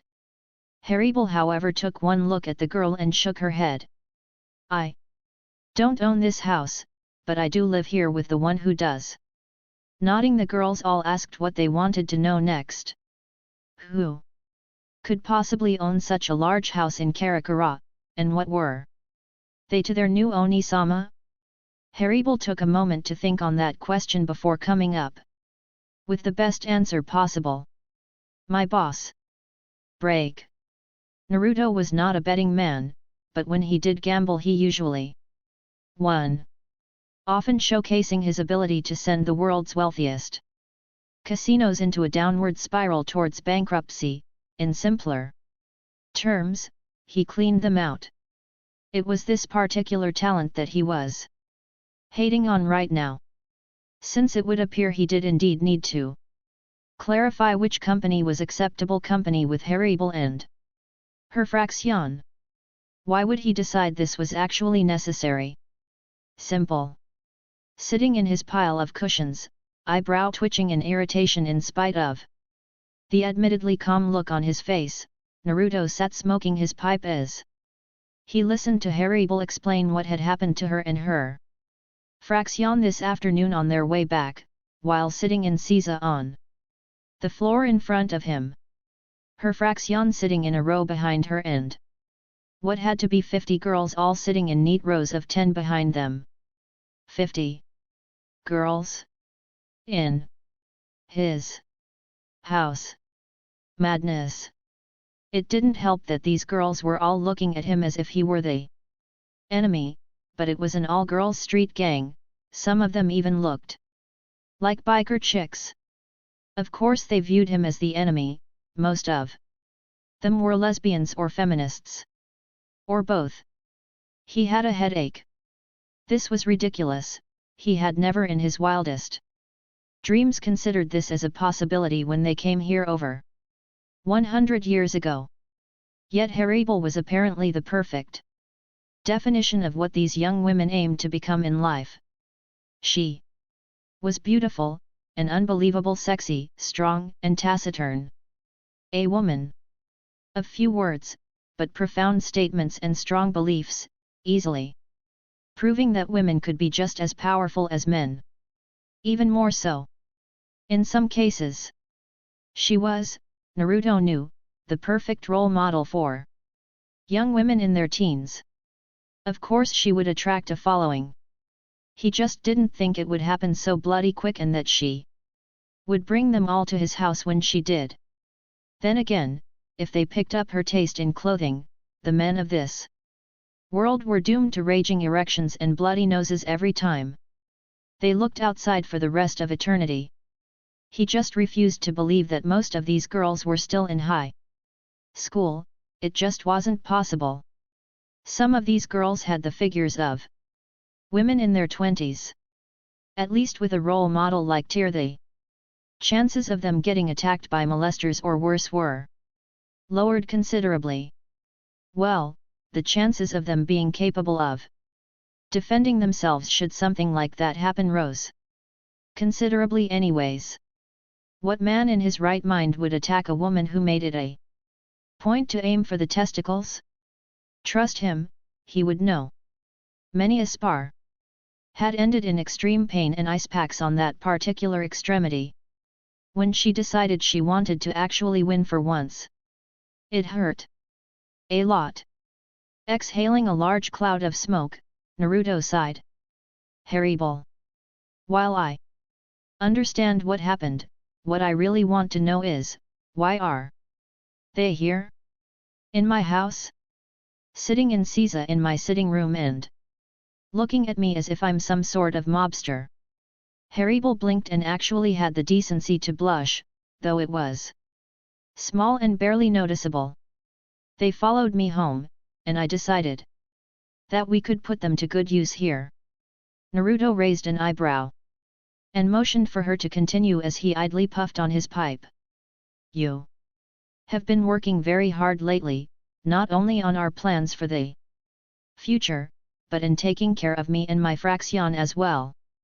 I believed we could have them take some of that burden off of your shoulders and use them around the house for what the people in this city call cheap labor.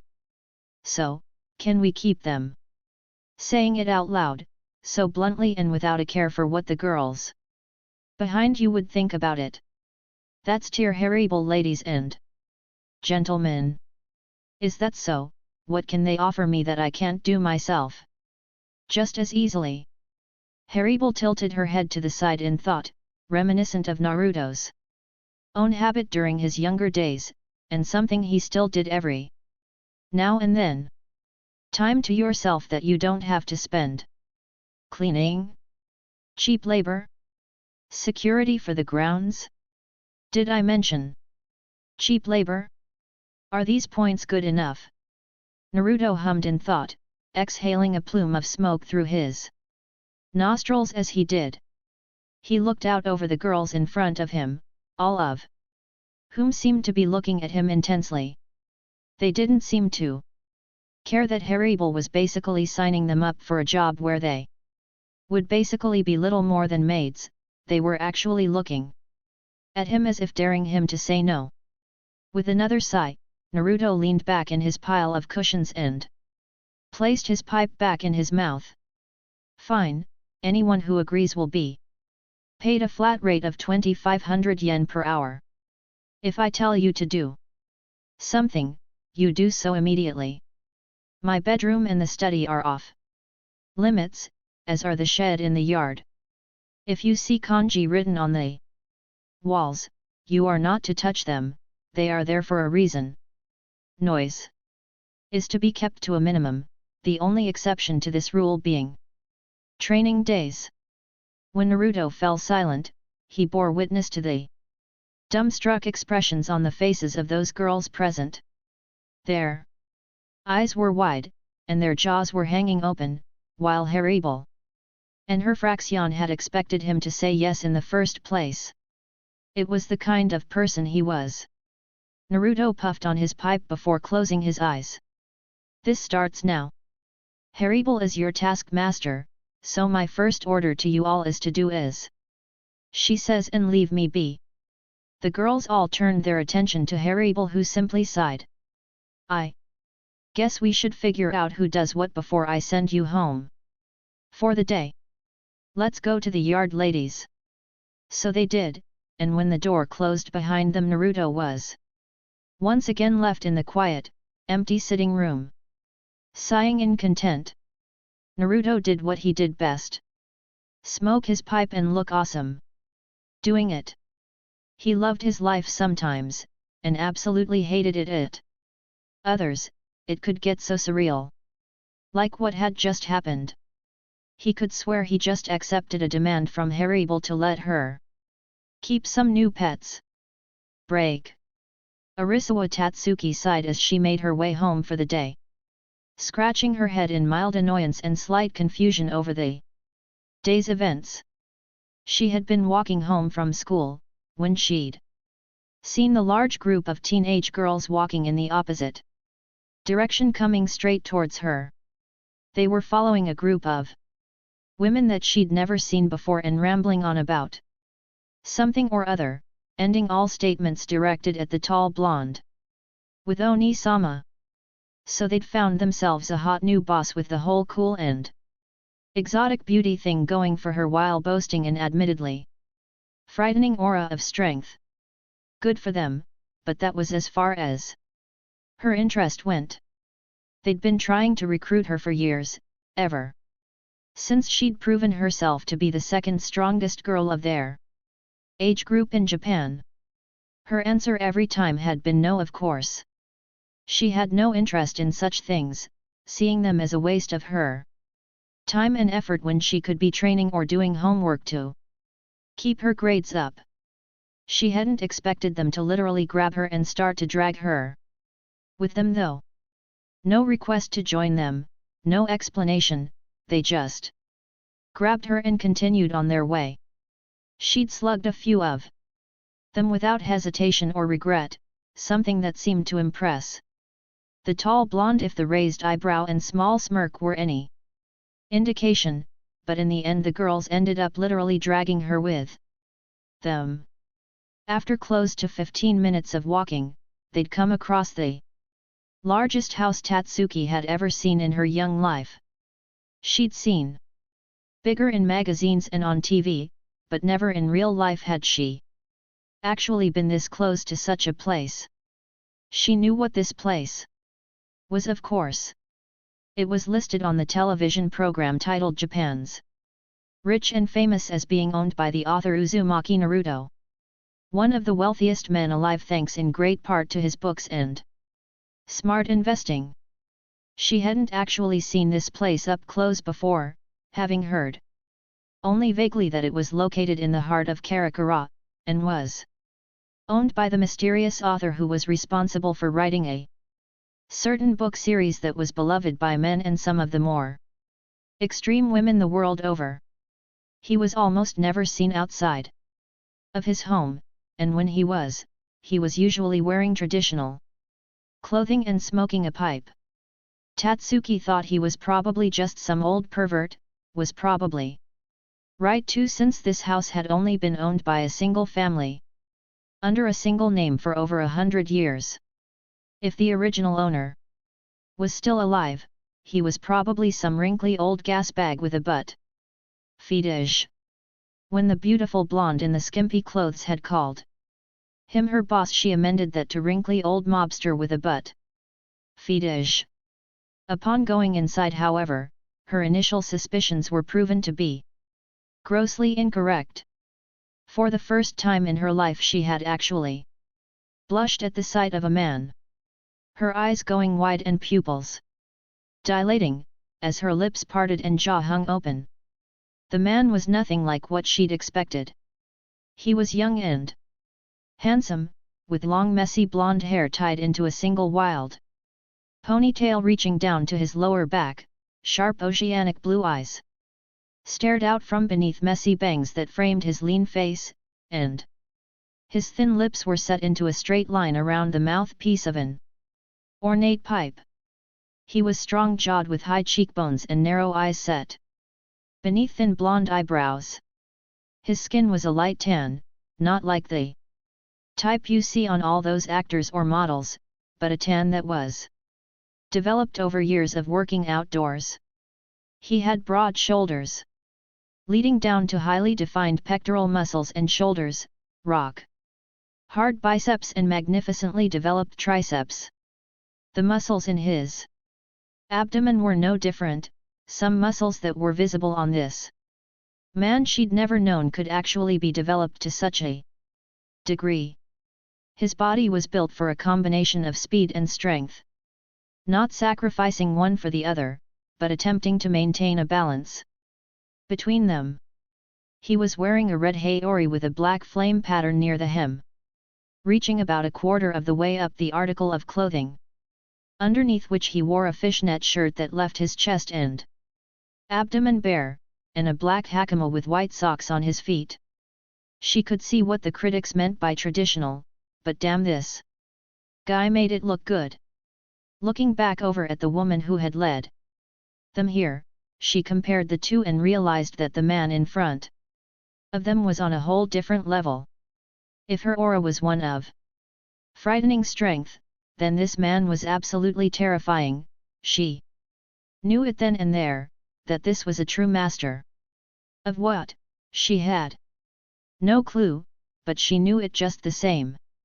The man had sighed when he took notice of the large gaggle of young women in his home before placing his pipe in his mouth and looking the blonde woman straight in the eyes. Sit down, and tell me. What happened, Haribal? Her name was Haribal? What an odd name. She was obviously a foreigner, with her dark skin and bright blonde hair, but she couldn't think of any place where she could have come from. Hawaii maybe? The next hour found the entire group of girls, herself included, sitting in Caesar behind the Haribal woman and the other three she'd never seen with the gang before, as Haribal explained what she'd been up to that day. Apparently she and the other women had spent what amounted to, in Tatsuki's eyes, an obscene amount of money on clothes and other such pointless things, before Haribal had taken down an entire rival gang single-handed without a scratch. The man didn't seem surprised by any of this, or angry about the amount of money they'd spent, so he was obviously paying them really well, or he was rich enough that he didn't care about how much of his money they spent. Probably both. After that, she'd explained what had happened afterwards and why these girls had followed her. Apparently they'd named her the new leader of their gang without her agreement, so she'd brought them here to actually put them to use. It was a large house, and Tatsuki hadn't seen any maids since she'd arrived, so it made sense. The way she said it though, damn if that wasn't funny. The looks on the girls' faces when they heard they were being reduced to menial chores around the home belonging to a member of the hated male species was absolutely priceless. Especially when said male was the author of a book series that demeaned women on almost every page. Over the last year or so, the book's style had actually changed. However, they were no longer so demeaning towards women, and had actually become rather tasteful. It was the reason why some women had actually become fans of the later books in the series. And if Tatsuki wasn't mistaken, Haribal had actually been used as a model for one of the characters that Honcho was so fond of. Honcho had always been a breast girl, and this woman had those in spades and clearly wasn't shy about showing them off either. Tatsuki had been even more surprised when the man had actually accepted, quickly laying down terms of employment and rules of his house before telling them to leave him in peace. 2,500 yen an hour. That was better than most of the jobs you could get with a college education.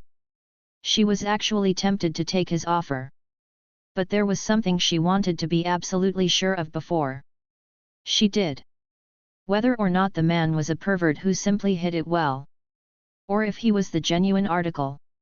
A rich man with far too much time on his hands that decided he'd write smutty books to pass the time and sate his urges. The imagination was a powerful thing after all, and it was proven that men thought about sex every 30 seconds, so why not put it down in a book and actually make use of those perverted thoughts? Had to be healthier than holding it in or expressing those thoughts by molesting the bouncy young women that surrounded them every Day. Like Honsho. If this man was anything like that perverted lunatic, she'd beat his face in repeatedly. Just like she did Honsho every day. When she finally made it home, she had a quick dinner with her parents before heading to her room to get her homework done before school the next day. It was tough being a teenager in the world of today after all. Break. The next day found Tatsuki doing much the same as she did every day. Meet up with a new Orium on her way to school, beat up the admittedly smaller than usual group of creeps trying to get a date from said innocent girl, punch Honsho in the face when she attempted to grope said innocent girl's breasts, and study as hard as she could throughout the day until the lunch bell. When lunch finally came, she found herself outside with the usual group of girls, the school's resident lesbian Honsho Chizuru, Suzuki Mai, Kuniya Dario, Ogata Mikuru, and Meihana Natsui. They were very shortly joined by Orium, who had gone to get her lunch, and the horrors that usually dwell within said bulging bentos, and the new girl Kokaki Rukia, whose appearance at the school had Tatsuki a little weary. The girl was a good actor, but there was something about her that seemed fake. She could also have sworn that she and Ichigo knew each other. A secret affair perhaps? If that's the case, why make it secret? Ichigo was pretty high up on the list of eligible bachelors in the school. In spite of his hair color and thuggish reputation, having a girlfriend would actually make things easier on him. Especially one who was as sweet as little Miss Kokaki. The height difference was a little disconcerting, but to each their own.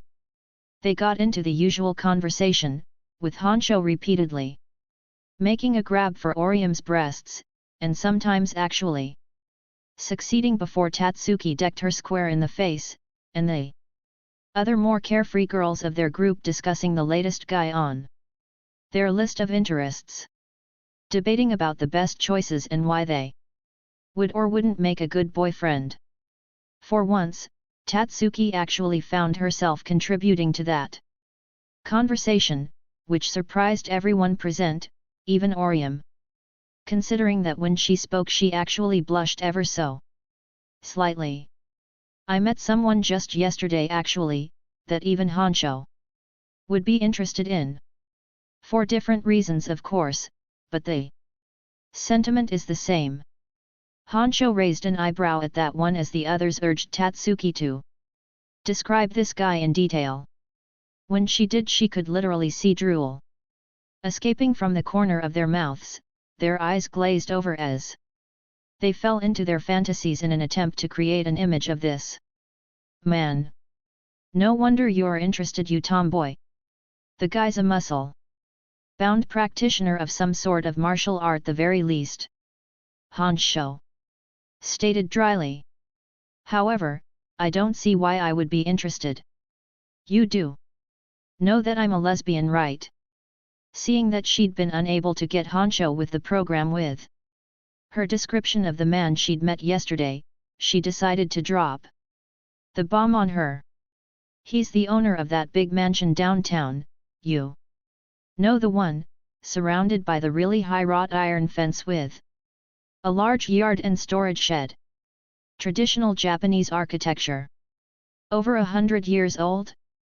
Very well maintained. Seeing Honsho's eyes widen in realization, Tatsuki wasn't even able to get out his name before the lesbian beat her to it. Oh my god! Honsho cried loudly, lunging at Tatsuki and wrapping her arms around her waist, looking up into her face with sparkling eyes and a large perverted smile. You actually met him? My idol, the amazing and talented Uzumaki Naruto-sama. Unnoticed to everyone there, a certain Shinigami twitched at the name. Honsho had practically screamed to the heavens, her eyes widening in recognition for only a moment before returning to her magical juice box. Tatsuki drove her fist into the top of the perverted lesbian's skull, getting her to let go of her and back away to the other side of their little circle. Yes, Honsho, it was the same guy who writes those perverted erotic novels you like so much. I swear you're such a guy. Sometimes. I wish. Honsho cackled, getting over the pain in her cranium rather quickly as she fished through her bag and pulled out one of the books in question. It was small, barely larger than the student hand book and colored a dark blue. This masterpiece was written by a true man, for all men to enjoy. He's my idol. Even though his books have gotten more tame over the years, they're still considered works of genuine art by fans and critics alike. He's the only man that I can say I am genuinely in love with. I feel such a connection to him even though I myself have never met him in person. I would go straight for him. Sweat drops forming on their heads, the girls all stared at Honsho, absolutely dumbstruck. You actually brought a piece of erotic literature with you to school? Can't you get expelled for that? While another question uttered by one of them went more along the lines of, Honsho actually likes a guy? The sky isn't falling, is it? Is that a pig flying? While Tatsuki herself had responded with a simple, please do, Chizuru. Maybe then she would leave poor Orium in peace. Orium meanwhile, continued eating her lunch, only vaguely listening in on their conversation and not really caring much about the subject. While Rukia kept an ear open towards the conversation, yet tried to appear uninterested. If this was the same person her nii Sama had told her about all those years ago, then he sure had changed. Her brother had described him as the perfect example of nobility despite him being rather brash and impolite. Then again, her brother had told her he'd died some 100 years ago now, so maybe it was his reincarnation? Shrugging her shoulders as she continued sipping away at her juice, Rukia decided it really wasn't worth fretting over. Even if this person's name was similar to the one the former head of the Namikaze clan had used when he'd been alive, it could actually just be one of the universe's strange coincidences.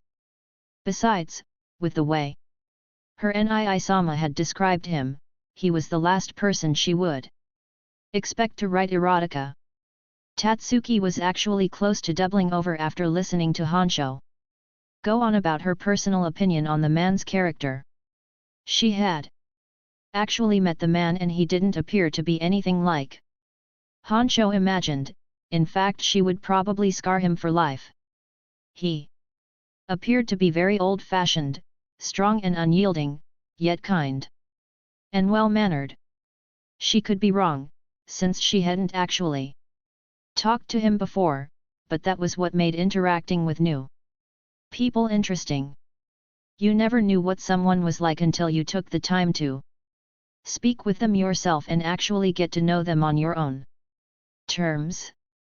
Honsho, however, while appearing very eager to meet the man, had him pegged as some sort of super pervert who groped women he found attractive at every opportunity and used the data gathered from the experience to write his books. In short, she pictured a male version of herself. Somewhere in Seoul society, a certain white-haired man wearing kabuki clothes paused in his random scribbling as he sneezed loudly. Looking up towards the sky with a grin, Jiraiya spoke proudly. Good job, Naruto, I just know you're out there somewhere spreading my awesome to the world. Looking back at his peephole, Jiraiya panicked. His sneeze and small monologue had drawn the attention of several of the women in the bathhouse. When he tried to run, he would quickly realize that all these women were members of the Shinigami Women's Society. As such, they were all Shinigami with varying degree of skill in Shunpo. He didn't get far, and his freakish, girlish screams were heard all throughout Seoul society for hours on end.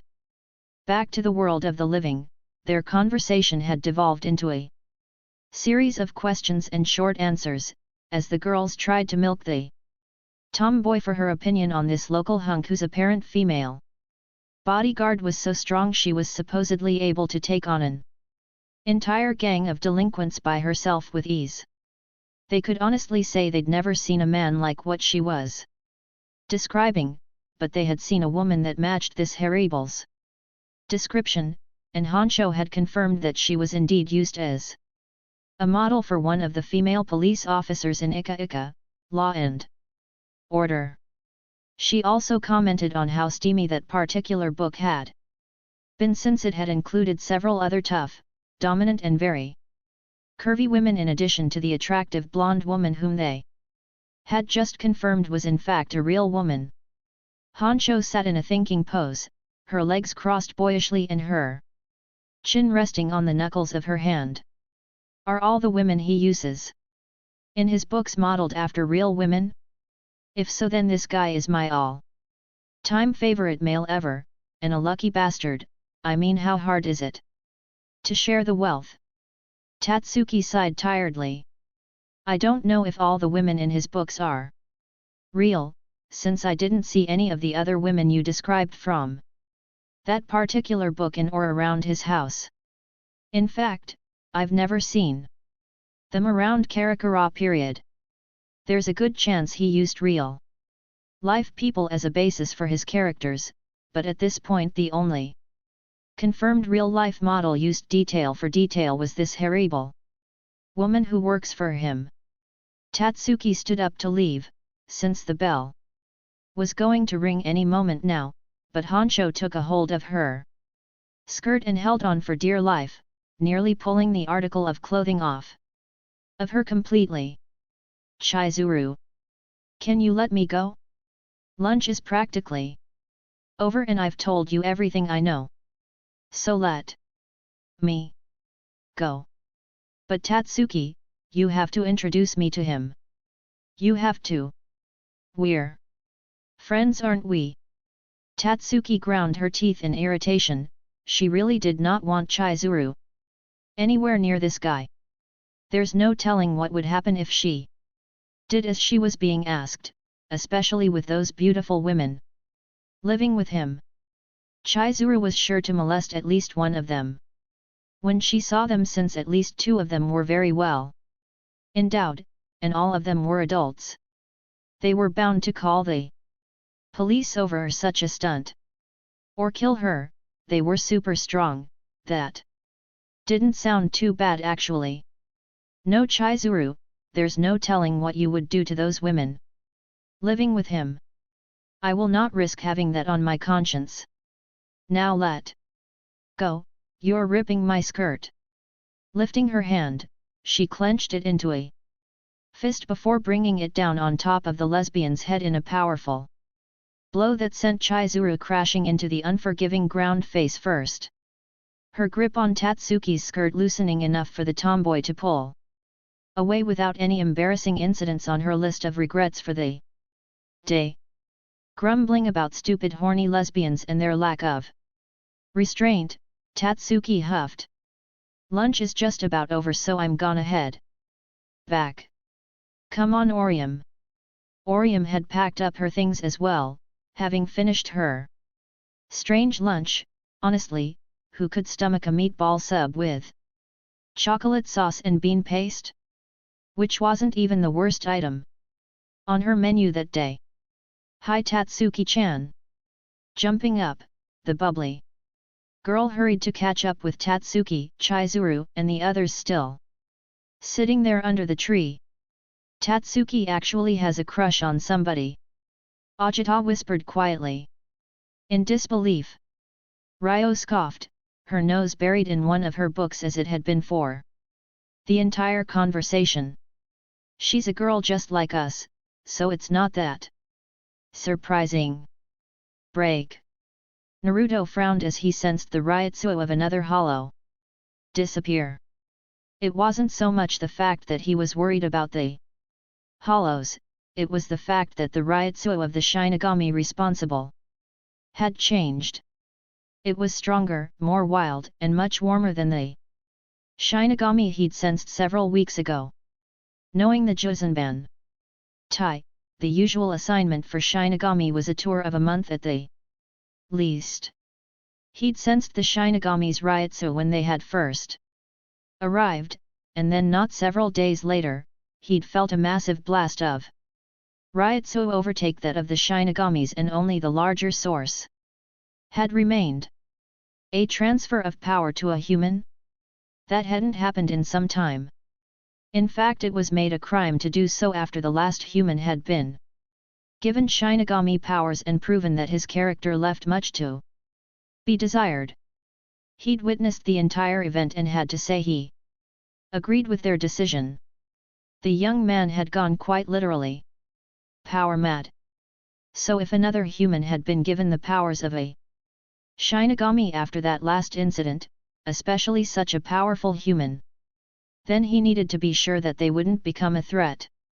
This was why Naruto had decided to leave his home after the sun had set and the moon had risen to take its place, bathing the city in the soft glow of reflected light, and providing him with a cover of shadow. Even just walking down the street as he was, an experienced Shinigami wouldn't be able to detect him unless he let them. Or he messed up and they actually saw him. When that large group had arrived in Karakura not 10 years after his own arrival, Naruto had been worried. He recognized their Ryutsu of course, but it was the reason why they had come to the human world and never returned to Soul Society that had him worried. Had Aizen made his move and he'd missed it? No, if that had been the case, then the rotations to the human world would have stopped and Karakura would be overrun by hollows.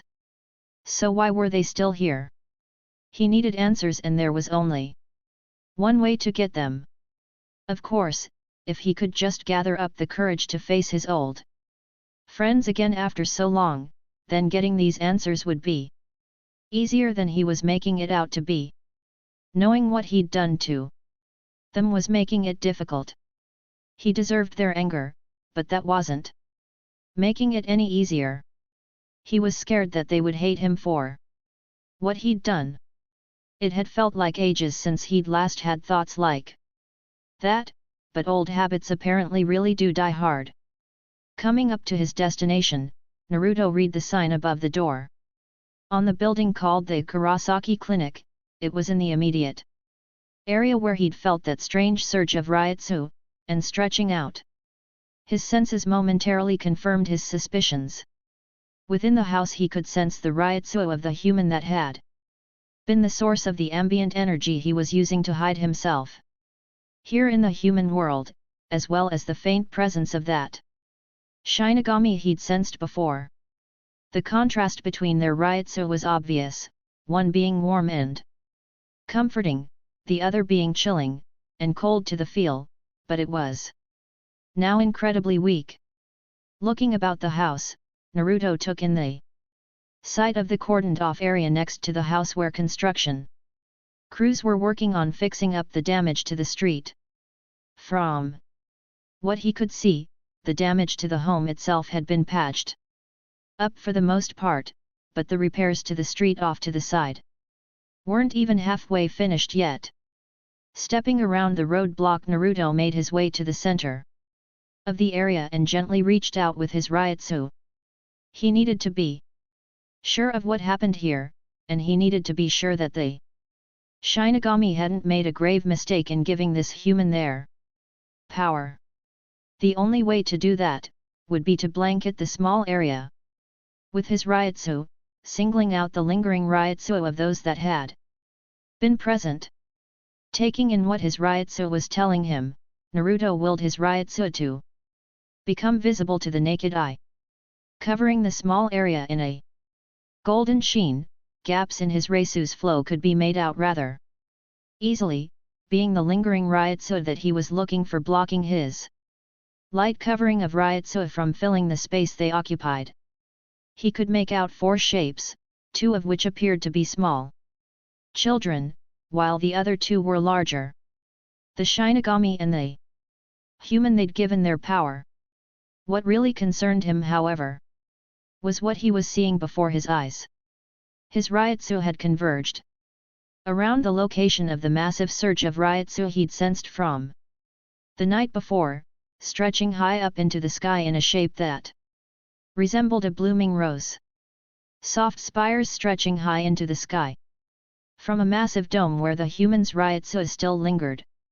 Strongly frowning once again and puffing tentatively on his pipe, Naruto let his Ryutsu fade. The thought of a human possessing that kind of power was disturbing.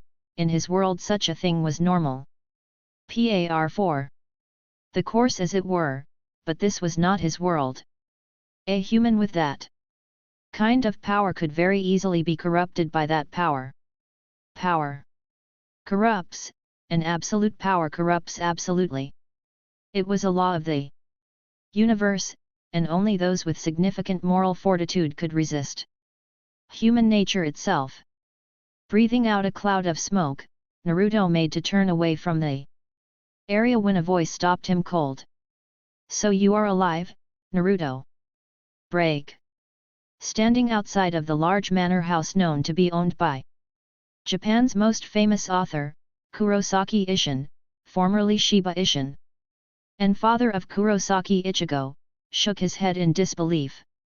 The house was surrounded by young women of varying ages and body types, all wearing black leather jackets and blue jeans. It almost looked like some kind of uniform, and considering that they were patrolling the grounds in and outside the tall fence, he was inclined to believe that was indeed the case. "What in the hell have you been doing, Naruto?" Isshin wondered. He had been trying to get inside for some time. Of course he could just go in soul form, but he hadn't yet recovered enough of his strength to do so safely. So he was stuck using the usual route. The girls standing guard at the gate wouldn't let him in, even though he'd said he had an appointment with Naruto, their boss apparently. Simply because he was male. Coincidentally, Naruto was the only man they actually liked, because of the high pay rate and benefits he was giving them for guarding his estate. He really didn't like visitors apparently, which meant he was still the same old Naruto. Their conversation last night had been short, in usual Naruto fashion. He was a man of few words, a far cry from how he'd been in life. According to Yoruichi. Then again, he'd lost his children when he'd died, and Isshin could understand how that could change a man. When he'd lost Masaki he could hardly bear it, but if he were to lose one of his children, it would tear him apart. Naruto had ultimately lost the chance to be with both of his children, whom he'd loved dearly in spite of the fact that they'd yet to be born, and because of how soul society works he might never see them again. Never. He'd told Isshin last night that he hadn't had much of a choice, that leading the whole of soul society to believe he'd died was the only way for him to gain any kind of significant advantage over his enemy. It was an enemy that Isshin knew all too well thanks to Yoruichi and Urahara. To think that Aizen had been ultimately responsible for Naruto's supposed death and self-imposed exile as well, just how far was Aizen's reach?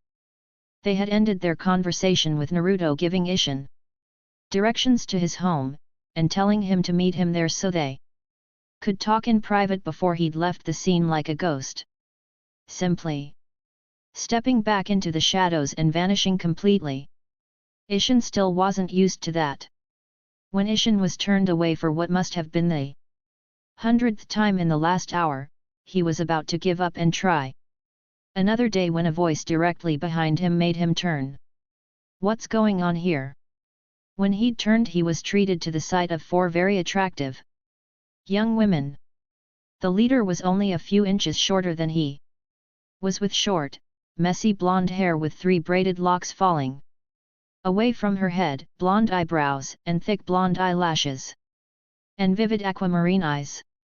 She was wearing a very revealing black top with long sleeves that left her abdomen and the lower half of her large breasts exposed. A pair of dark blue jeans adorned her legs, and high-heeled boots topped off the outfit, making for quite the beautiful yet imposing sight. Behind her were three other women, a heterochromatic young woman, one eye being blue and the other ember, with short black hair cut in a bob style. The other was a dark-skinned woman as tall as the blonde, with thick wavy brown hair reaching down past her shoulders, while the last was the shortest of the group with a dainty face adorned with three pink dots beneath her right eye and long olive green hair. They were quite the lookers, but the fact he couldn't sense anything from them, not even so much Ryoko as that of a normal soul, told him that Naruto had placed seals on them to hide their presence. Meaning in short that they were not normal human souls. Isshin, however, decided to lay on the charm. While he would only ever truly love his dearly departed Masaki, these were some very fine women in front of him. He wouldn't be able to call himself a true man if he didn't at least show some interest after all. He needed some loving every now and then too, you know. Why hello there ladies, I was just telling these fine young gate guards here that I had an appointment with their employer. Maybe you could let me in and give me the grand tour, Isshin stated proudly, his twinkling pearly whites displayed in a broad smile. Standing in the signature good guy pose. Of course, the four women merely deadpanned in his direction, completely dumbfounded at his blatant attempt at a pickup. That had to have been the poorest attempt at seducing them that they'd seen in a long time. Hermit sighed. How about not? Isshin instantly deflated and Hermit pushed past him, her fraction following along behind. Naruto-sama told me you would be coming, Shiba Isshin. Come, it would not do to keep him waiting, he's stressed enough as it is. Not enough loving from his lady friends most like. Keeping all that sexual frustration pent up inside isn't healthy after all. Hermit stopped, taking in his words for a moment and actually seeing how that could be possible. While he did write those books of his, he was also living with four very attractive women and not once had he ever expressed such a need before. She had read books on human psychology, and had learned that sexually frustrated males tended to experience sickness more often than those who engaged in regular sexual activity. So what Isshin said, while initially sounding perverse and idiotic, actually had merit. Stowing that bit of information away for the time being, Hermit led Isshin inside much to the said gate guard's consternation, and brought him to the sitting room where Naruto could be seen in his usual position on the deck, pipe in hand and a tray with a few sake dishes and a single large jug sat beside him. When Isshin saw him, he immediately made his way over to take a seat beside him. Taking one of the dishes set out on the tray and filling it with sake before he simply sat there in silence with his nephew. The silence stretched on for a few minutes, both just looking out into the large yard where several young women were sparring against each other using various styles of martial arts. Yoruichi cried, you know. Naruto said nothing, but the pain that flashed across his face told Isshin all he needed to know. When they'd arrived at his homestead all those years ago, only to find the scorched and bloody remains of his Haori, it had been painful. Even Isshin had needed to take a break from active duties for a while to recover. To know that Naruto hadn't done it to hurt them made it easier for Isshin not to be upset with him. Yoruichi was going to be pissed though. Never mind how Kyokaku was going to react. I'm sorry Isshin, but as I've already explained, there was little other choice. Naruto spoke calmly, taking a sip of his sake before continuing quietly. I knew it would hurt all of you, but Aizen had discovered my investigation and I had lost the element of surprise. To get it back, I needed to make Aizen think his attempt at assassinating me was successful. Ishin nodded, it made sense, Aizen liked to be in control, and by effectively killing himself in the eyes of Soul Society, he had hidden himself from Aizen until he was ready to move against him. The shock of realizing he hadn't been able to predict Naruto's continued survival and intervention in his plans might just be enough to force Aizen into making a fatal mistake. Kyokaku knew you were alive, Naruto. Or at the very least she denied your death so strongly that she even had me believing it. She wouldn't hear any talk of you being dead. She would say things about how you were too stubborn to let some hollow kill you like that, how there was no way you would die before keeping your promise to her. Ishin muttered quietly. Naruto sighed, but the small smile on his lips told of the amusement he felt at that particular train of thought. She knows me too well. Ishin. I'm not surprised that she would realize I wasn't really dead. And I do still have to keep that promise to her, don't I? Ishin chuckled. Which one was it? The one where you would find a way to give her back that arm of hers? Or the one where you wouldn't stop making babies until you had enough to create your own division in the Godiya Husentai? Naruto blinked. That second one doesn't sound like me at all, Ishin. You sure you didn't just make that one up? Laughing, Ishin slapped Naruto on the back enthusiastically. Of course not, nephew. I have a very accurate memory when it comes to these things. A selective memory, more like. Your ability to imagine these scenarios never ceases to amaze me. You're just lucky Kyokaku isn't here, Ishin. She'd kill you. Naruto deadpanned flatly. Ishin chuckled. All joking aside, I should tell you that Kyokaku took on your name. She's taken over as the head of the Namikaze clan in the Seireitei, and she says all that needs to happen now is for you to crawl out of whichever hole you've managed to find yourself in and get back where you belong. Ishin sipped his sake, emptying the dish, before placing it on the deck in front of him. You never actually told me what happened, Naruto. What was it that attacked you? The kind of damage we saw at the scene was comparable to at least a Minos, yet no Minos was seen in the area. Naruto sighed, actually regretting this part of the conversation. The revelation of just what Tear and her fraction were would throw Ishin for a loop. Urahara would definitely want to get his hands on them for research and just for the sake of it. That guy was a pervert almost on the level of his late godfather. You ever heard of an Arankar? Ishin frowned, but nodded. Hollows that have somehow managed to take off their masks and survive the process. Infinitely more powerful than a Vasto Lord Minos Grande. Are you saying you were attacked by one of those things? Naruto nodded, taking a few puff on his pipe. Not just any Arankar. Either, one of the Arankar created by Aizen's Hojiaku. Much more powerful than a natural-born Arankar, and much more human. They practically look human, Ishin, the only difference being the hollow hole and bone fragments from what used to be their mask adorning their bodies. That, and they have Zanpakuto. Ishin choked. Zanpakuto? He gave hollows the power of a Shinigami? I had thought it was possible, seeing as to what he did before, but I didn't think he'd actually tried it yet, let alone succeeded. Naruto nodded, filing that little piece of information away for later. Before looking over his shoulder into the house.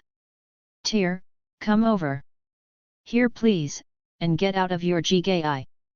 There was no verbal answer, but several moments later Tear walked into the sitting room behind them, her once white Arankar robes replaced by a similar black set.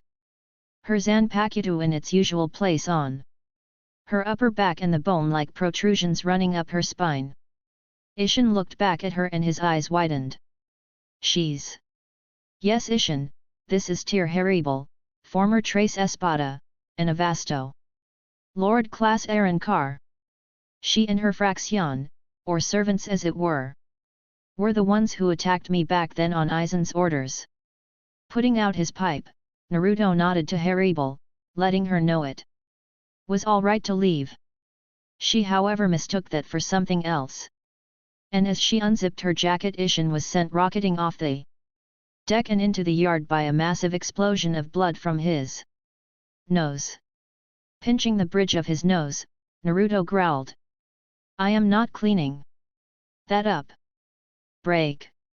After Ishin recovered from his little episode, the three of them adjourned to the sitting room and closed the shoji doors leading out onto the deck. Once they were assured of their privacy, Naruto began to explain to him what he'd found out that had forced Aizen's hand. I believe my discovering the fact that Aizen had his own incomplete Hojiaku was what had forced Aizen to act against me. It would obviously have given me the leverage I needed to bring his scheming to light before the Suteaku.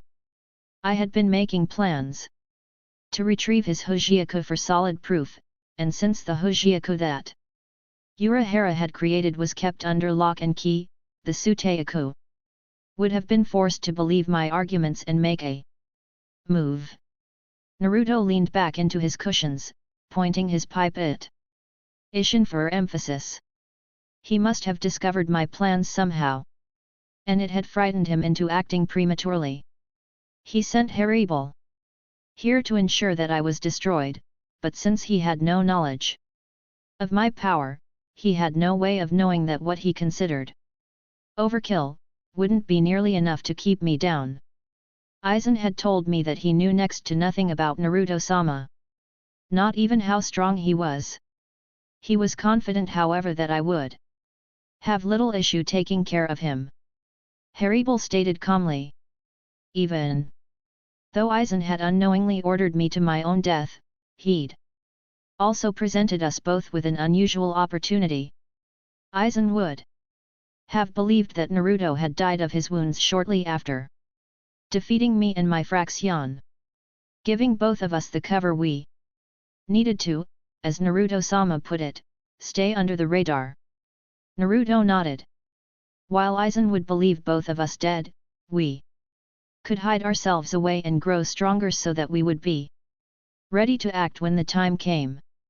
The circumstances behind our current allegiance being inconsequential however, just know that she's on our side. Naruto puffed on his pipe for a moment, a thoughtful look on his face. Do we know what Aizen's after? Ishin nodded. Urahara's completed Hojiaku.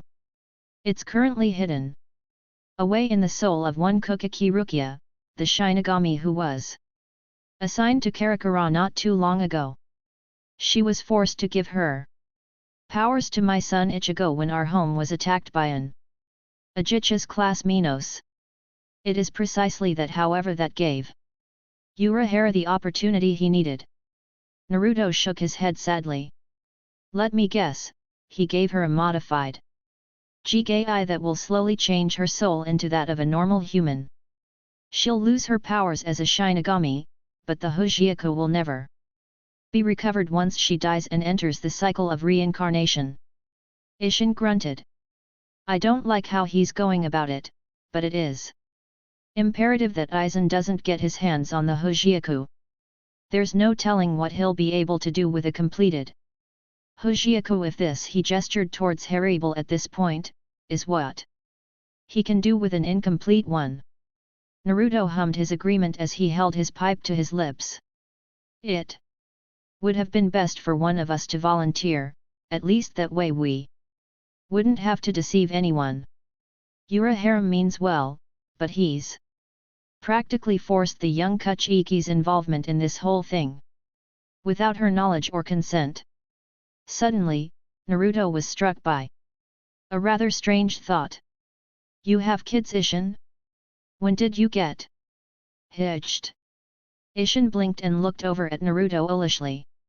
I didn't tell you about your auntie Masaki, did I? Suddenly, Ishin was all smiles, practically bouncing about on the floor as he pulled a photo album out from nowhere. Sidling up next to Naruto, he started showing him various pictures of a small boy with bright orange hair, and two twin girls who quite obviously came along later if the fact they only started appearing the further they went into the album was any indication. Naruto watched Ishin practically bursting with fatherly pride as he described each of his children. This went on for some time, the sun outside already beginning to set, before he frowned. That son of mine though, he's become such a delinquent. Oh Masaki! Jumping up, Ishin pulled a life-size photo of a beautiful redhead from his jacket. How it fit in there without using a storage seal Naruto would never know, before he pinned it to a wall and threw himself against it, acting as if he were trying to wrap his arms around the woman on the poster. Where did I go wrong? He bawled. Naruto and Hermit turned to look at each other, both their expression being of utter confusion. When Hermit's eyebrow raised in question, all Naruto could do was shrug helplessly in response. Before they both turned their attention back to the weeping man. Next thing he knew, Ishin was right in front of him on his knees, his head bowed. I beg of you Naruto, bestow some of your wisdom and knowledge upon your delinquent cousin. Show him how a true member of the Shiba clan should be. Show him what it means to be a true man. Naruto looked at Ishin then as if he had gone completely bonkers. His pipe was hanging loosely from his mouth as his jaw slackened. If he's got you this concerned, he must be doing just fine. Besides, I'm a Namikaze, not a Shiba. You'd be better off asking Kyokaku about that kind of thing, and I'm sure Kaian wouldn't be adverse to showing your son how a true man of the Shiba clan is supposed to act. He does it a damn sight better than you do, Ishin. Naruto sighed as Ishin crouched down in the farthest corner of the room, drawing circles on the floor with his finger as a rain cloud hovered over his head. He was mumbling about inconsiderate nephews, and how he was so unloved by his family. Truth be told, it was kind of creepy. Enough Ishin, you're embarrassing yourself. Naruto growled, and taking another puff of his pipe he stood up and made his way to the door. Are we done here for the day then, Ishin? Ishin sighed, but nodded. Your Yuiki's gonna kill you when she finds out you've been here all these years. Naruto raised an eyebrow. I had assumed she would have found me by now. She's been in Karakura town for 100 years or so now. Ishin grunted his acknowledgement of the fair point. She's been running back and forth between Soul Society to gather information on the goings-on in the Siritii. I'm afraid she hasn't had much time to come out and actually explore much of the city. That, and you're very well hidden. I almost missed this place even when I was invited here. A new seal. Naruto nodded. That it is, it's engraved in the walls and on the fence outside. Its purpose is misdirection. The higher the level of an individual's Ryutsu, then the more effective it is in doing its job, which is to force your attention away from the building. It alters your perception of the area and forces one to think that the house isn't anything of any real importance. By the time you realize you're being duped, you'll already be so far away that you won't know what it was that was influencing you in the first place. Of course, one's knowledge of the house actually affects the effectiveness of the seal. And if someone who's been here before were to bring you here, then the seal wouldn't work at all. Ishin nodded. Interesting seal then. No wonder she hasn't found you if that's the case. A house covered in seals would usually be a dead giveaway. Naruto scoffed. That's exactly why I made that seal. Can't give myself away just doing what's normal for me. When Ishin reached the front door, he slipped on his shoes and opened the door before he paused and turned to Naruto. Naruto. Can I ask you a favor, one father to another? Naruto frowned. It was odd seeing Ishin actually get serious, but a serious request from Ishin was usually worth at least hearing. When Naruto nodded his affirmation, Ishin gave him a pat on one of his broad shoulders, marveling at the fact that even doing that much had hurt his hand before speaking in a low, conspiratorial tone. Keep an eye on Ichigo for me? If I actually had the power to do so I would, but thanks to certain events that's not an option. Make sure he doesn't get hurt too badly, will you? Naruto sighed, knowing right away that his life was about to get hectic again. Alright Ishin, but you have to promise me something as well. I'm going to be training him, no ifs and or buts about it. Deal. Ishin swallowed nervously, suddenly more worried for his son than he had been before. Training with Naruto he was feeling sorry for Ichigo already. Alright Naruto, I give you my permission to train my son. Just don't kill him. Good. Naruto then shoved Ishin out the door before stepping out behind him. Now get out of my house, you've been here long enough. Your kids are probably getting worried. Ishin nodded before waving as he started on his way down the street. Until next time then, nephew. Later you weirdo. Naruto grumbled as he closed his front door. Heading back to his sitting room, Naruto sat himself back down in his cushions and set his pipe down on its stand. Thinking about what Ishin had asked him to do. Ichigo, technically being his cousin, actually made it his responsibility to make sure the kid didn't get himself killed, but he knew the day was getting close. Aizen was going to make his move soon, he just knew it. He would need to train Ichigo and make sure the kid was ready for that day even if it killed him. Then he had to go and see Urahara. They had much to talk about. Apparently, after all, he'd forgotten to ask Ishin about why Urahara and Yoruichi had left Soul Society. This better not come back to bite me in the ass. Then again, life for Naruto was never easy. Chapter 3, Return of the God Slayer. 3 weeks since that conversation with Ishin, 3 weeks since he realized that certain events had quickly begun to spiral out of control. 3 weeks, and Naruto had come to a sudden realization. It was time to reveal himself. It was time to make the first move of many in the fight against Aizen. His first order of business would be the safe removal of the Hojiaku from an unsuspecting Kokaki. After that he would need to find a way to dispose of it or hide it safely so that Aizen couldn't get his hands on it. He had a few ideas, all of which involved seals, and all of which took the moral high road as compared to Kisuk's chosen method. He could empathize with the scientist, he really could. He would do anything to make sure that Aizen's plans, whatever they may ultimately be, did not come to fruition. He did however have his reservations about what those plans could be. The Hojiaku was only one part of some sinister plot, that much was certain, but it was the endgame that Naruto was still in the dark about, and which was his primary concern. Any plan that involved that instrument of unlimited power could not be good at all. Kisuk might know more, but it was doubtful, as he'd been here in the living world almost as long as Naruto had, so that was out.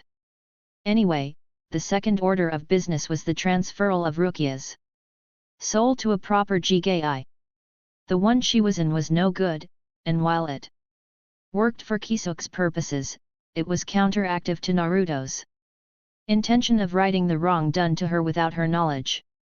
The third order of business, which would probably come first, was meeting his young human cousins for the first time.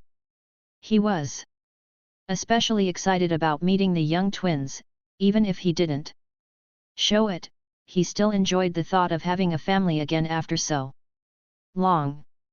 The young Kurosaki twins, from what he'd heard, were like night and day. Both were charming in their own ways, and Isshin had assured him that he would love them both to death. Literally in his case. The fourth order of business on his agenda was going to say hi to his old friends and getting up to speed on what Aizen had been up to since his supposed assassination. If they knew more about this then. He did, of course. Since his conversation with Isshin, Naruto had taken note of something rather odd. For instance, blowing out a lungful of smoke, Naruto looked across the shogi board at his opponent. Hermit was sitting there still dressed in her night clothes, which consisted of a sheer low-cut black nightie. It was almost completely see-through, so he could see her bra and panties, both of which were a provocative black lace. If he didn't know any better, he would say she was trying to beat him at shogi using sex appeal alone. It was almost working. Over the last 3 weeks she'd been wearing her night clothes around the house as often as possible, only changing into her usual outfit, which in itself was very revealing, when she was going out. She'd been driving him up the wall, and it was getting harder and harder for Naruto to conceal this fact from his housemates. He was beginning to suspect that she was doing it on purpose to get a reaction out of him, or to force him to take action. He was a bigger man than that, and he would prove it even if the lack of oxygen and blood going to his brain knocked him flat. She was a very attractive woman, and he had to say the way the nightie contoured to her curves was extremely appealing to him. Therein lied the problem. If Isshin was to be believed and Kyokaku had taken it upon herself to finalize the engagement between them while he'd been gone, then he was technically a married man, and he wasn't sure how she would react if he started getting intimate with a hollow. Even if he didn't have a problem with it, and he was positive Kyokaku would be of like mind, it was the principle of the thing. Married men did not sleep around unless they wanted their wives to do unspeakable things to them, especially if those wives carried a sword around all the time, simple as that. Naruto moved one of his pieces and sat back in his cushions, chewing on the end of his pipe in thought. He had a lot to think about lately, and things had been so simple and peaceful in his life for over 100 years. Unfortunately though, Isshin had said he was bringing the kids over today since it was a Sunday and they didn't have school, and from the looks of things they would be arriving soon. He probably didn't even have the time to finish this game before they arrived. So he definitely didn't have time to sit around smoking his pipe while debating with himself over life's greater mysteries. With that thought, he watched Hermit make her move before she looked up at the clock. Noting that she too had noticed the time, Naruto sighed, a cloud of smoke accompanying the breath of air as he stood to his feet. Looks like we'll have to postpone our game for another time, dear. The kids will be here soon, so you need to get dressed, Naruto stated dryly as he moved towards the hall.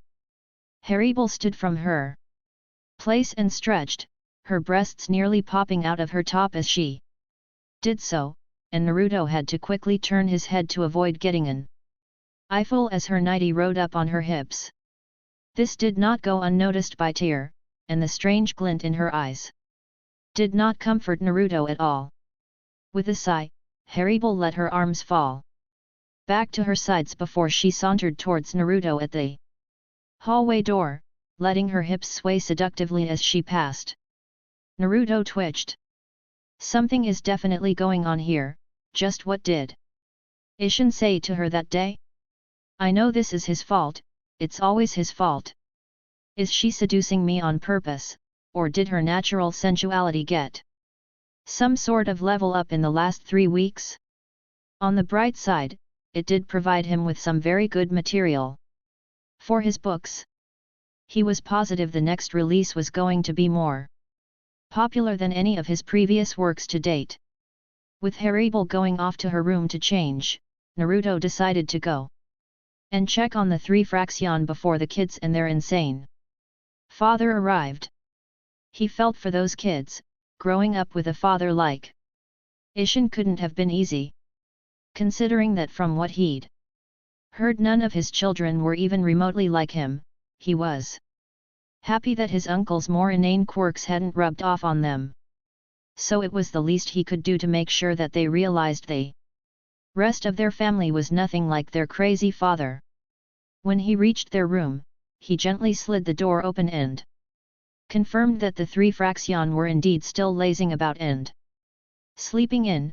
With that knowledge in mind, Naruto closed their bedroom door quietly and moved down the hall towards the sitting room to wait for his guests, passing by a few of the girls that now worked for him on his way.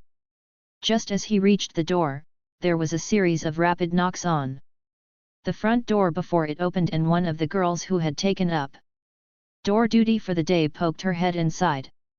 Upon seeing him, she smiled brightly and gave a small wave. Oyabun Naruto's entire body seized up. The noticeable twitch was ignored by the door girl, though, which he was thankful for. He still wasn't used to being called by such titles. He'd tried to get them to stop, but maybe due to some unresolved hostility towards him they decided to keep doing it. Just to spite him. That strange man from the other day is here, and he's got 2 little girls with him. Naruto shivered, the strange feeling that always crawled up his spine when people called him by a title other than his name seemingly melting away and leaving him chilled. Gathering his wits about himself once more, Naruto nodded. Bring them to the sitting room. For me, I'll be waiting there. With an enthusiastic nod, the girl disappeared back around the door. And Naruto could just barely make out a muffled conversation as he made his way over to his pile of cushions.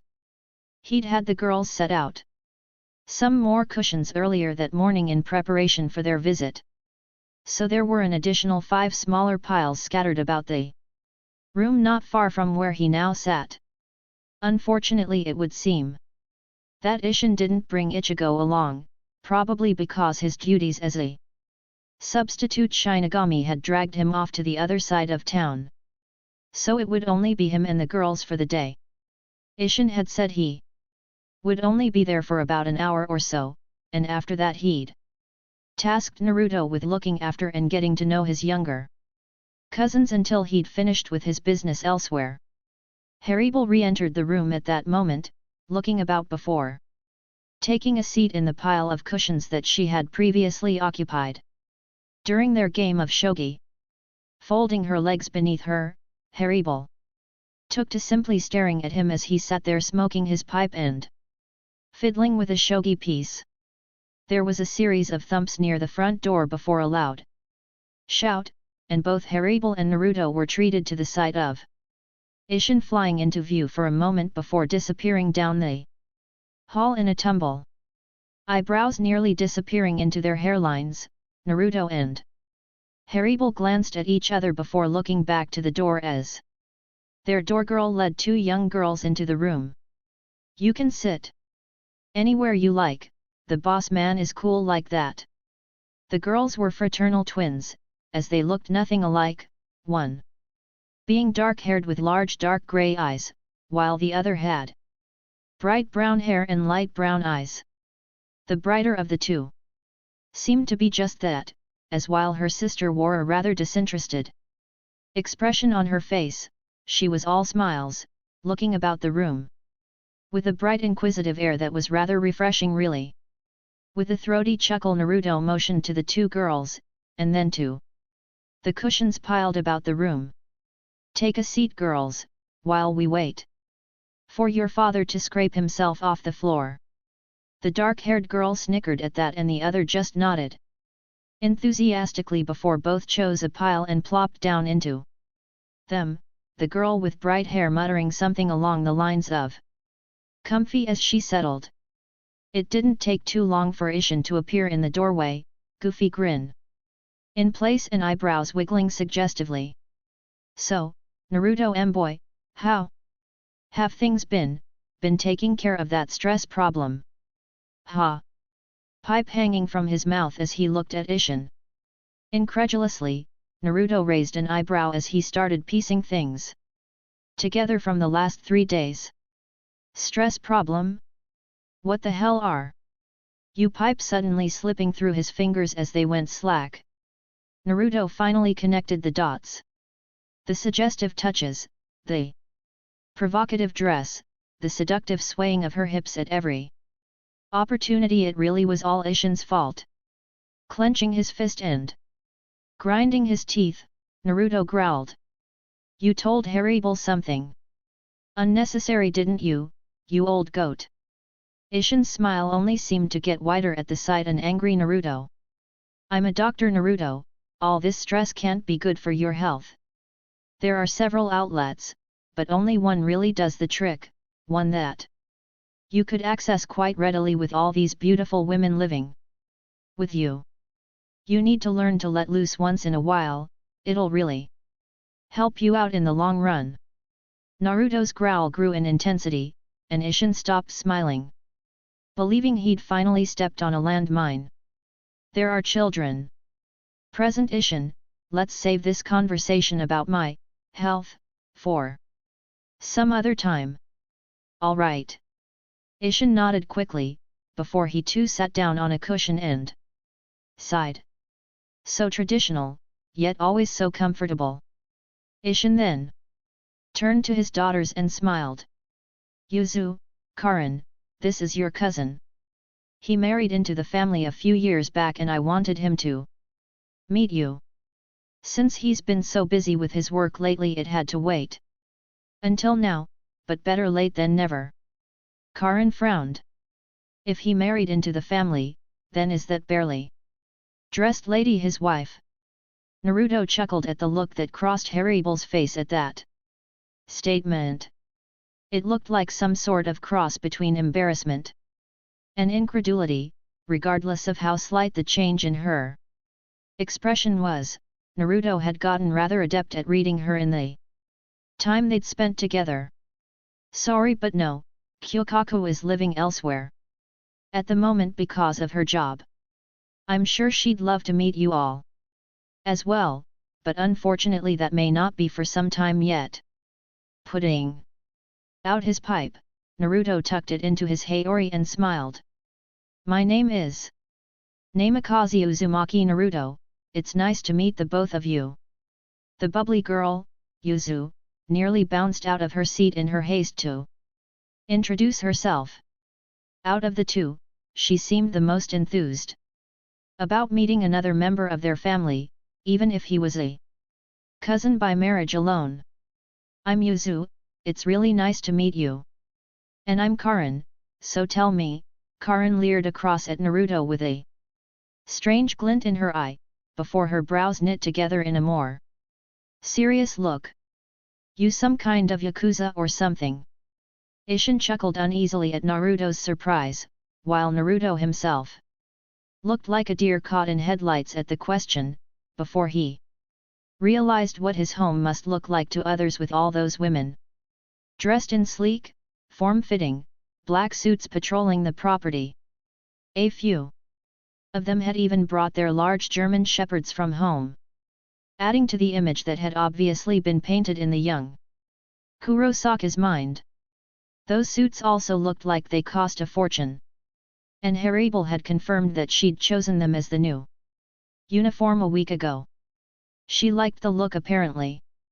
All in all, it really did look like the home of a yakuza boss, so he couldn't really blame the girl for the misconception. Shaking his head, Naruto sighed. No, I'm not a yakuza. I'm a writer, and those girls are my hired security. My books made me quite a bit of money in the last decade, and it was easier to hire them than it was to draw up a long-term contract with a private security firm. Glancing over at Hermit, Naruto frowned. That and it was just kind of dropped into my lap, so to speak. That makes sense, I guess. Karin muttered dryly. It was obvious that she wasn't convinced, tough nut to crack that one. Taking a moment to collect himself, Naruto studied the girls in front of him for a moment. It was his first time meeting them, and normally, on first meetings Naruto would at least have some sort of idea for a conversation starter, but he was drawing up blanks. Thankfully, the peppier of the two decided to save him the trouble. Annie, what's your wife like? Is she nice? I bet she's really pretty too. Naruto smirked. Kyokaku was an interesting person, that much was certain, and she was only really nice to young children and her family, unless said family pissed her off. Which was actually very easy to do. She's nice as long as you don't get on her bad side. She's a rather irritable woman, that one, violent and very aggressive. 2. She has a flair and passion for fireworks and is a veritable genius of her craft. She's tough as nails and has a vocabulary that would make a sailor blush on her best days. You two would like her, though, and I'm sure she would like you. Looking over at Ishin, Naruto smirked. I really should get her out here sometime. She'd like this place. Not to mention, she would never pass up the chance to see her Uncle Ishin again.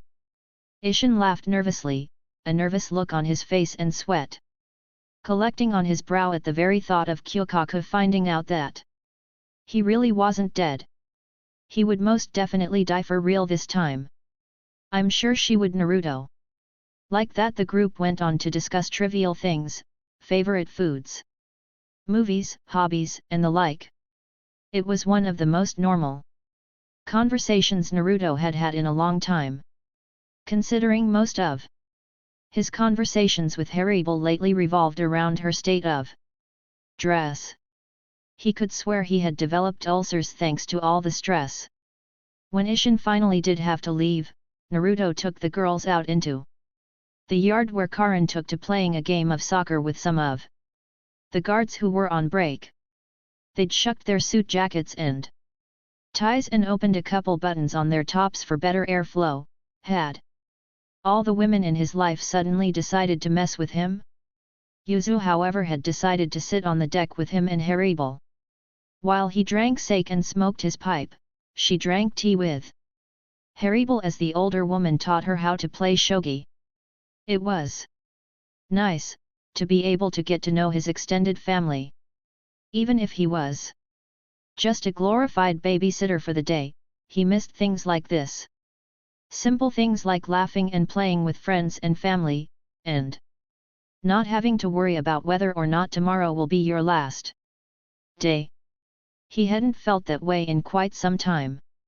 Over the past 100 years, Naruto had constantly been worried about Aizen discovering him here and sending an even more powerful espada after him and those he lived with.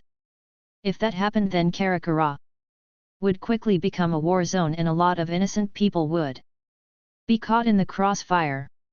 That was something he would not tolerate, nor could he afford to. That's why it was such a pleasant feeling to just forget those worries. For a time. For several hours they either played in the yard or talked on the deck, Naruto staying silent the whole while, just taking everything in. He wasn't completely idle though, his senses had been blanketing the city ever since he'd felt something that had him worried. The hollows were disappearing. It had been happening more frequently, and until recently he had no idea what could have been causing these strange disappearances. Hollows would appear and then only moments later, they were gone.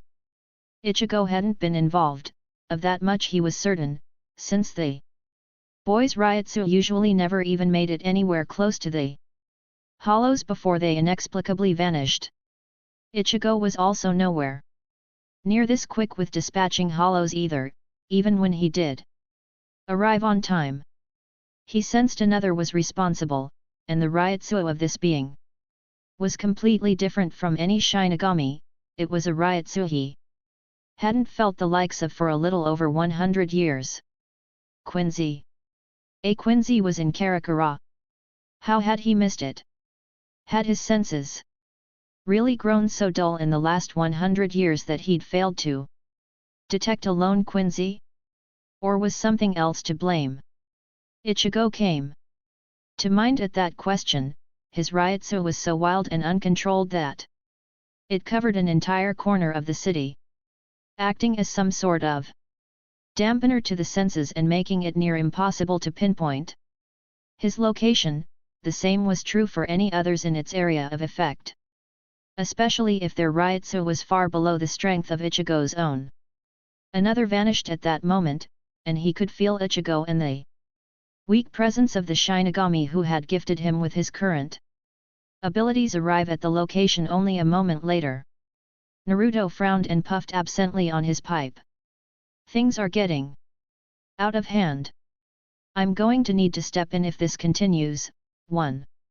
Quincy usually isn't much of a threat to the balance, but since Karakura is so rich in reishi and its inhabitants so spiritually sensitive, it's a veritable feeding ground for hollows. More show up in this city than anywhere else in the world. If this Quincy continues as they are, it could have serious repercussions, especially if Seoul society decides to investigate, and considering this Quincy seems so damn trigger happy, that may happen sooner rather than later. A tugging on his sleeve knocked him out of his thoughts, and when he looked to his left, he saw Yuzu there with a concerned expression on her adorable face, looking up at him with her large brown eyes, with a cute pout on her lips. Naruto-san, you're really quiet? Is something the matter? Naruto exhaled the smoke in his lungs and offered the girl a small but reassuring smile. No, nothing's wrong, Yuzu. I was just thinking. Is all. My next book is set for release soon and I have much to think on concerning the book signing. It's nothing too terribly important, though, so I really shouldn't be worrying over much with my little cousins here. Yuzu frowned cutely, before a big smile appeared on her face. Then you can play a game with me. Haribo taught me how to play shogi, but I'm not that good yet. Naruto chuckled before glancing over at Haribo, who simply stared back at him coolly, as if daring him to deny his young cousin. Lifting a hand, Naruto ruffled the girl's hair affectionately before turning in place and pulling the board towards him. Very well, Yuzu, let's beat the big bad Haribo at a game of shogi then. Haribo cocked an eyebrow at that as Yuzu cheered. They quickly set up the board and before long, the game was on. With Yuzu in his lap, they took turns making moves against Haribo. All the while, Naruto couldn't help but feel an innate sense of foreboding. Something terrible was going to happen soon, and the time for hiding would end. Looks like it might just be time to dust off his Zanpakuto after all. Scene break. After his game with Yuzu and Haribo, Yuzu had dragged Haribo off to do girl stuff, and Naruto was left alone with Karin. The two had been sitting on his deck for the past 10 minutes just staring at each other. As far as staring contests went, it was pretty intense. There was no animosity. Karin seemed to be genuinely curious about him, but didn't know how to start with her questions, while Naruto just didn't know where to start. Thus was their dilemma, neither knew a good way to start the conversation, and so simply sat there staring at each other. Naruto puffing away on his pipe as was usual for him, and Karin simply staring at him unblinking. He could smell food cooking from the kitchen, so perhaps one of the girls had decided to cook something for dinner, and the last he'd seen of Yuzu and Haribel, the two had gone in that direction. Who knew? So you're a writer then? Apparently Karin had gotten tired of the silence and decided to start the back and forth. She struck him as the aggressive type too, so it wasn't that surprising. Naruto raised an eyebrow and reached into his haori, his pipe stuck firmly between his lips. Nodding, Naruto took out one of his drafts that he'd been working on from a seal drawn on his left pectoral and waved it in the air. I write books of a more adult nature, so unfortunately I can't let you read those. This one, however, Naruto handed the small notebook to the dark-haired girl, and she took it with a raised brow, is geared towards younger audiences. I've been working on it for some time, but I can't seem to be able to finish it. Perhaps you can help me with that. Karin raised an eyebrow and looked up at Naruto like he was stupid. Dunno what kind of person you think I am, but I'm not exactly the artsy type. Naruto chuckled softly at that and gestured to the notebook. You don't need to be. What I need from you is an opinion. Is there anything about this book that you like, that you don't like, that sort of thing? Even if you don't read books often, I need the input of someone your age or maybe as old as your brother Ichigo to really progress here. You could even give it to Yuzu to look at if you want. Karin sighed and pocketed the notebook. I'm not really the reading type, I'm more into sports and the like. Naruto hummed thoughtfully, taking his pipe from his mouth and rubbing his chin. Sporty at? I think there are a few things we could do. Naruto grunted as he stood, walking out into the yard a ways, before turning back to Karin, who was looking at him curiously. You ever been interested in martial arts, Karin? Standing from the deck, Karin walked into the yard until she stood only a few feet from Naruto. Looking up at him, Karin gave him a once-over before smirking. I knew you weren't just some layabout writer. What do you do? Karate like Tatsuki-san? Naruto smiled. Nope, not exactly. I am a master of Hakuda, Goken, and Kawazu might. Of course, he'd had to completely redevelop the Kawazu might after he'd died, and that had taken some doing. It was a fighting style that relied almost completely on the usage of Sage Mode, and without Chakra Sage Mode was practically impossible. There was one thing that hadn't changed, however. Naruto was a sage, which meant he would need to rediscover Sage Mode as well. That was why it had taken him so long to redevelop the frog kata. He had first needed to create an entirely different form of Sage Mode, utilizing all of the same principles and techniques, but using only a singular energy source. He called it the Spirit Sage Mode. Karin balked at that one. Frog kata?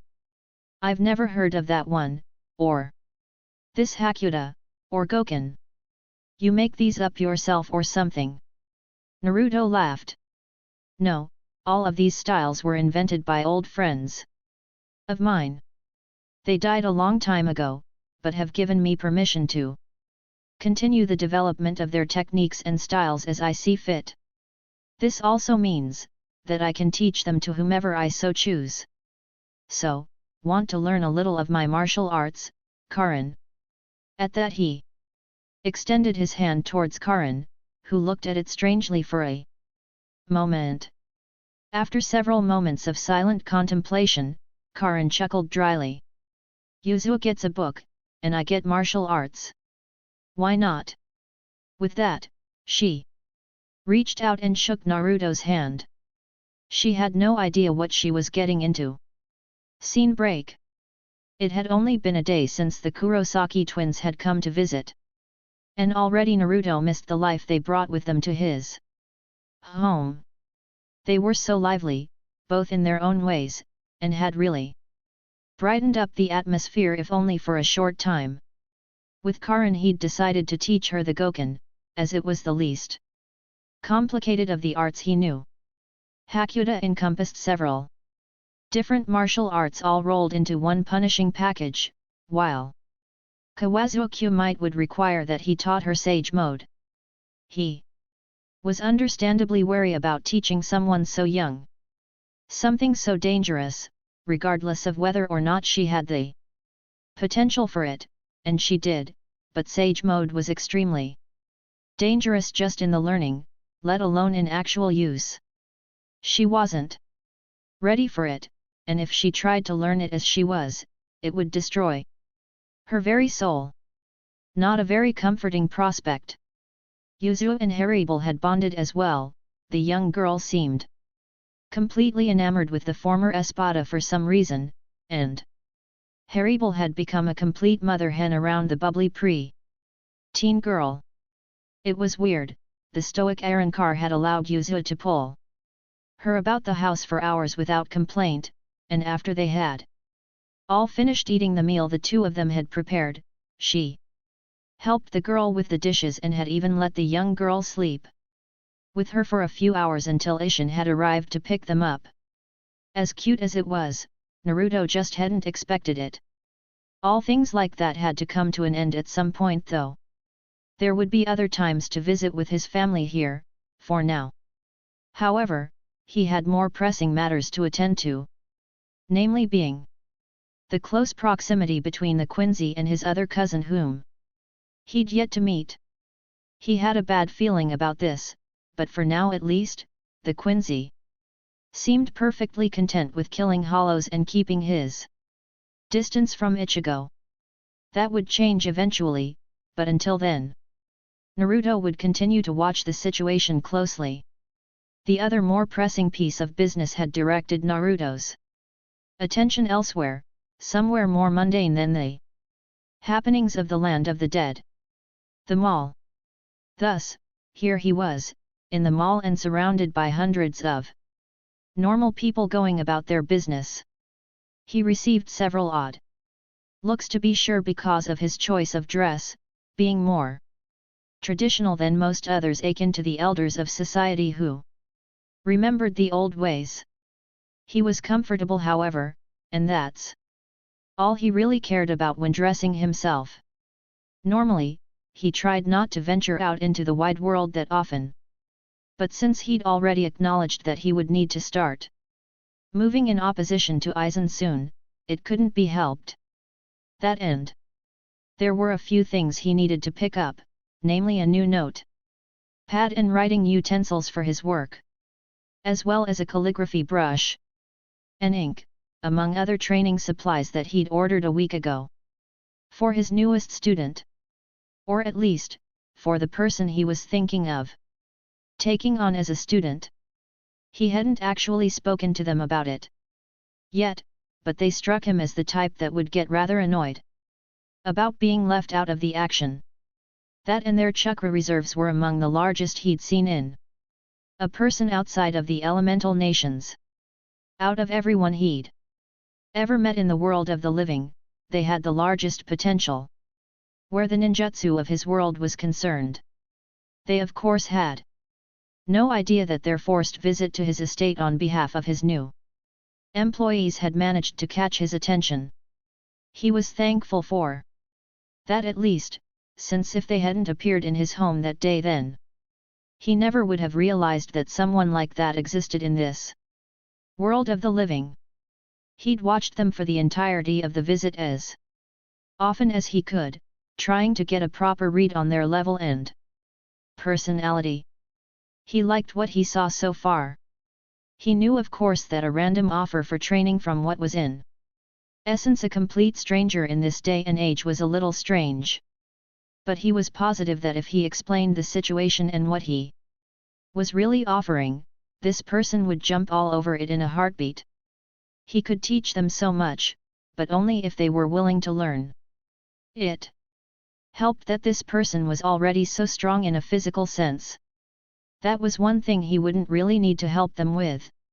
Unlocking their Ryuryoku and their chakra, and getting them combat ready in a short amount of time was another matter entirely, but he was confident he could do it in a week or two's time. He had his ways after all.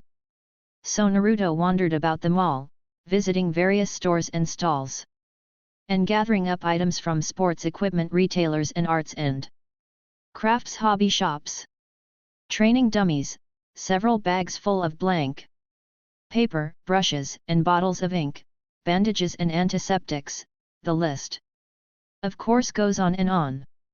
He'd had to seal much of his purchases away somewhere on his person, but carried a few bags with him to make himself at least look like a normal customer, though he was just about finished for the day. Making his way into the food court, Naruto looked about for a place to set down his bags before going to get some ramen. He knew of only one place that made ramen like old man Toka used to. It was a place he'd found about 3 years ago in this very mall, and if memory served correct, across the food court from his current position, he spotted the small shop nestled in between two of the more mainstream foodstays of the current era. It was quaint, a small bar with 6 stools behind a beige curtain, and just behind the bar were the stoves where the dish would be prepared by the chefs before being served to customers at the bar. 5 of the stools were full, the only one that was empty being the one stool that no one ever sat in. Why? Because it was reserved for him, of course. He didn't know when they'd gone and made it official, but even though he only visited once every few months or so, he always sat in that one spot and ordered ridiculous amounts of ramen, so the owner had gone and designated that as Naruto's very own stool after his 4th visit or so. Making his way over, Naruto shouldered his way gently through the crowd and brushed the curtain to the side. Stepping inside, Naruto was met with a smile and a wave from the chef and owner of the establishment. Placing his order of 6 miso and pork ramen bowls, Naruto placed his bags on the floor next to his stool and took a seat to wait for his order.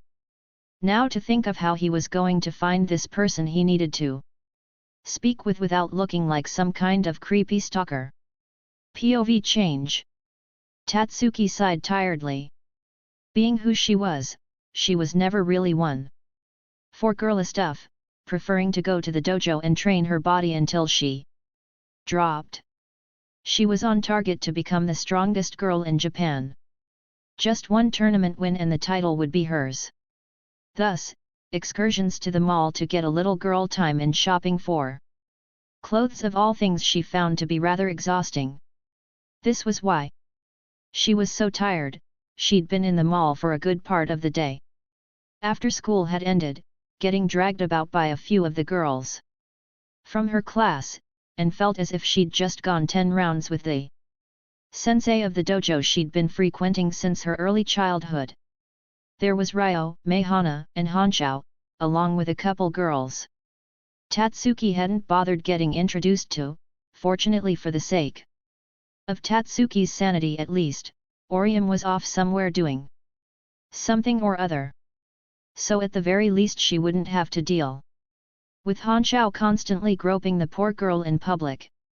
About 3 hours into their shopping trip they had made a stop in the food court with their bags, Tatsuki having stopped by a sports equipment retailer early on to pick up some new training gloves.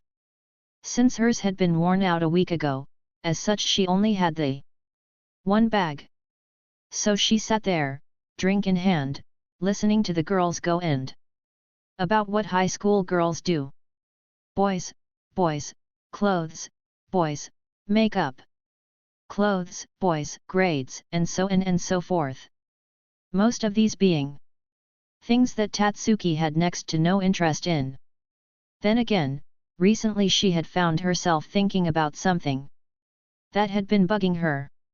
She'd been having thoughts about someone herself, but not about silly boys like most girls her age. No.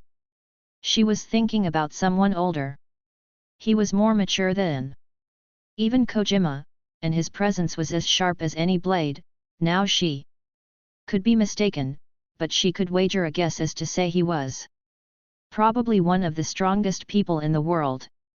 That was the feeling she got from just a few minutes in his presence. Of course, she had made the mistake of mentioning that she'd actually been having thoughts of a none too innocent nature about a man at school already. She wasn't about to do so again any time soon.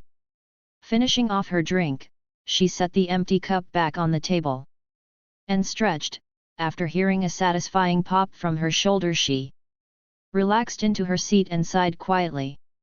This was of course when she noticed something odd. The girls at the table had all gone silent, staring at something behind her with wide eyes. Even Hanshao was staring at something behind her, her lips parted slightly and a blush lighting up her face while her glasses gleamed ominously in the light. Looking behind her in an attempt to catch even a glimpse of whatever had caught their attention, Tatsuki saw someone familiar. 4 familiar someones in fact. It was that scantily clad Hermit woman from a few weeks ago and her 3 followers along with 2 other girls from the former all-girl gang dressed in what had become their new uniform. Sleek black suits, white undershirts, black ties, and opaque black sunglasses. They appeared to be looking for someone, as they were standing in the middle of the food court and looking about from left to right. This continued for a moment before Hermit's eyes landed on Tatsuki and they lit up with recognition. This was barely noticeable, as Hermit hadn't come off as the most expressive, but Tatsuki had caught the minute change in her expression. The small group made their way over to their table at Hermit's urging and soon came to a stop only a few feet away. Arisawa-san. At Tatsuki's nod, Hermit pulled a chair over from another table and took a seat. The 3 women Tatsuki had seen following her around all the time sitting at an empty table nearby, while the 2 girls in suits took up what appeared to be defensive postures behind Hermit. That was when Tatsuki realized something. Hermit had sat down right next to Hanshao, who was staring unabashed at the older woman's breasts. Then again, even Tatsuki found her eyes drawn to the enormous breasts the older woman obviously had no qualms with showing off. So she couldn't really blame a lesbian for being completely enamored with them. Looking back up into Hermit's eyes, she took note of the fact that the woman had raised a single eyebrow. Obviously she had been caught staring. Blushing a bit under the older woman's scrutiny, Tatsuki fiddled with her skirt, idly noting that she was still wearing her uniform from school. "Did you need something, Hermit-san?" Tatsuki asked quietly, still somewhat embarrassed that she'd been caught ogling another woman's breasts like she had. Especially this woman. With a curt nod, Hermit's expression once again became neutral. Before she herself seemed to sigh. "Naruto-san came to the mall a few hours ago." At that Tatsuki's head shot back up to regard the other woman, again noting that a strange gleam of at least partial recognition had entered Hanshao's eyes at the name. "We've been looking for him for about 20 minutes and have been unable to locate him. So we thought it prudent to ask you or your friends if you've seen him." Tatsuki shook her head, as she was positive she would have recognized an individual like Naruto wandering about the mall. He wore traditional Japanese clothing after all, so he would be pretty hard to miss. That was when her eyes passed over a ramen shop at the other end of the food court and caught a glimpse of red and black. Blinking in a stupefied manner, Tatsuki pointed with a single finger at the ramen shop and Hermit's gaze followed. Quirking an eyebrow, Hermit reached back and tapped one of her fraction on the shoulder. The girl with the long, straight black hair, Sung-sun, go and retrieve Naruto-san for me. Sung-sun herself looked confused. At first, before she followed her mistress's gaze. When she finally saw what her mistress was staring at, she placed a single hand over her mouth, hiding that portion of her face behind her sleeve, and giggled. It would seem Naruto-san has fallen prey to his addiction once again, Haribal-sama.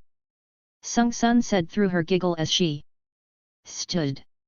Phew phew phew, I'll be back shortly. With that she left and Haribal returned her attention to the girls at the table. That was when the older woman seemed to finally register that they weren't alone and turned her frosty gaze on the other girls. And who might you all be? Friends of Arisawa-san's. Slowly, as one, all the girls nodded. Hanchao's glasses had started slipping down her nose and her blush had increased in intensity, but other than that, the girls simply seemed to be in awe of the older woman. Tatsuki couldn't blame them, this woman was confident and mature. A far cry from the people they were used to interacting with. For the most part, her very presence exuded this confidence in waves, and even those in the food court around them could feel it. She drew the eyes of both men and women without even trying. Some curious, others were completely taken in by her almost unnatural beauty and exotic appeal. She looked like a Hawaiian swimsuit model, to be blunt. That was when Tatsuki looked at Hanchao and her face paled. Oh! Shit! Hanchao looks like she's about to lose it. Unfortunately, Tatsuki hadn't been able to react in time. Hanchao appeared to have reached the limit of her sanity.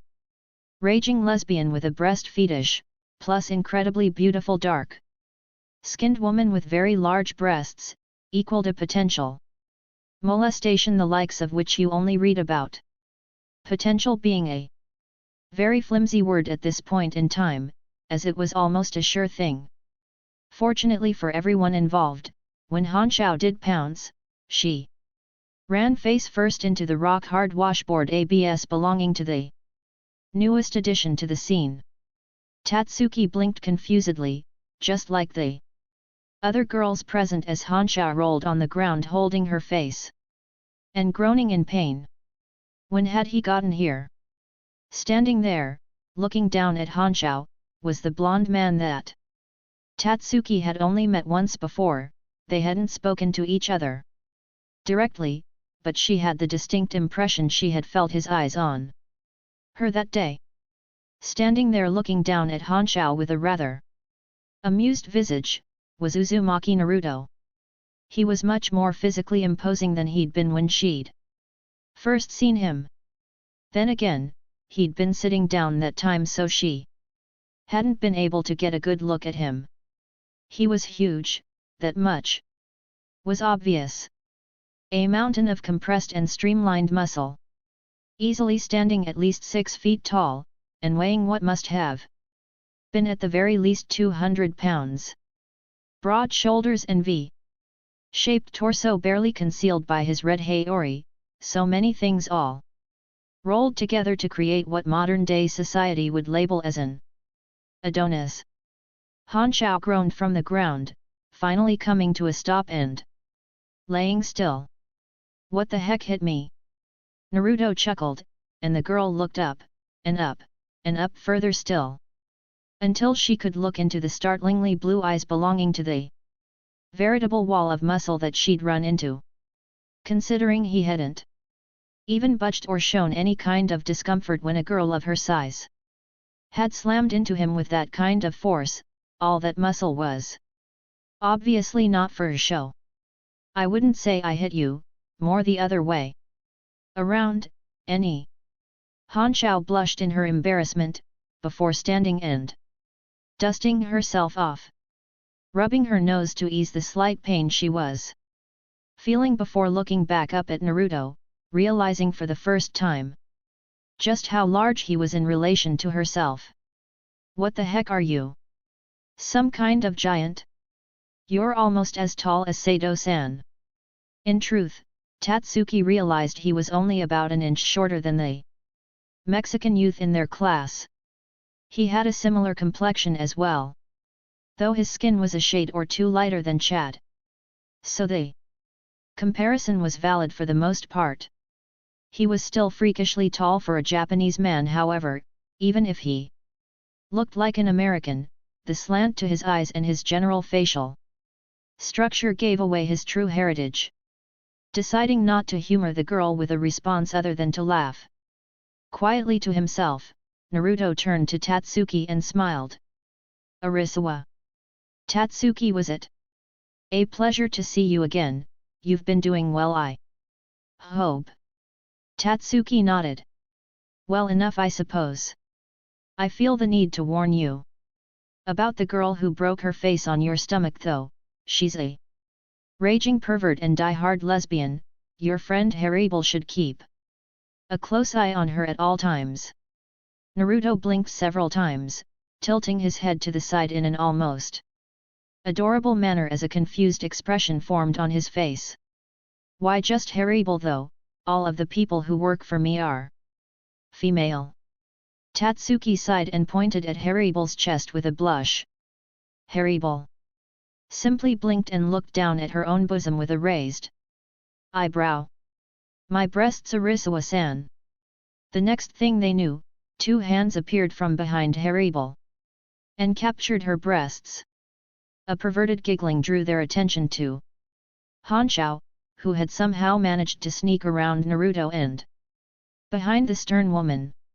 Obviously, she hadn't been able to resist, and was now squeezing and massaging the woman's chest with a perverted grin on her face. The jaws of those sitting at their table, and those of Hermit's fraction dropped in shock, while Tatsuki herself seemed to have turned to stone, her face paling considerably and her eyes widening drastically. Hermit simply blinked several times in surprise, looking at the hands currently violating her person and wondering how she had missed the girl sneaking up on her. Naruto's expression hadn't changed at all, apart from the pronounced twitching of his eyebrow. Finally registering just what was happening to her, Hermit's fist came up over her shoulder faster than anyone at the table could follow and slammed into Hanshao's face. The girl dropped to the ground immediately, once again rolling about on the floor in pain and gripping her face. Naruto sighed and pinched the bridge of his nose to alleviate the coming headache. A pervert with a breast fetish reminds me of my old mentor, a little bit too much actually. Hermit simply looked at her now smoking knuckles before waving her hand through the air. I don't recall giving you permission to touch me in such a manner, girl. Tatsuki couldn't help it, she snickered. That had been amusing to watch, especially since she hadn't been the one to deal out justice on the perverted lesbian of Karakura High. Sorry about that, usually I'm the one beating the hell out of her for groping one of the more innocent girls in our class. Should have warned you sooner. Naruto waved his hand. It's fine, hopefully she'll learn quickly that she shouldn't be doing that to just anyone. Hermit clicked her teeth, looking down at the girl still rolling about on the ground with thinly veiled disdain. Tatsuki sighed and stood up. Well, Uzumaki-san, it was nice seeing you again, but I really should be going. I've been here long enough. And the rents are probably wondering what's taking so long. Naruto nodded, but placed a hand on her shoulder as she made to turn away with her bag. A moment of your time, Arisawa-san, if you would. Tatsuki looked back at Naruto for a moment with a frown, but nodded. Anyway. Sure, what's up? Naruto withdrew his hand and looked over to the table they had just vacated. Not here, come to my home tomorrow morning. Suffice to say, I have an offer for you, but it's not something I want too many people knowing about. Noticing her wary look at that statement, Naruto waved a hand dismissively through the air. Nothing like that, I assure you. More along the lines of your training, in fact, but the details will have to wait. Turning to look over his shoulder, Naruto smirked at the sight of Tears Fraxion beating the snot out of Hanshao for having inappropriately touched their mistress. Girls, Tear, we're leaving. The three Fraxions stopped stomping on the downed girl at that end. Looked up at him owlishly. When they noticed Tear getting up from her seat and bidding farewell to the other girls at the table, they abandoned the battered and bruised, groaning mass of flesh that was Hanshao and hurried after her as she and Naruto made their way out of the mall. Their two silent shadows merely bowing formally before hurrying off after them, leaving the group of school girls to sit about in their confusion. A rather loud yet pitiful groan from Hanshao drew their attention momentarily, but in the end they simply decided that going back to what they were doing before would be the smart choice. The groan was followed by a single victorious statement. So worth it. Scene break. What? Thus was the cry of Hanshao the next day at school. The girls were all sitting out on the lawn, and for the most part lunch had just about finished. That had been when Tatsuki had been asked about their shared encounter with the man the day before. When Tatsuki had told them just who that was, Hanshao had reacted much in the way she thought the lesbian would, by breaking down and bawling her eyes out at the fact she'd missed her chance to have her collection of Ika Ika signed by the author, her idol, and the one man in the world she had said she would go straight for. Then again, what teenage girl wouldn't be attracted to such a man? Hollywood had nothing on Uzumaki Naruto, and to see him in the flesh, most of the girls had been too stunned to even speak. If Tatsuki was more interested in boys and dating than she was her martial arts, then she too probably would have fallen to his natural charm. He was mature, handsome, and exotic. He had all the looks of the ideal American surfer, bronzed skin pulled taut over corded, perfectly sculpted muscle, oceanic blue eyes, golden blonde hair, and standing at an impressive height close to 6.5 feet. He also had this calming aura about him that seemed to draw people in. It gave one the innate sense that they could trust this man, that if there were no one else on the face of the earth, he would move heaven and hell to ensure your well-being. In the eyes of the young women of the day, he was the perfect man. Too bad he was so much older than them though. Tatsuki herself may have given it a shot if he was more around their age. If only she knew. Back to the current situation, however, Hanshao was still bawling her eyes out, and Tatsuki was quite frankly getting bored with it all. Watching Hanshao practically have a nervous breakdown was fun and all, but even that got old after a while. Yes, Hanshao, that was the Uzumaki Naruto that you love so much. It's your own fault for not realizing it yourself after I told you all so much about him before, so stop making me feel so bad about it. Tatsuki groused. Honestly, this was getting really old. Cue more hysterical sobbing. Tatsuki's eyebrow had developed a rather dangerous tic. Any second now she was bound to blow her top. This of course was well known by everyone that knew her as the perfect time to run away. Unfortunately for Hanshao, she didn't get that chance.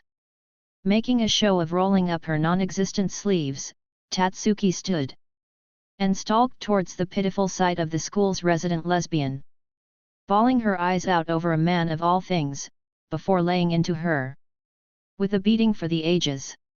Several minutes later, Tatsuki stepped out of the dust cloud, kicked up by her scuffle with the redhead looking oddly refreshed. Ah! Nothing like partaking in your favorite pastime to start the day. It's midday.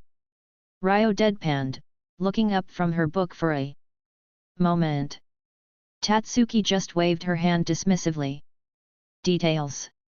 It was then that the warning bell rang out over the grounds, alerting everyone outside that the lunch break would be over in just under 5 minutes and that they should start making their way to their first afternoon class.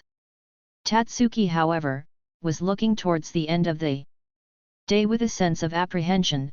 It's not every day you get invited to the house of a famous novelist in Oyabun after all. While Naruto himself didn't seem all that foreboding or even dangerous, it was the woman that was almost always standing or sitting at his shoulder that really put her on edge. As a fighter, and a damn good one too if she said so herself, she could easily distinguish the skill level of other fighters with a single glance, and that woman was much stronger than her. Naruto, though, was a different story altogether. All of her instincts told her that he was a kind and gentle man, yet they also told her that he was far above her in strength and skill. These conflicting feelings were enough to utterly confuse her. All the more reason to be wary of him, at least for the time being. Sitting through the afternoon classes was as dull as it ever was. Simply listening to a teacher drone on and on about whatever gibberish they were spewing. Then again, Tatsuki couldn't find it in herself to pay much attention. It had been that way since that morning, as she'd found herself stuck thinking about what Naruto may have wanted to speak with her about. Did he want to offer her a job like with all those other girls, or was it something else? Actually just thinking about being offered a job of any sort by an author of erotic literature the likes of Ika Ika had Tatsuki shivering. He did say it had something to do with her training. So was he going to ask her how she trained for reference or something? So it was with great trepidation that Tatsuki found herself standing outside the gates of the large traditional Japanese mansion after school had let out for the day. The grounds were literally crawling with the former members of the all-female gang, all dressed in form-fitting black suits and ties, with the plastic earpieces you see on TV. Some even had large German shepherds with them. Whoever was heading the security of this place had actually managed to turn these girls into professional security personnel, at least in appearance alone. She was let in fairly quickly, considering how much respect she'd managed to gain with the girls who worked here before, and so, it was only a few minutes after her arrival that she found herself sitting before the large blonde man. He was, as per usual, simply sitting in his cushions and smoking his pipe while nursing a cup of what she assumed was tea.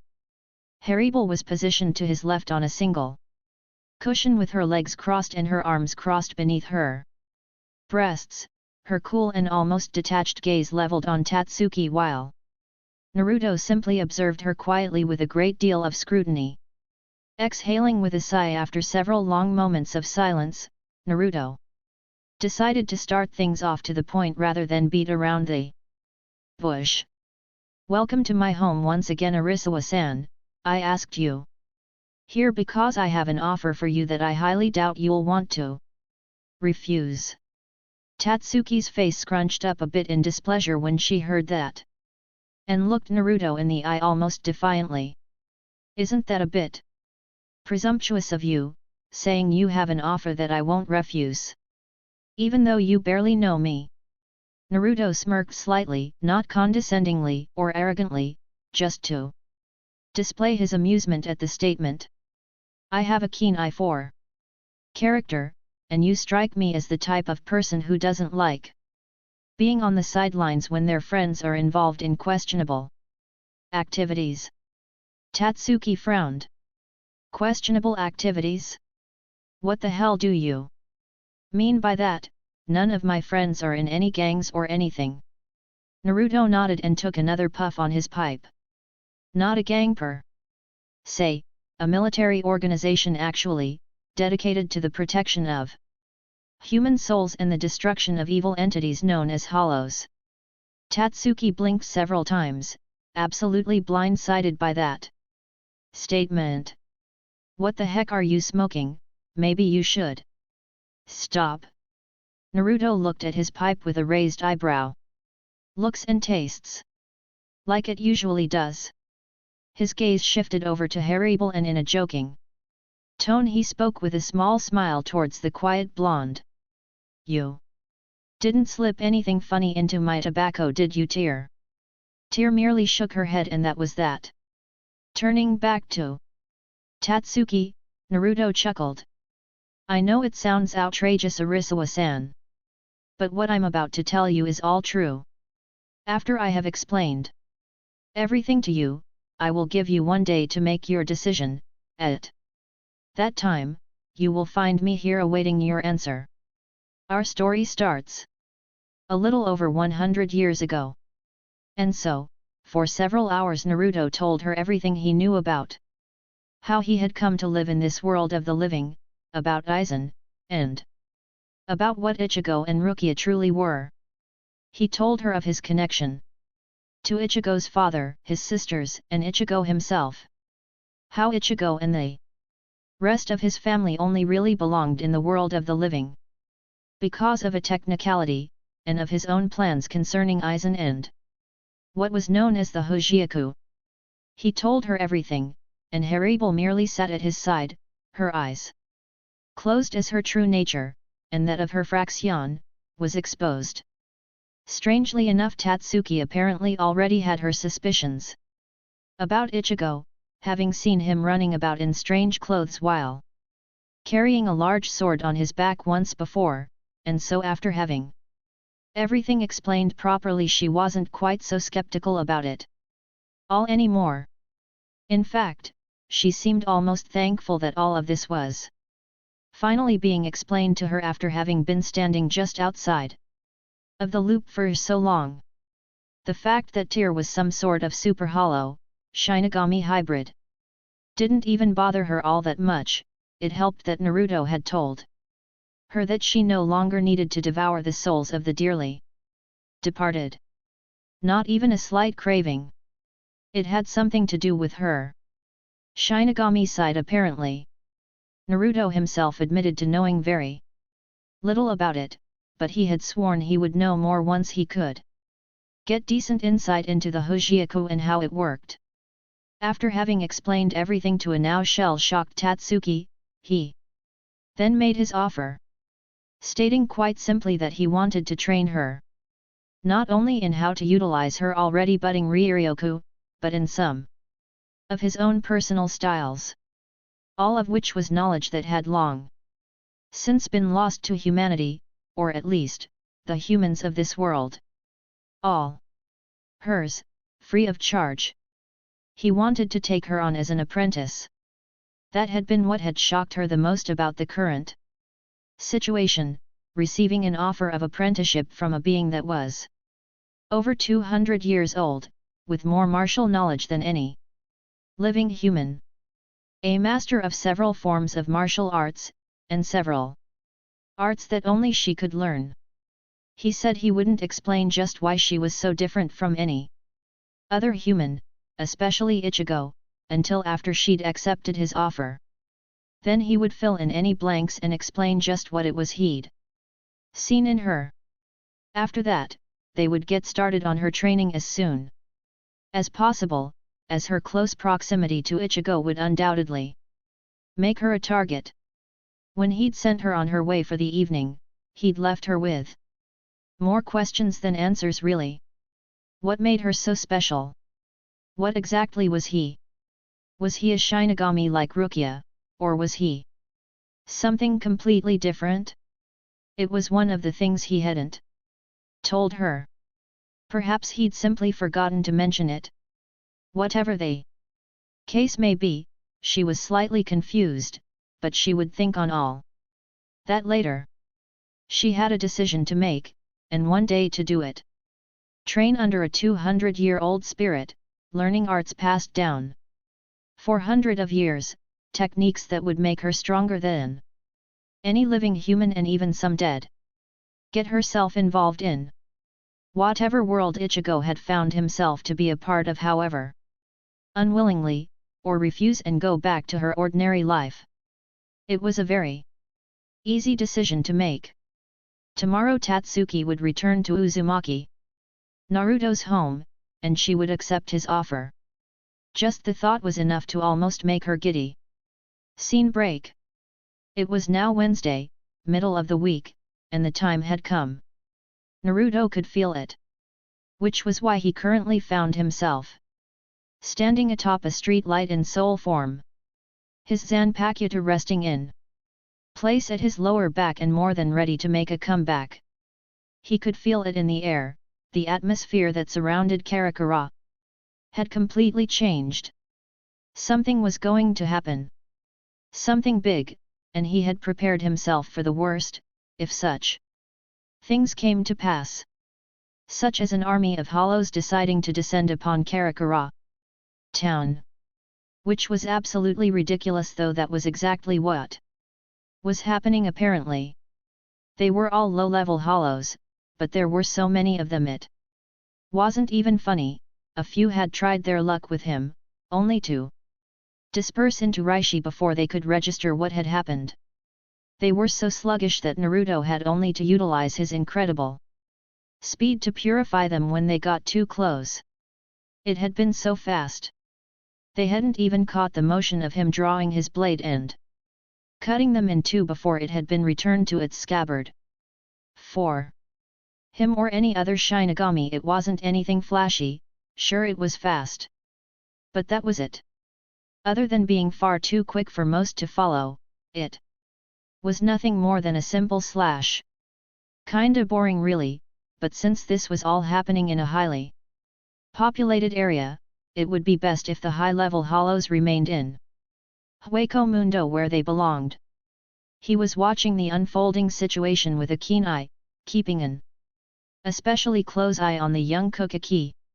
While her Ryutsu wasn't nearly as strong as those she was surrounded by, it would still smell of a Shinigami to any hollow, which made her a large target.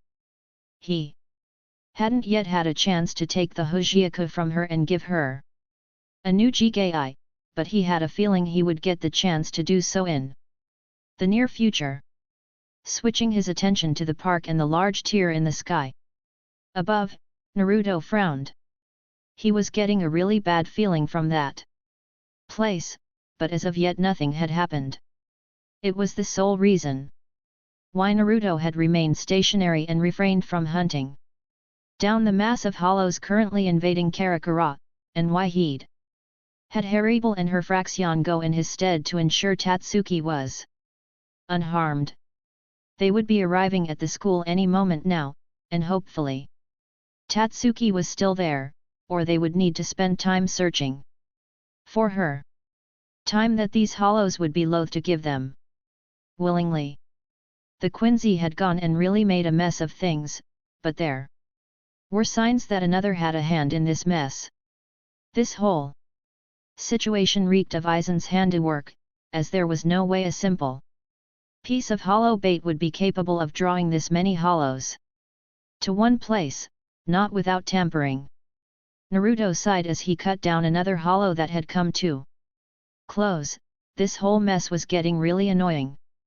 Though it would appear that he'd waited too long to approach Rukia, as she was now with both Ichigo and the Quincy.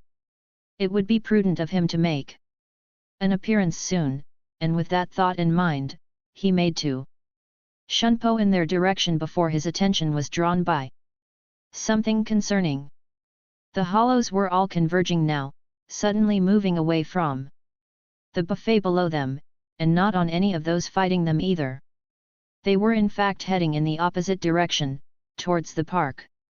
Naruto watched for a moment, puzzled at the peculiar behavior as every hollow in the area as far as he could see made its way towards the large tear in the sky above the park.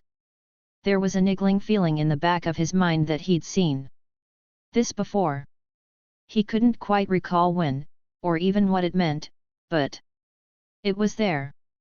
An ever-present thought from the past that refused to leave him be. Thinking hard about what it could be, Naruto suddenly found himself thinking about just what it meant when hundreds of hollows all came together. Aminos Grande. Naruto muttered in disbelief. Impossible, why? The hell would Aminos make its way to the world of the living? Aizen was definitely responsible for this. There was no way a simple hollow bait would have enough allure for Aminos Grande to actually take notice.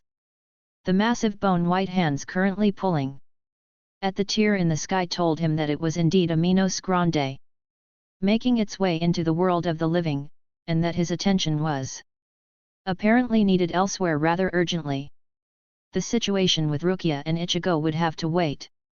None of those that he could sense on the ground were any match for a Minos Grande at their current level. In Ryutsu alone Ichigo had the Minos Grande beat, but with his lack of experience, he wouldn't be able to utilize that impressive well of power properly. Changing directions, Naruto shunpoed his way to the park, needing only a single step to arrive on the bridge overlooking the park where the Minos had stepped out even as Ichigo and the others made their way there. He could see them now as he stood on the bridge's guard rail, calmly analyzing the situation from his vantage point. Urahara had apparently arrived on the scene with another familiar face. Tsukubishi Tessai and two young children whom he didn't know. While Rukia was on her knees next to Urahara, under the effects of some sort of binding kiddu. He was so wrapped up in his thoughts that he didn't notice the presence of two other people and a small black cat on the bridge next to him until he heard a feminine squeak of surprise.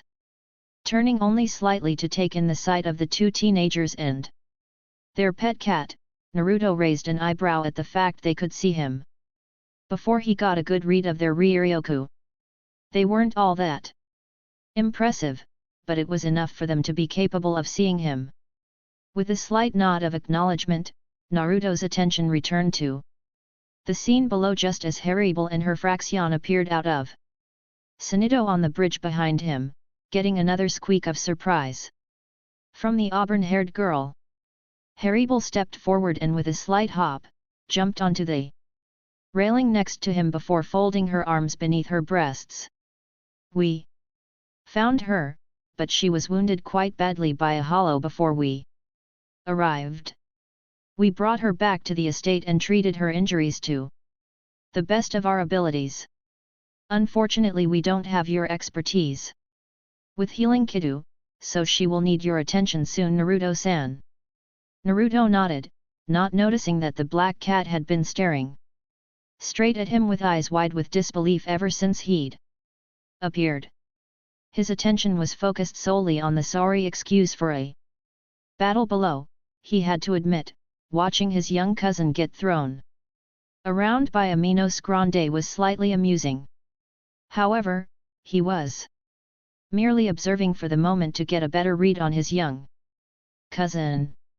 He would be taking over his training soon after all, so it would be prudent for him to be aware of what he needed to teach the boy first. From the looks of things, he had quite a task ahead of him. I will deal with it when we get back. For now though, we should get involved.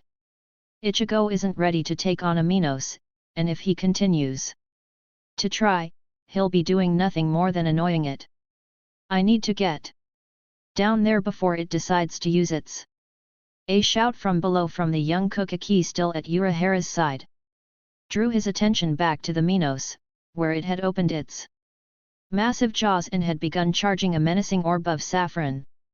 Naruto cursed and made ready to charge into the fight. Let's go, this is beyond them as they are. With a quick shunpo, Naruto appeared in front of Ichigo and shoved him back at the very moment the Zero made impact, exploding violently and shrouding his location in a thick screen of airborne dust. POV change. Urahara was confused. For the first time in a while, his carefree expression had completely changed. He was serious now as the others looked on with confused frowns, they had just watched Ichigo get tossed away from the zero with a good deal of force, but because of the dust in the air, they couldn't make out just who or what had shoved him away. This had gone entirely unforeseen on Urahara's part. He was positive he knew the identities of every spiritually aware being in Karakura. It was as if Ichigo had been thrown by the very air itself. However, as there was no telling presence within the cloud of dust that Urahara could make out, and to this day Urahara knew of only one person who was capable of concealing their Ryutsu from the senses completely. That was impossible, however, as he'd been dead for over 100 years now. So they waited, even as the Minos took a step forward, another zero already charging in its gaping maw. As the dust began to clear, a form started to appear, a dark silhouette of a large individual wearing some sort of cape or haori. When the voice rang through the air, Urahara froze completely in disbelief. Tessai's reaction being pretty much the same as his. Glasses slid down his nose and his jaw dropped open slightly. I don't take too kindly to others intentionally putting my family in danger, Kisuke. A powerful gust of wind blew through the park, dispersing the cloud of dust that stubbornly refused to clear, and revealing to everyone present just who it was that had pushed Ichigo out of the way. They. Quincy was immediately on guard, and the four other individuals appearing next to the man in bursts of static didn't help to calm his nerves. Ichigo was of course quite a bit miffed at being pushed away. But Tessai and Urahara were both speechless. The man was roughly 6.5 feet tall, with broad shoulders and well-muscled arms. He had long blonde hair tied into a wild tail running down his back, and even though his back was turned to them, they already knew exactly who this was based on his attire alone. An ankle-length sleeveless blood-red haori wreathed in a pattern resembling black flames, worn over black hakama, and a pair of straw sandals. He had a wakaizashi hanging from a cord at his lower back, his hand placed at the hilt of the sword as he prepared to draw. The four women turned to them then, the taller, blonde female standing directly behind him and facing Ichigo to ensure that he didn't get too close and endanger himself again, as Naruto continued. You know he isn't ready to face a hollow of this level yet, Kisuke, but I can let it go just this once. The Minos fired its second zero at that moment, and it was dealt with quickly and easily. With a single flick of his wrist his sword was drawn and the zero was turned towards the sky with laughable ease. Then, the man vanished for a moment before shimmering back into view in the same place, only facing them this time. Though, when nothing happened, Ichigo laughed. Was that disappearing trick supposed to do anything new? His tirade was quickly stopped when the Minos reared back and howled in what appeared to be pain, a large seal having appeared on its mask out of nowhere, seemingly carved into the bone with a blade were a series of kanji arranged in a large circle that were all glowing a dull gold. As Naruto sheathed his Zanpakuto, he muttered one word as his sword clicked back into its scabbard. Katsu. In the next instant their world was consumed by a light so bright it was blinding, and a sound akin to that of thunder that rattled the eardrums and made one's head ring, originating from the seal carved into the Minos mask and blossoming outwards and into the sky in a towering ball of flame, was an explosion that had consumed the head of the Minos completely and even eclipsed the very sun. The massive hollow's body rocked violently, before with an anguished howl, it began dispersing into Rishi, and the tear behind it slowly began to close. Once the last of the hollow had vanished into the air, and the fire and smoke created by the explosion had cleared, everyone simply stared at the gathering of new arrivals in stunned silence as they waited for their ears to stop ringing and the black spots to fade from their sight, before Naruto and those with him casually made their way over to where Urahara and the others were standing. Urahara idly noticed that Ichigo had fainted at some point, either from exhaustion or shock, one of the two. He'd been fighting hollows non-stop for well over an hour, and even with his reserves, he just didn't have the stamina to go on any longer. Some rest would do. Nothing but good for him, but he would need to get him back to the shop for proper medical attention. He would, however, need to deal with this little situation first. When Naruto stopped in front of him and Tessai, with Rukia blinking up at him in shock, Urahara couldn't resist poking him several times with his cane, as if to assure himself that the man standing before him was real. He did this for several moments, simply poking Naruto with his cane in disbelief before Naruto decided that enough was enough. Naruto swatted Urahara's cane away when it came in for another jab at his stomach, before sighing. "Yes, Urahara, it's really me, and while I think it's obvious, you and I need to have a little chat. Bring the Kuka key to your shop and I'll meet you there." With that, he turned away, not even giving Urahara a chance to gather his wits about himself before he and the four women with him vanished in bursts of speed. Tessai cleared his throat after his jaw clicked shut. "Urahara-san, I believe it would be best for us to finish up here and make our way to the shop post-haste." Urahara blinked and looked up at his longtime friend. "Please tell me I wasn't hallucinating, Tessai-san. Or did I really just see Namikaze-san return from the metaphorical grave?" Tessai sighed, one part resignation, the other to hide his own shock at the current turn of events. Scene break.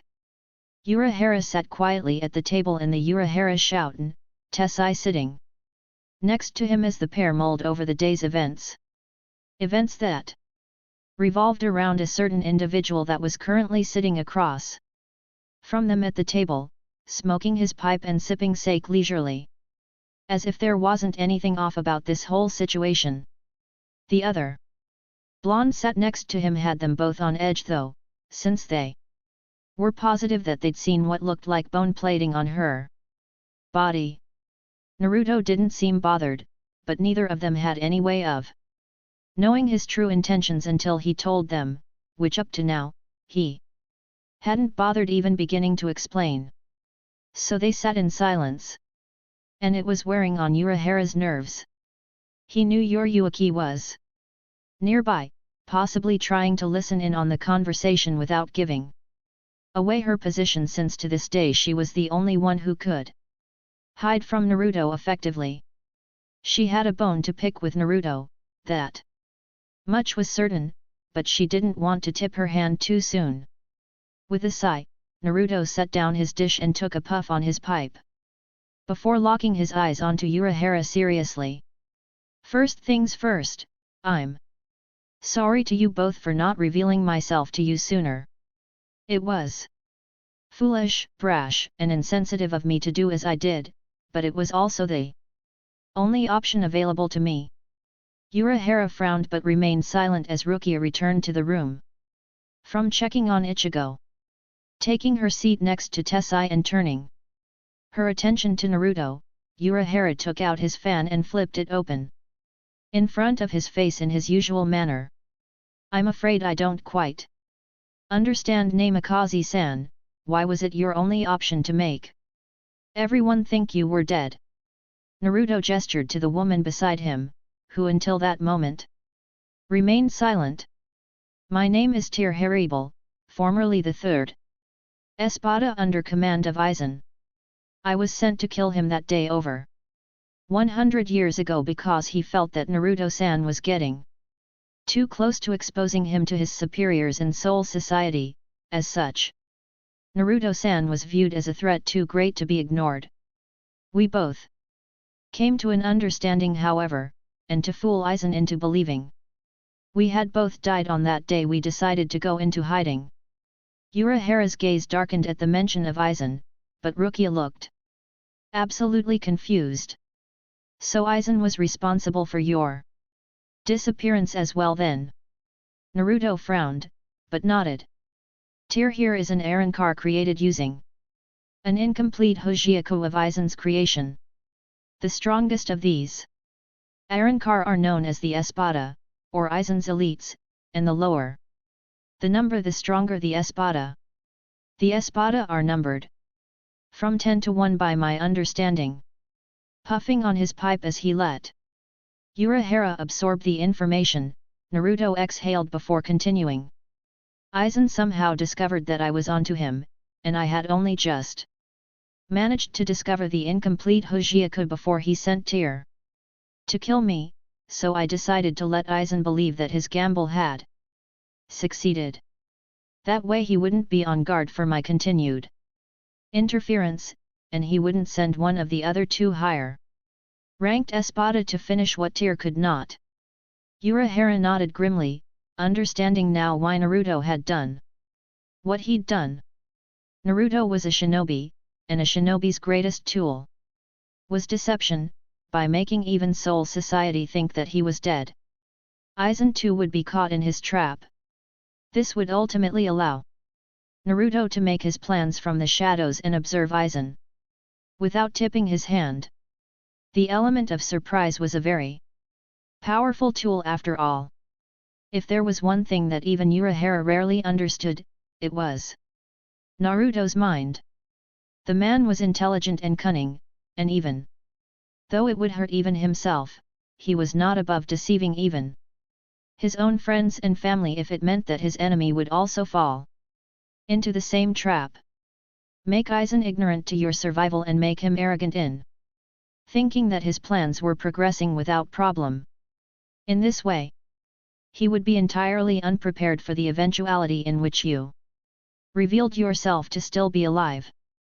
In this way you could force him to make a fatal error, throwing a major wrench into his plans. Urahara sighed and brought his fan down into his lap. While I cannot fault you your reasoning Naruto-san, there must have been a better way. Naruto shook his head. I thought of everything Kisuke, this was the only way for me to regain the element of surprise. The fact that I gained a powerful ally from the ordeal is just coincidence, but it is one I am thankful for. Putting his pipe back between his lips, Naruto turned his gaze on the young Kokaki girl. Now, as for you Kokaki-san, I need you to come over here for a moment. Stopping for a moment, Naruto frowned. Actually, lose that Jigai first. Urahara frowned, even as Rukia complied with the strange request. With only slight hesitation. Urahara, go and get Kokaki-san here a proper Jigai while I work. Urahara's eyes went wide in shock. How did he know about the Jigai? Does this mean he knows about the Hojiaku as well? For several silent moments, he didn't move to fulfill the order. That was until Naruto shot him a piercing glare for his inactivity. As Urahara left the room, Naruto picked up the discarded Jigai and frowned. I could actually see some uses for this. Tear has already made it clear that she isn't fond of being a hollow, and if there was a way she would change that in a heartbeat. That's why she was so willing to offer her past to me when I was trying to find a way to reverse hollowification using seals. Up until now there has been no viable way to reverse hollowification though, so that wasn't possible. But I think Urahara has stumbled upon something remarkable. If you could turn a Shinigami into a normal human with this Jigai, I wonder what would happen if I tweaked the design a little and gave one to Tear. It was definitely food for thought, so he quickly stowed the Jigai in a seal on his bicep before turning to Rukia, who had been fidgeting nervously in her spot next to him. Smiling kindly, Naruto took out a small square of paper from within his haori, followed by a bottle of special ink and a brush from a seal on his pectoral.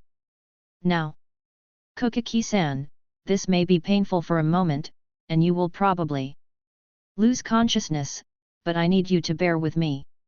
At Rukia's hesitant nod, Naruto started drawing what he had dubbed the extraction seal. It was a seal he'd developed after Ishin had told him where Kisuk had hidden the Hojiaku.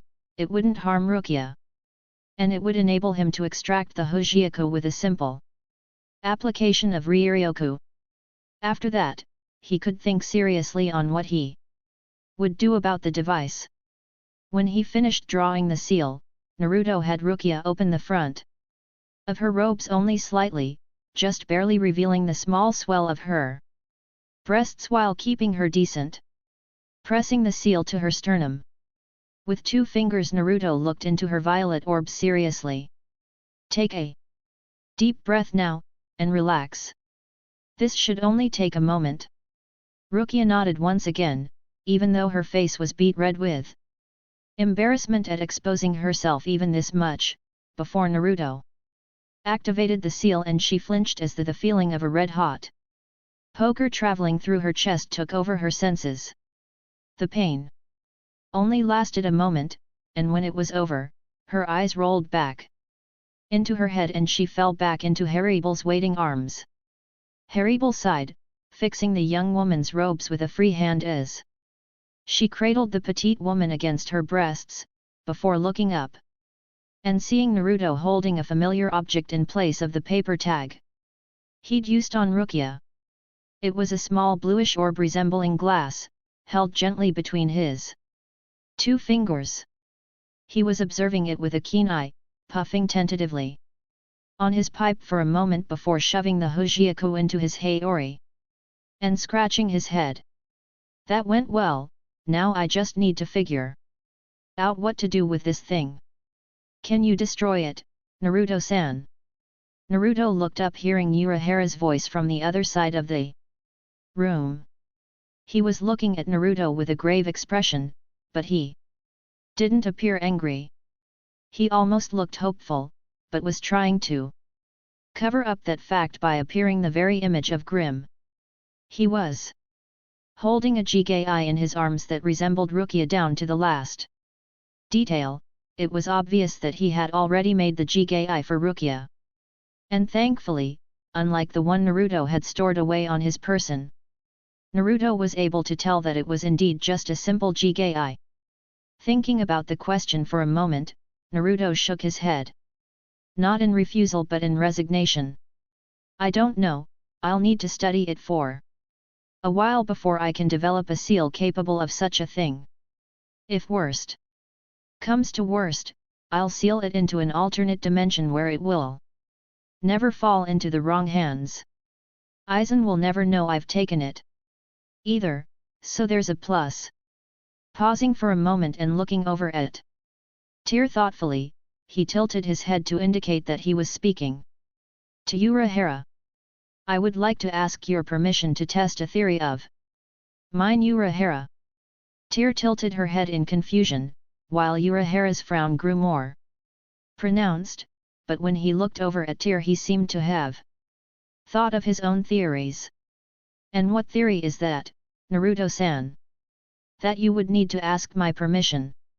Naruto sighed, exhaling a large cloud of smoke and resting his elbows on his knees while linking his fingers together under his chin. I have been thinking of a way to reverse the process of hollowification. I have a willing assistant, but up until now I have had no success using a variety of different seals. The response seemed to shock Urahara, but being as it was scientific in nature, Naruto knew he'd caught Urahara's interest as he now had the eccentric scientist's full attention. Urahara himself sat down at his place by the table and set the Jigai down next to him before leaning forward in interest. I spent 60 years trying to find a way to do this using seals, but I have yet to discover the proper formulae. I have, however, come to one hypothesis after learning of how Tyr became an Arankar.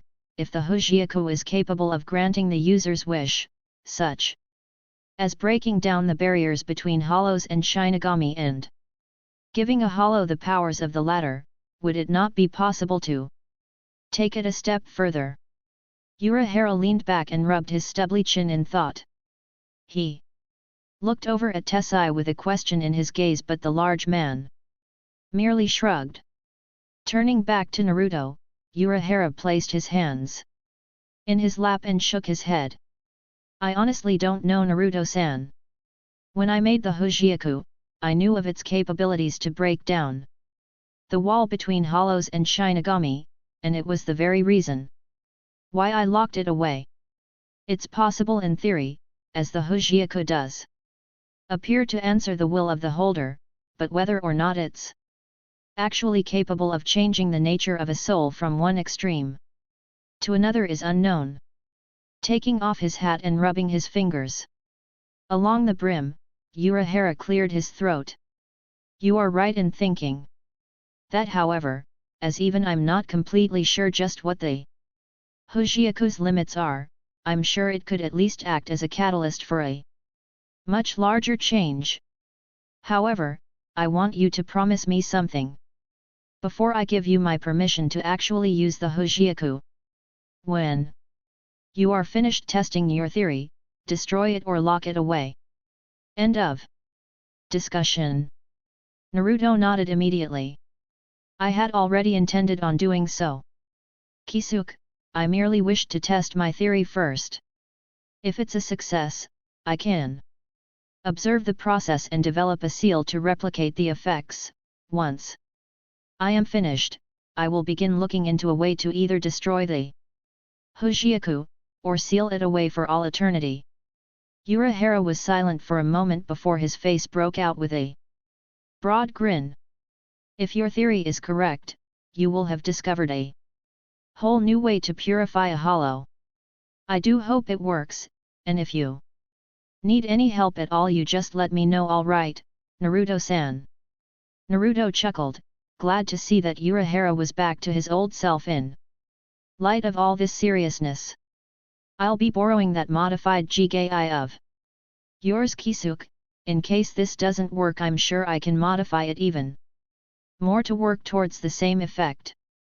Hermit here is quite willing to help me in this research, and if I can turn her into a Shinigami, using the already existing powers of the same as a starting point, then it will make it a whole lot easier to figure out how to perform the full change on a pure hollow. I also promised her that I would find a way. She isn't all that fond of being a hollow after all, even if she is part Shinigami in nature. Kisuke nodded, his smile still in place as Naruto and Hermit stood up. I'll be leaving Rukia here with you, Kisuke. You can tell her as much as you wish, but I would prefer if she was left in the dark about my true identity for the time being. Hermit handed the limp Kukaki over to Tessai before following Naruto to the door. Tell Ichigo to come see me when he wakes up. If he doesn't know where I live, tell him to ask Ishin to bring him to my house. We need to have a chat. Him and I. With that, the two were gone and Urahara was left alone with an unconscious Kukaki and a silent Tessai. Silent for only a few moments before he seemingly thought of something, or someone. Your Yuki-dono will not be pleased, came the grumbled statement from the large dark-skinned man. Urahara chuckled sadistically. No, she won't, Tessai-san, and I'm almost certain she was listening to the entire conversation. She's most likely following him home now, so he'll be in for quite the surprise when he arrives. Scene break. When Naruto and Hermit returned to his home, the tall blonde woman immediately took him to the room where they'd laid Tatsuki down to rest, and he immediately went to work. She was banged up pretty badly, but it looked as if all the major injuries to her person had been taken care of for the most part, as in partially healed. Deciding that it would do him no good to dwell on it since it actually made his job easier, Naruto set to work with some healing Kidu and finished healing her more serious injuries. The rest, such as the bumps and bruises could be handled with time, and he didn't have the control or the patience to tend to such minor injuries. Several hours later, Naruto emerged from the room and Haribal retreated inside to watch over the girl as she recovered, allowing Naruto a chance to relax after such a hectic afternoon. Heading into his sitting room, Naruto sat down on his cushions, pulled out his pipe and sake and prepared to simply relax for what remained of the afternoon, and maybe the evening if his muse decided to give him a break. It had been an interesting day, that much was certain, and luckily Urahara had taken his reappearance about as well as he'd expected.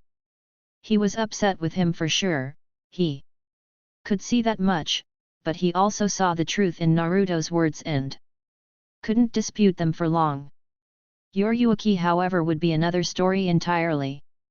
Naruto paused at that thought, about halfway through lighting his pipe. He could only hope that Yoruichi took it so well. He knew she wouldn't, but there was always the hope. She had always been the more playful, carefree, and expressive of the two individuals in question. This also meant that she would have been hit the hardest at the thought of his death, which in turn meant that if he revealed it all to be a lie, Naruto groaned tiredly, she was going to murder him. Whatever his reasons for doing so, lying to Yoruichi had never been something Naruto enjoyed even thinking about. That woman could lay on a guilt trip so thick his father would start feeling guilty. Wherever he may be. Confused, but guilty. Pipe adequately lit after that little bout of depression at the thought of his very real death at the hands of his purple-haired friend, Naruto took several puffs before noticing something odd in the corner of the room. Tilting his head curiously, Naruto was about to get up to investigate when a small black cat stepped from the shadows in the corner and bounded across the room before coming to a stop and sitting itself down just in front of Naruto.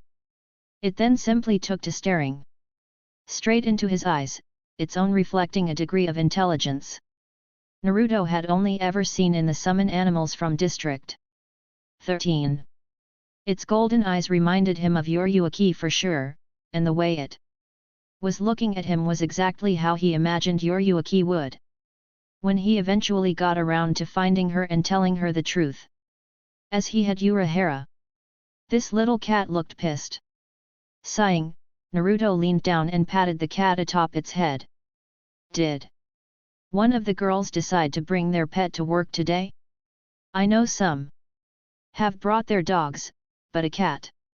Suddenly and without warning, Naruto felt a searing pain across his face, causing him to lean back in surprise and dab at his nose with his free hand. That was when he realized the cat had just lashed him across the nose with those very sharp claws it was now holding up in front of its nose like some sort of deranged serial killer. That was for 100 years of letting me think you were dead, Naruto.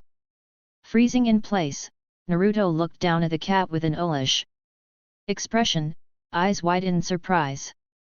Naruto found himself wondering idly, why such a thing as being clawed by a cat of all things hurt him so badly. Then it was how a cat could speak in this world of the living, and finally he settled on holy shit, Yoruichi? Why the hell do you sound like a guy? The cat raised a little kitty eyebrow and lowered its paw to the floor. You could tell it was me, how? Naruto frowned as he went back to stemming the bleeding of the cuts on his face. Your eyes gave it away, and there doesn't exist a normal cat in this world of the living that can speak. Grumbling childishly for a moment, Naruto used a small bit of healing Kidu on his face to close the gash her claws had left behind. Now answer the question, why do you sound like an old man all of a sudden? Sweat drop forming at the back of her head, Yoruichi sighed. The fact that I can turn into a cat doesn't have you stumped, no it has to be why I sound like a man that you're hung up on. Shaking her head, Yoruichi hopped into his lap and placed her forepaws on his chest, so she could stare straight into his eyes. If you think that I'm done with you after a little scratch like that, you've got another thing coming. I heard how you explained it to Kisuke, but you should know. Us women are a lot harder to please than that idiot. 100 years I mourned for you, Naruto, only to hear that you ran off with some half-naked hollow floozy and her little trio of devotees. How exactly are you going to pay me back for that, HMM? Naruto blinked dumbly and lowered his head with a groan. Lots of milk? Maybe some catnip? At that, he could swear he saw a smile stretch across the cat Yoruichi's face. It's a good start, now let the negotiations for the recompense of 100 years of my time officially begin. Scene break. When Hermit returned to the sitting room, she was expecting the usual sight of Naruto sitting in his cushions smoking his pipe and nursing a cup of sake. What she hadn't been expecting, however, was to see her friend folded at impossible angles until he resembled a pretzel and covered in dozens of scratches from some kind of animal. A cat, if she had to guess, judging by the black cat perched upon his back and licking its paw without a care in the world as Naruto groaned painfully. Now this wasn't the strangest thing she'd ever seen, but it was pretty far up there on her list. When Naruto noticed her entrance, he simply grunted. Not a word. So with a nod, Hermit turned on her heel and left the room, closing the sliding door behind her. She was about to start on her way back to the room where Tatsuki had just woken up, before the sound of an unfamiliar man laughing sadistically from inside the sitting room drew her up short. When the laughing didn't stop and the screaming began, Hermit decided that investigating it wasn't worth it. Anything that could make Naruto scream several octaves higher than an elementary school girl was far too strong for her to deal with. No sir, she was not getting involved with that. She liked not looking like a salty snack, thank you very much. Scene break.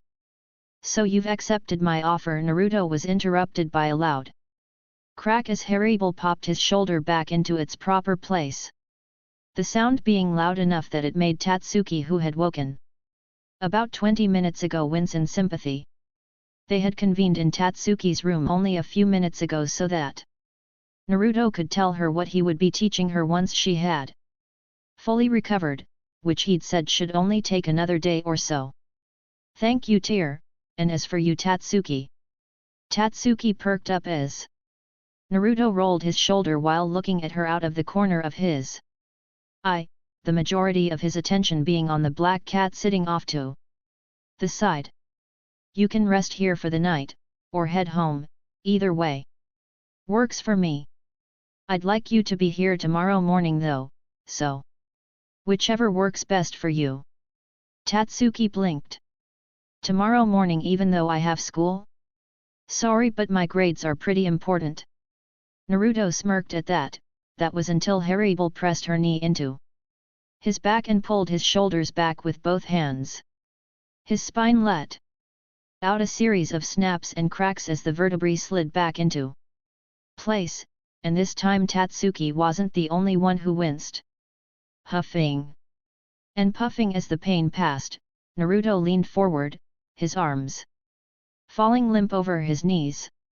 I can teach you something that will make your life a heck of a lot easier.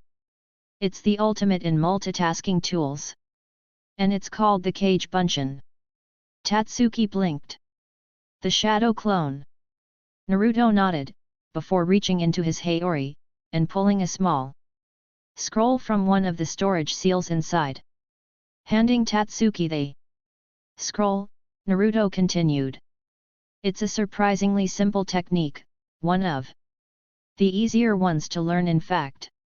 The only real problem with it is the amount of energy required to create even a single clone.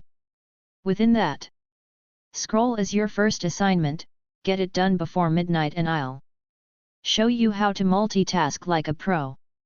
With that, Naruto made to stand, but just as he was making to his way to his feet, Tatsuki grabbed his Haori and held tight.